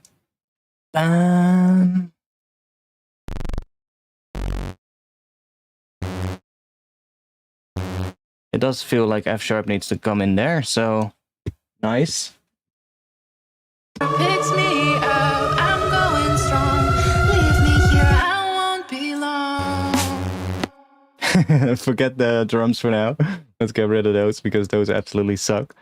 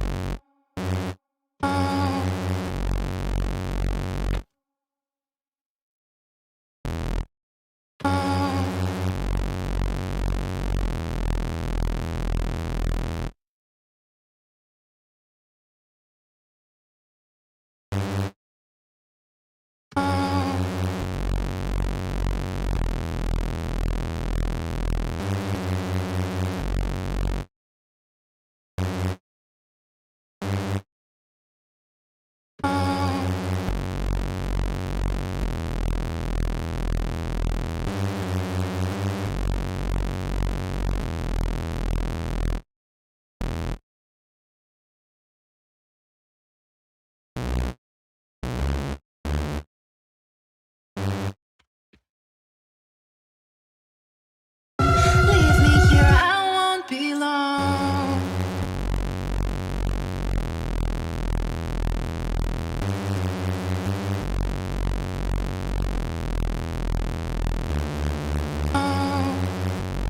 That could be a pattern. That could be the bass pattern. I'm just thinking about the notes for the bass, but that kind of feels like it sounds nice and sort of like comes natural after it. What if we just have this one? I'm not the one you're looking for. Could also work.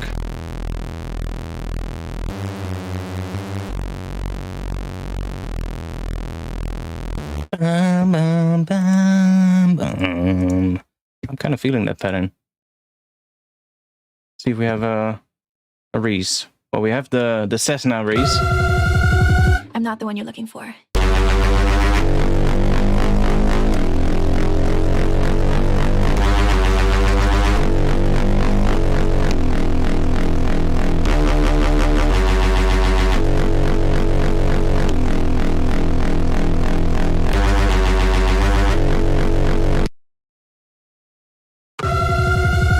I'm not the one you're looking for.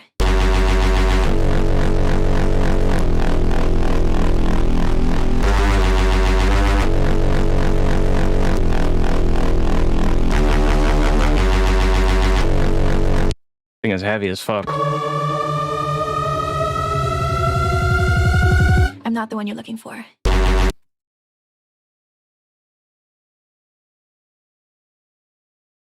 I'm not the one you're looking for. Not the one you're looking for.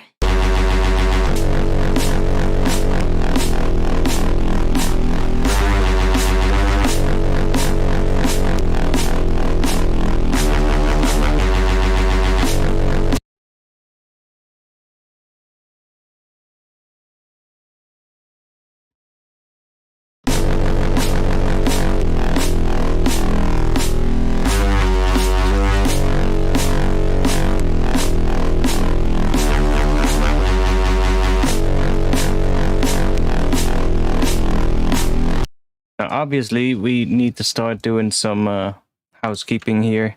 Let's save, first of all. Holy shit, I haven't saved in a really long time.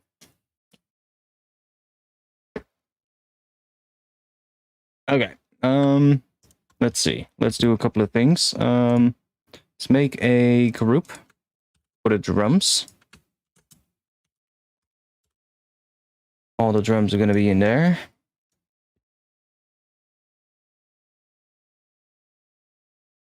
I guess that is a kick. Can also go in here. And these two can also go in there. Kind of like drum sounds as well. They're kind of like percussive things, so let's move those below the other ones. Drums. Then we have the intro chord things and all the pads and stuff. So all these kind of things here. Group that as well. What are you gonna call that? Theme or something like that? Music.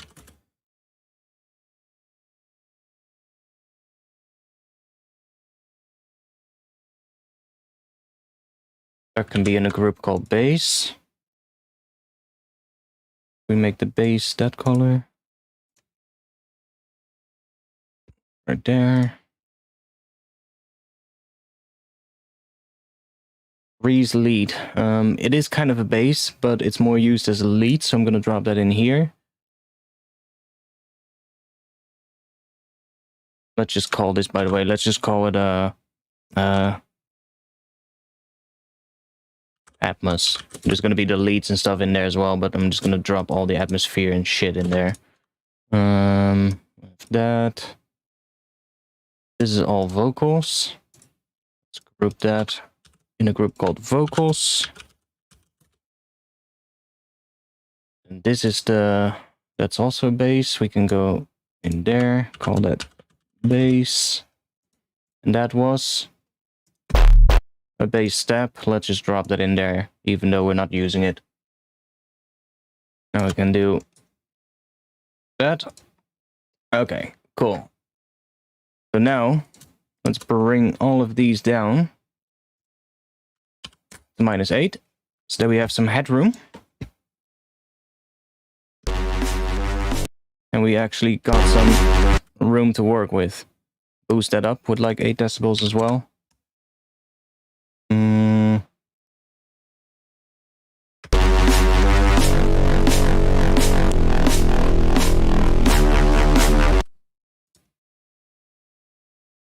And let's set some stuff up. Another MIDI track, because we need a sidechain. Just grab an operator. And just set that to white noise. We're just making a really short envelope. Can bring that one down. Let's just bring this one up to 0. And then just bring the attack down to -infinity.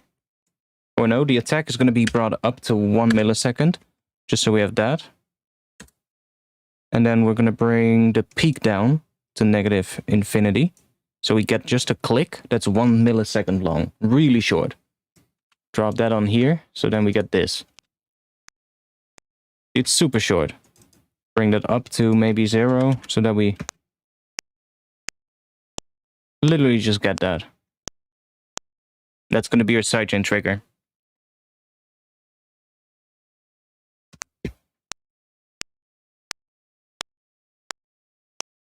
Because that way it's nice and short and we can make everything really short. So sidechain snare.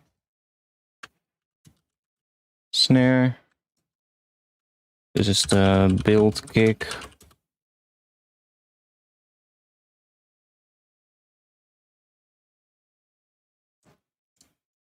Let's drop a compressor or something on here. Bass group. Let's sidechain that to that snare drum. That we now get space for a snare drum.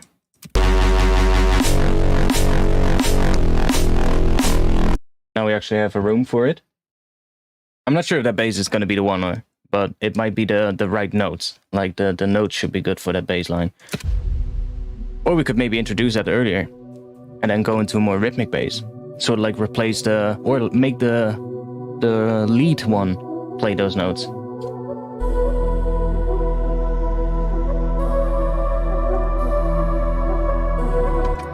Now we have this thing. Do I still have that B note? No, I don't.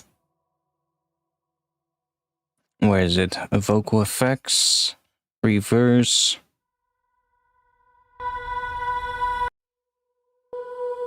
It's that one.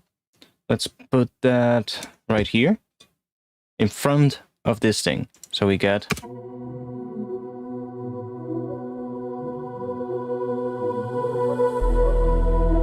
beautiful.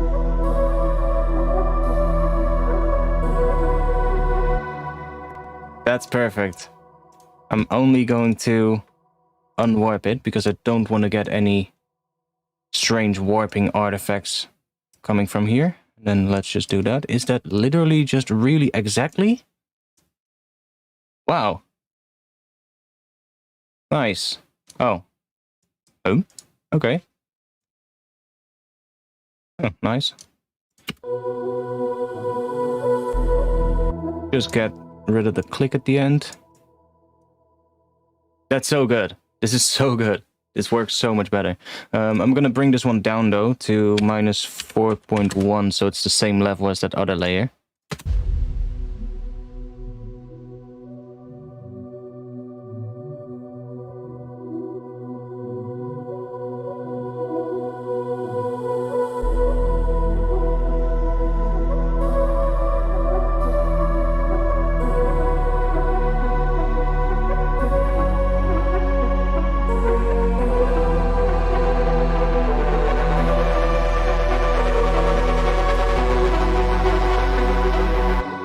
This is gonna have to play something else.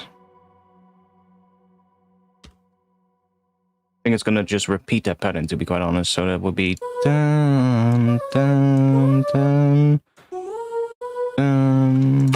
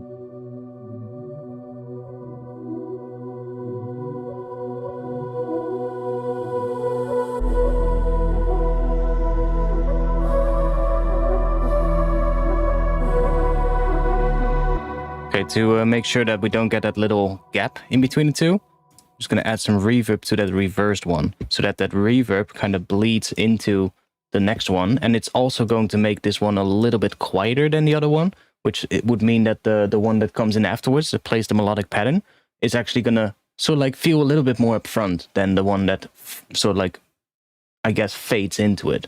So let's just take, I don't know, maybe 80s Hall. These are some of my own presets, by the way, so if you're wondering, that's that.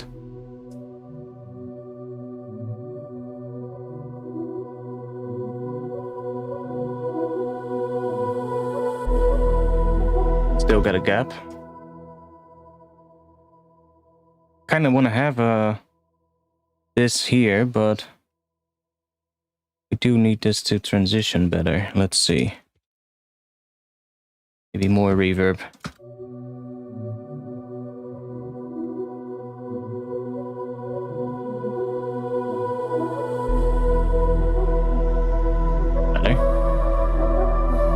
Let's make it fully wet.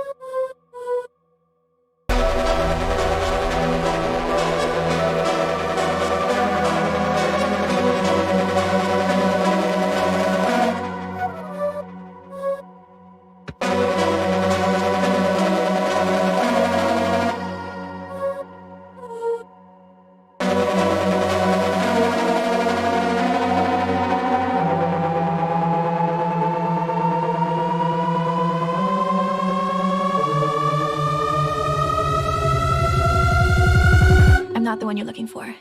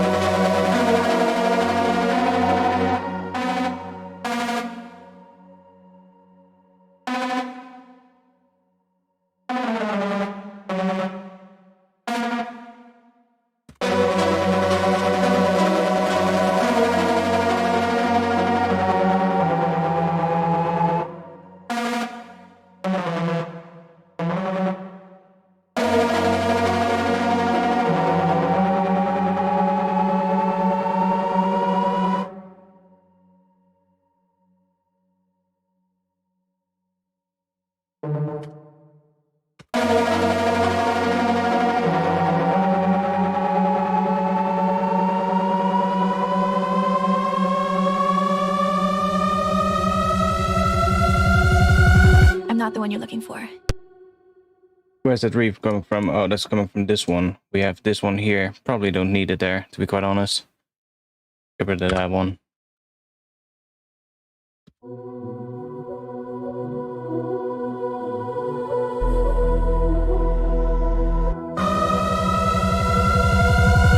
I'm not the one you We can always just do this, of course. I'm not the one you're looking for. Bum bum bum bum bum bum bum. What kind of drop should we do, man? That's the one question. Maybe we could try starting writing some drums, maybe. Then see where that takes us. I mean, probably a good place to get started. Do a flip. Well, we need to go get to the drop. But we're getting somewhere with this intro. This intro is starting to sound really interesting. I really like it so far. I'm just starting to think what we could do for a drop. What kind of drum pattern are we gonna do, for instance?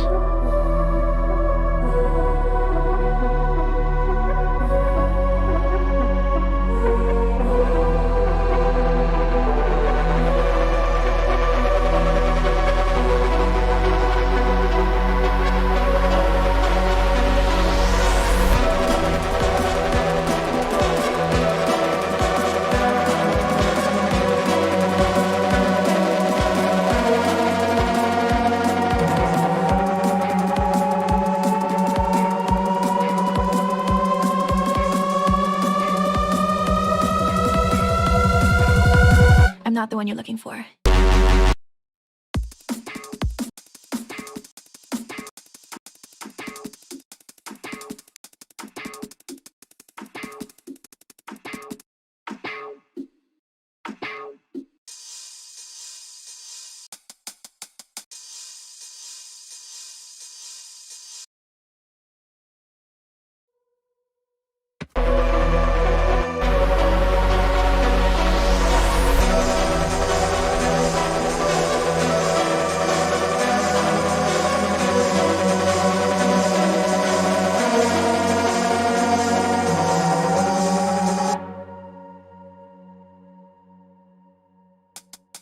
I'm sort of like using these sort of like to test out what could be fun and what could work in here.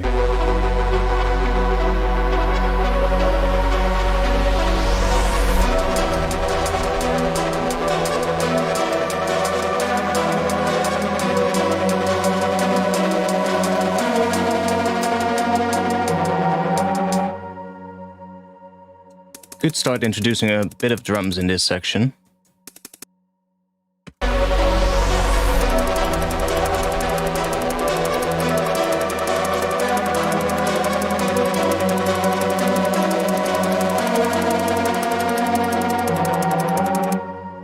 And we need something here, something extra as well, that sort of like makes this section less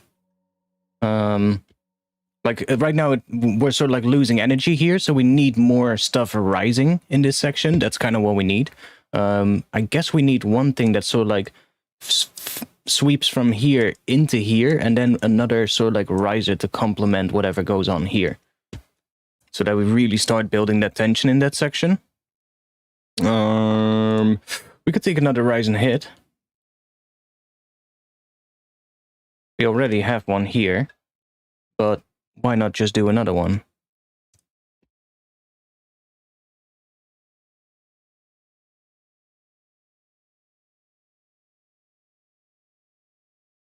That one.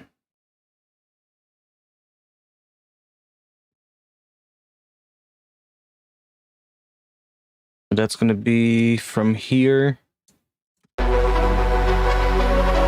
here.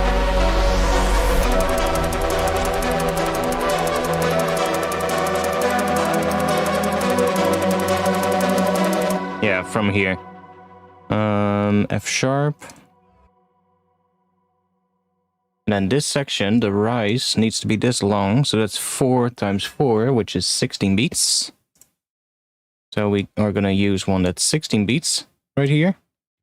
And then let's grab something here. Let's see, bread and butter. What do we have here?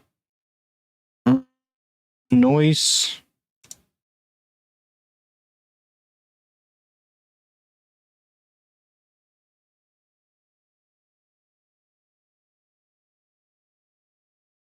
Oh, that one is nice and chunky.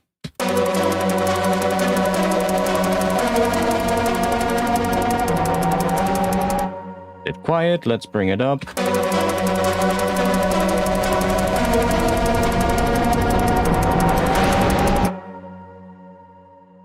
Let's grab a different one.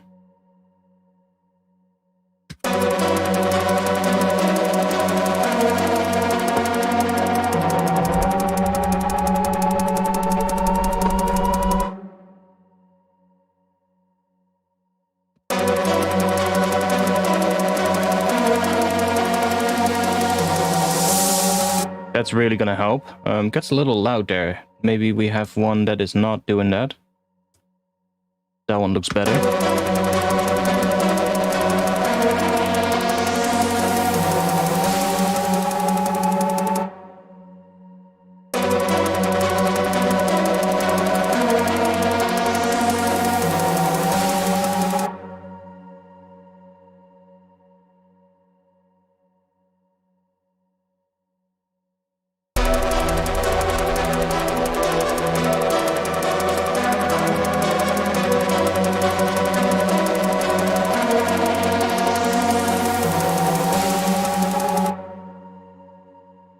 Now it doesn't go, the next section that comes in where this hits, basically, this noise thing, that section needs to change as well. I hear that as well. It needs to change a little, but we need to make that transition work well. We need to make sure we don't lose the energy.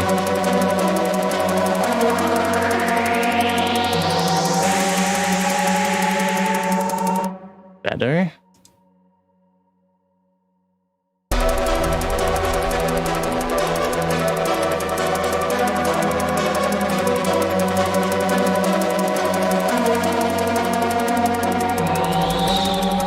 That was a little bit weird.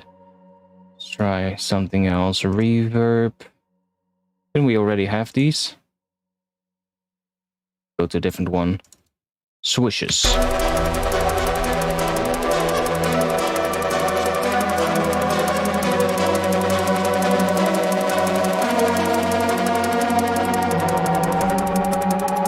Didn't hear that at all. What else do we have? I think indeed maybe some rides would be cool. That's a single ride, but try it out.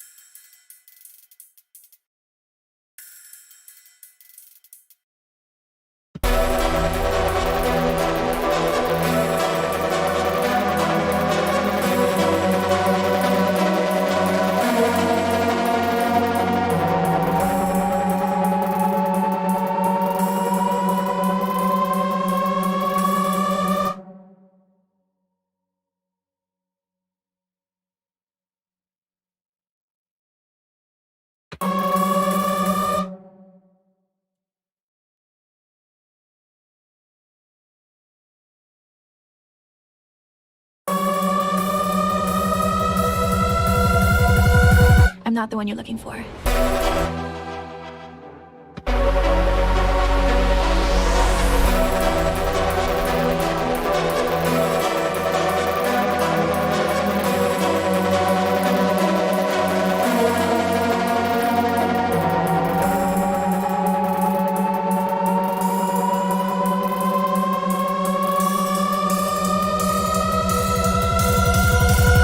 I'm not the one you're looking for.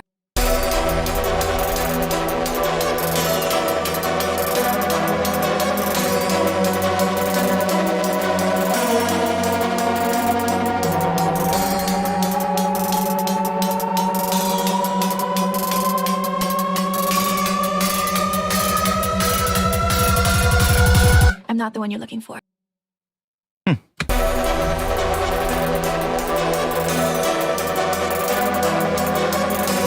I kind of like what that's doing as it's sort of like coming down. Sounds kind of cool like that.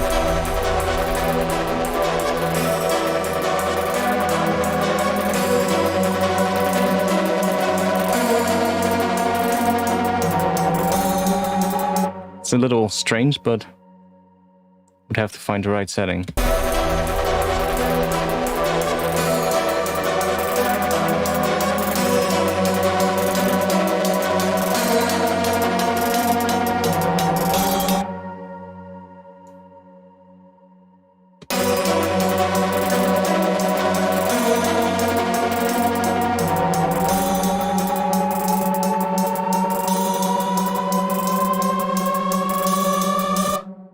I mean, yeah, we can try half time. Dun.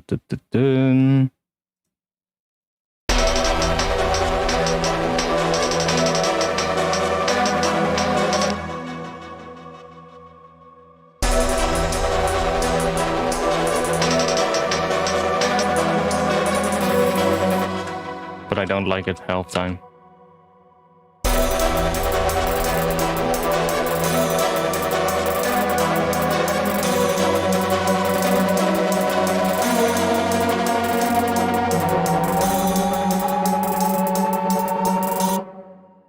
I mean, it's just temporary for now anyway. It's probably going to be a different one. Let's find a good one for this. Basic swoosh.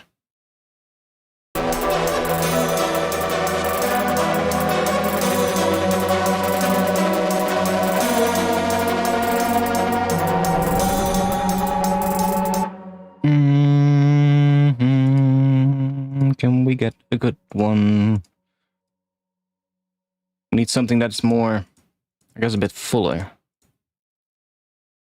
Those are all pretty quiet. I guess that's because they're swooshes. Let's go to the electronic category. That's, see, there we get like really crazy ones.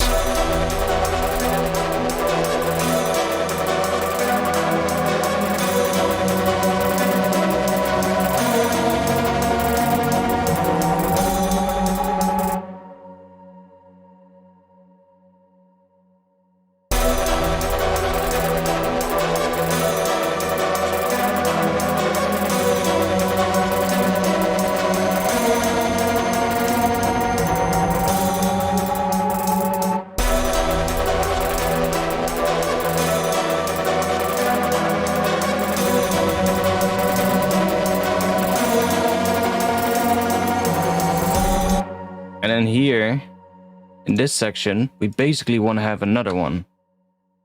Maybe we're going to make our own riser here, so like a secondary riser that sits on top of this one. But we might just use this one. Oh, wait. Let's try this out. I set this to 24. Let's set it to 12 instead. And instead of doing this automation, I'm going to bring this one all the way down so that I can make sure that right here, it's basically exactly at the middle value. So 0. So now we're rising here, we're rising an octave. And then here, we're also rising an octave, but up until here. So that we make sure that this part of the riser hits on the exact key that we're playing.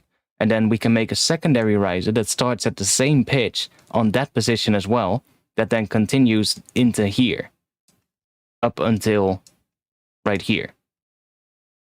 So we now can use a second one, that's going to be right here. And that's going to be a riser that's going to go up until here.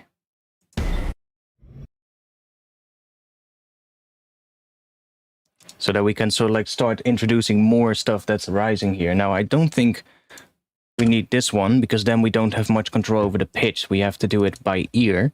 But if we use this, we can do it with the pitch bend. So I can just do a pitch bend right here, going up. And then let's just grab a sample or something. Let's see what we have. Atmosphere.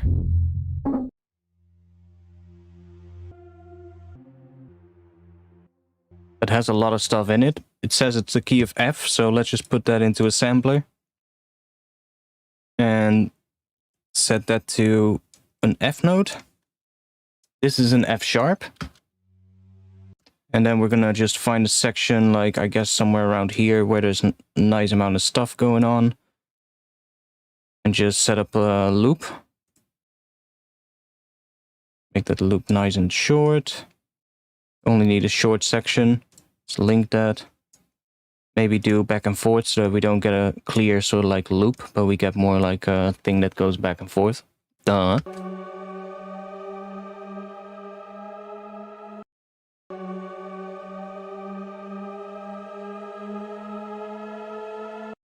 Okay, let's set that range to 12. So that starts rising there. Let's see what we get.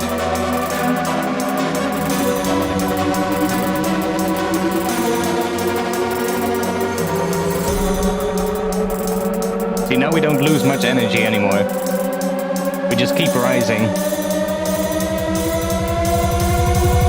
I'm not the one you're looking for. And then we're gonna go into a drop. This is gonna work. It's getting pretty fucking hyped. I love it. We haven't even resampled this at all yet. Let's have a little look at what this looks like now.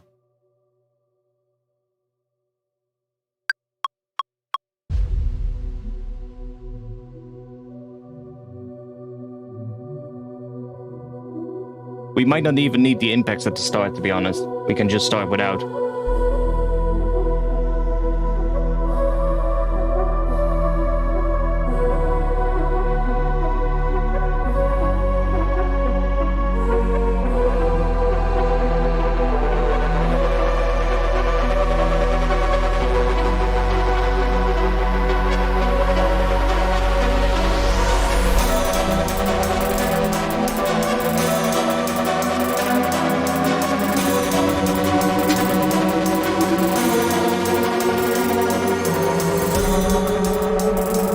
Still lose a little bit of energy, but it's getting better.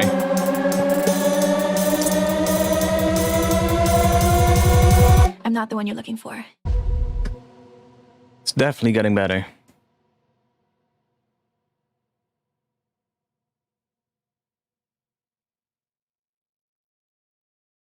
See, we are losing some energy in this section because here it's a little fuller. And then here it gets a little bit quieter again, but that's just mixing, you know? Like here, everything, all the noise can be brought up a lot more in this section. So we're really sort of like bringing everything up. I'm really sort of like, yeah, it's gonna be fun. I guess we can do a little reverb thing. Where are we gonna do that on? Let's see.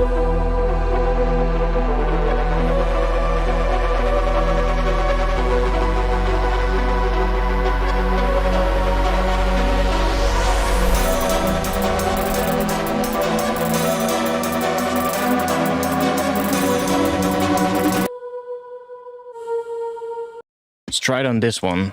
I'm gonna put a long reverb on here. So let's just take, I'm gonna take a vintage verb and let's grab one of my presets here, one of these. Shimmer space is I think a good one for this. Nice and long, 40 seconds, should be plenty. Let's group that. Create another chain. This is gonna be our wet, and then this is gonna be our dry. And let's map this volume of the wet chain to a macro. Set that to 0. And now we have this as a reverb send, basically, or kind of like to bring a reverb fit, I guess a fade in or something like that.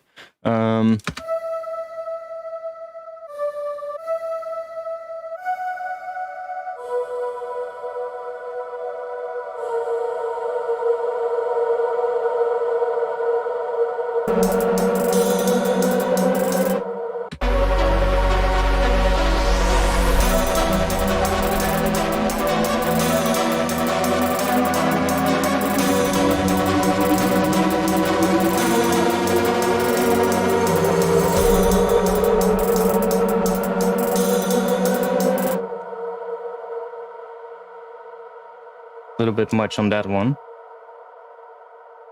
Do that.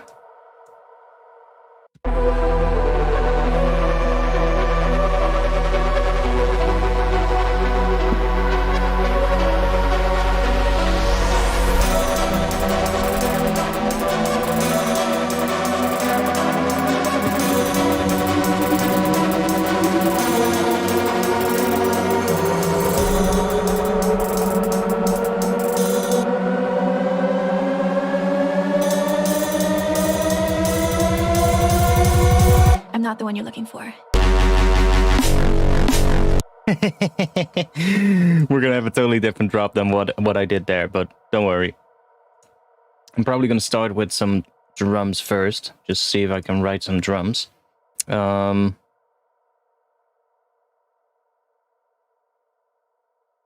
Let's drop an EQ on this.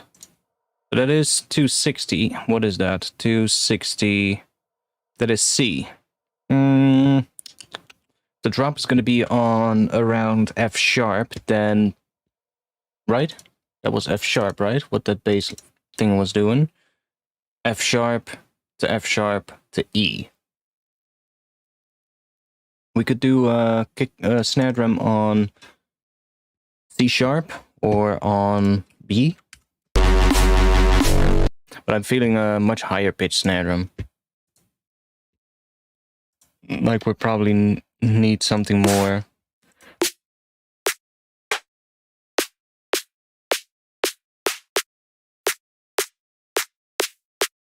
In that kind of territory.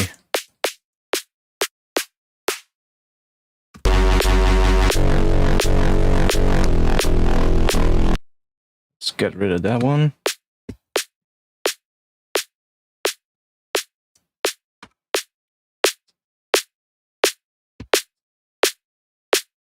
That is 391. That would be G, so that can go down one semitone, and then it's F sharp.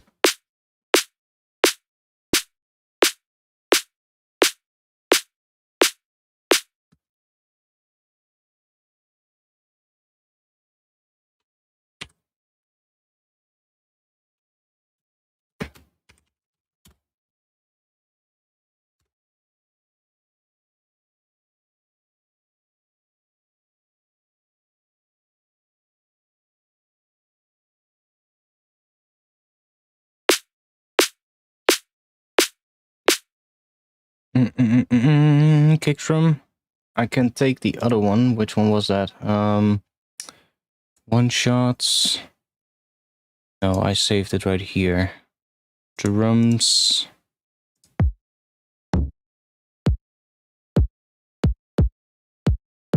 Which one was it that I used for that build kick? Kick 10. That one.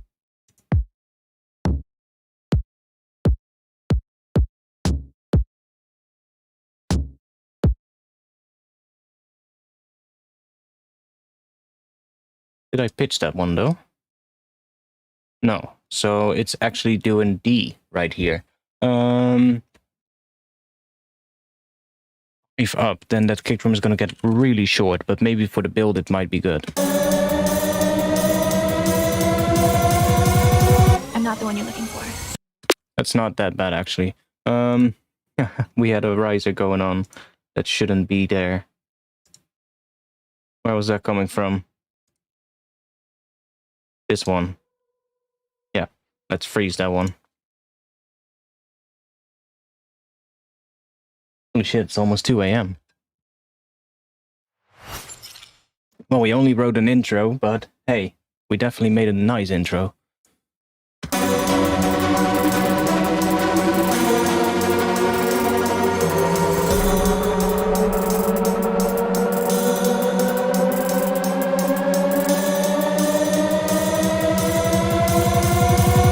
I'm not the one you're looking for.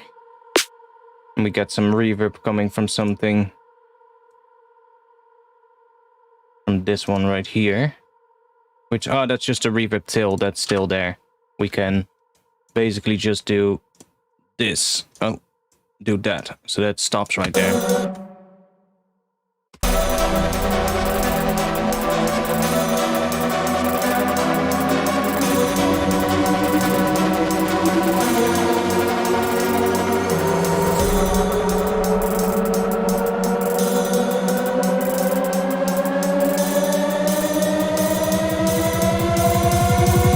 I'm not the one you're looking for.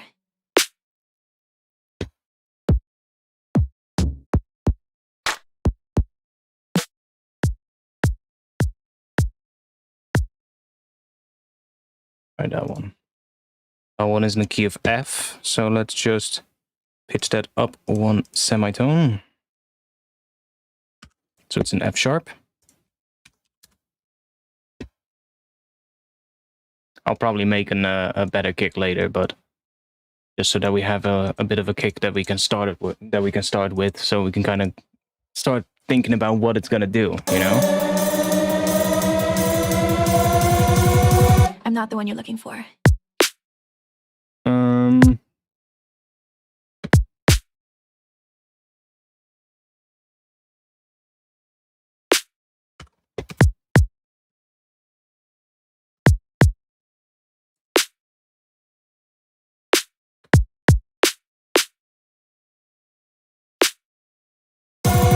I'm not the one you're looking for.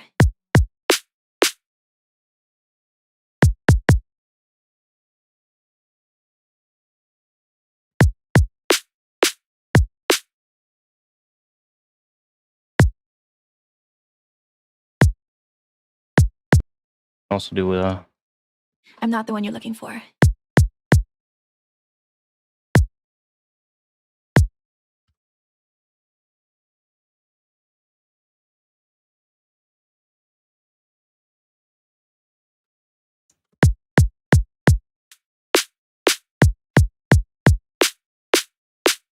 bit of percussion and stuff. We need to build some drums because otherwise we're not gonna get anywhere.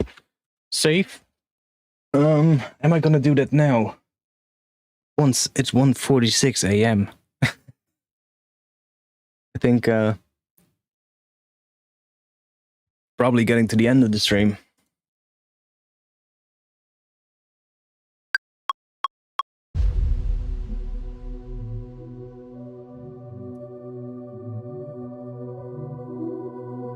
Good chance that I'll work some more on it tomorrow on stream. Because I'm definitely feeling it.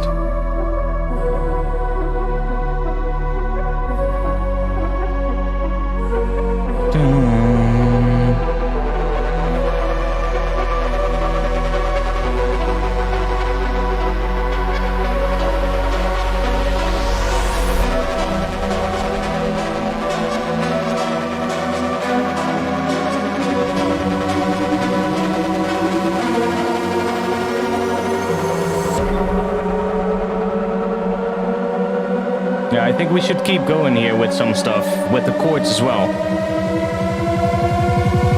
I'm not the one you're looking for. I think we can keep going with the chords there, instead of having the drums, that right thing. Maybe we will have a right thing there, but I think the chords can continue, but instead of just stopping them completely, just make them continue and just, yeah, like I said earlier, just start high-passing them and maybe even try make the chords atonal in a way, so that it really loses its sort of like melodic kind of feeling and really starts kind of transforming into basically the chords being part of the whole riser. So then we won't lose the energy as well when this section hits, because now here the chords stop, and that's kind of why we lose all that energy. You can see it as well, right? And we have like all these layers here that are all basically stopping right here. So like 1 or 2 is fine, but I think if we have the chords itself, like these two just continue in this section and kind of fade them out in a way, that will work pretty well. And then they're gonna cut out right on that last section where the vocal is. I'm not the one you're looking for. I really like that vocal, by the way. That vocal could definitely work. It's kind of a, I don't know, it sounds a bit, I'm not the one you're looking for. not sure what it sounds like, but it's kind of cool. I'm not the one you're looking for. Okay, not sure how many people are still watching. The chat is a bit quiet right now.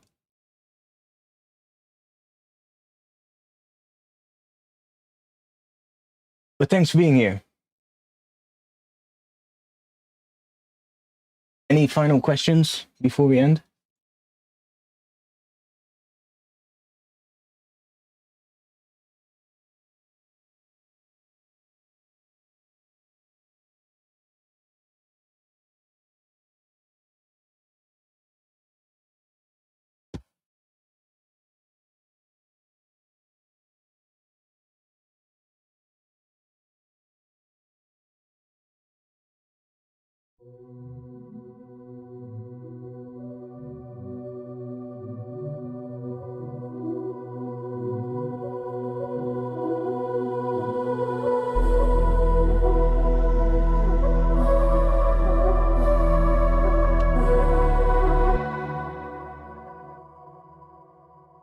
What if we do a little thing like this at the start of the ARP so that it starts a little bit...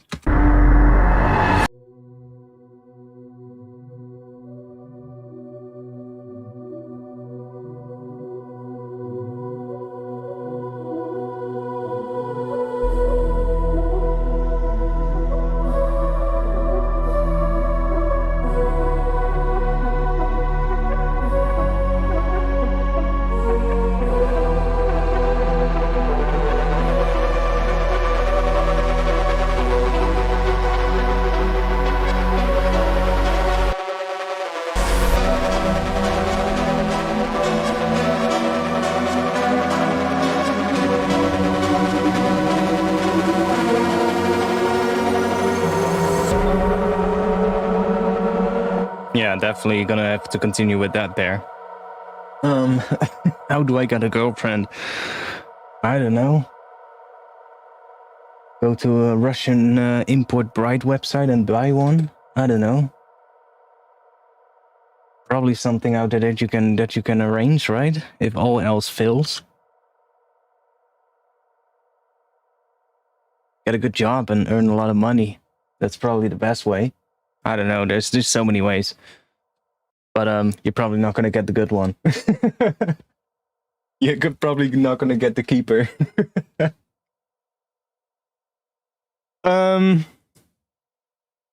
Yeah, if I'll stream tomorrow, I'll let you guys know on Discord. So if you're not a member yet of my Discord, then definitely join. It's in the chat right now.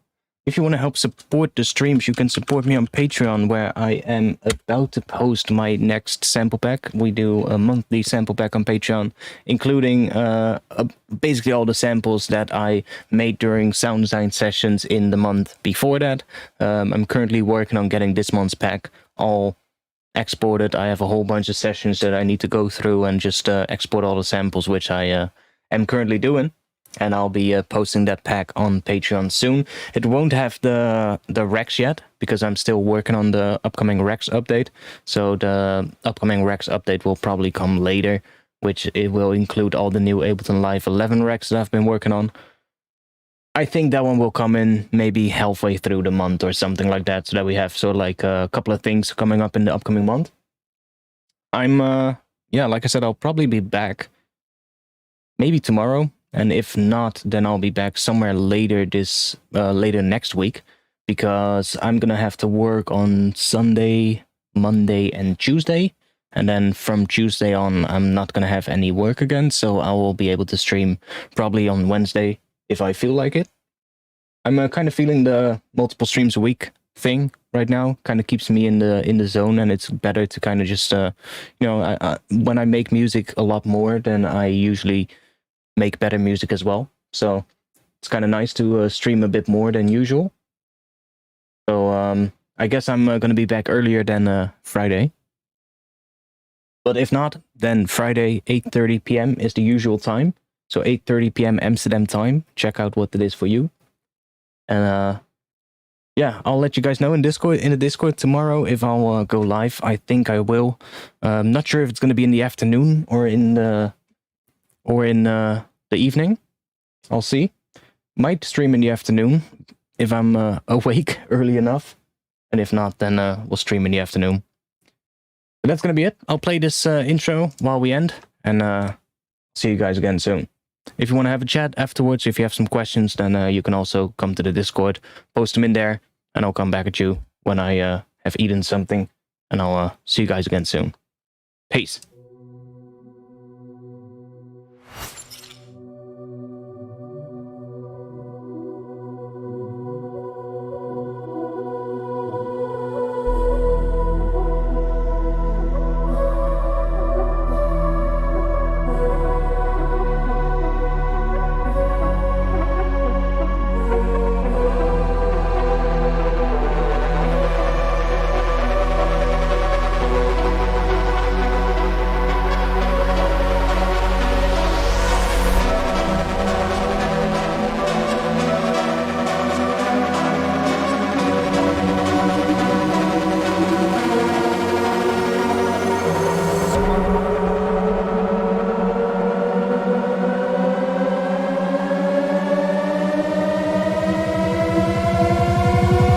I'm not the one you're looking for.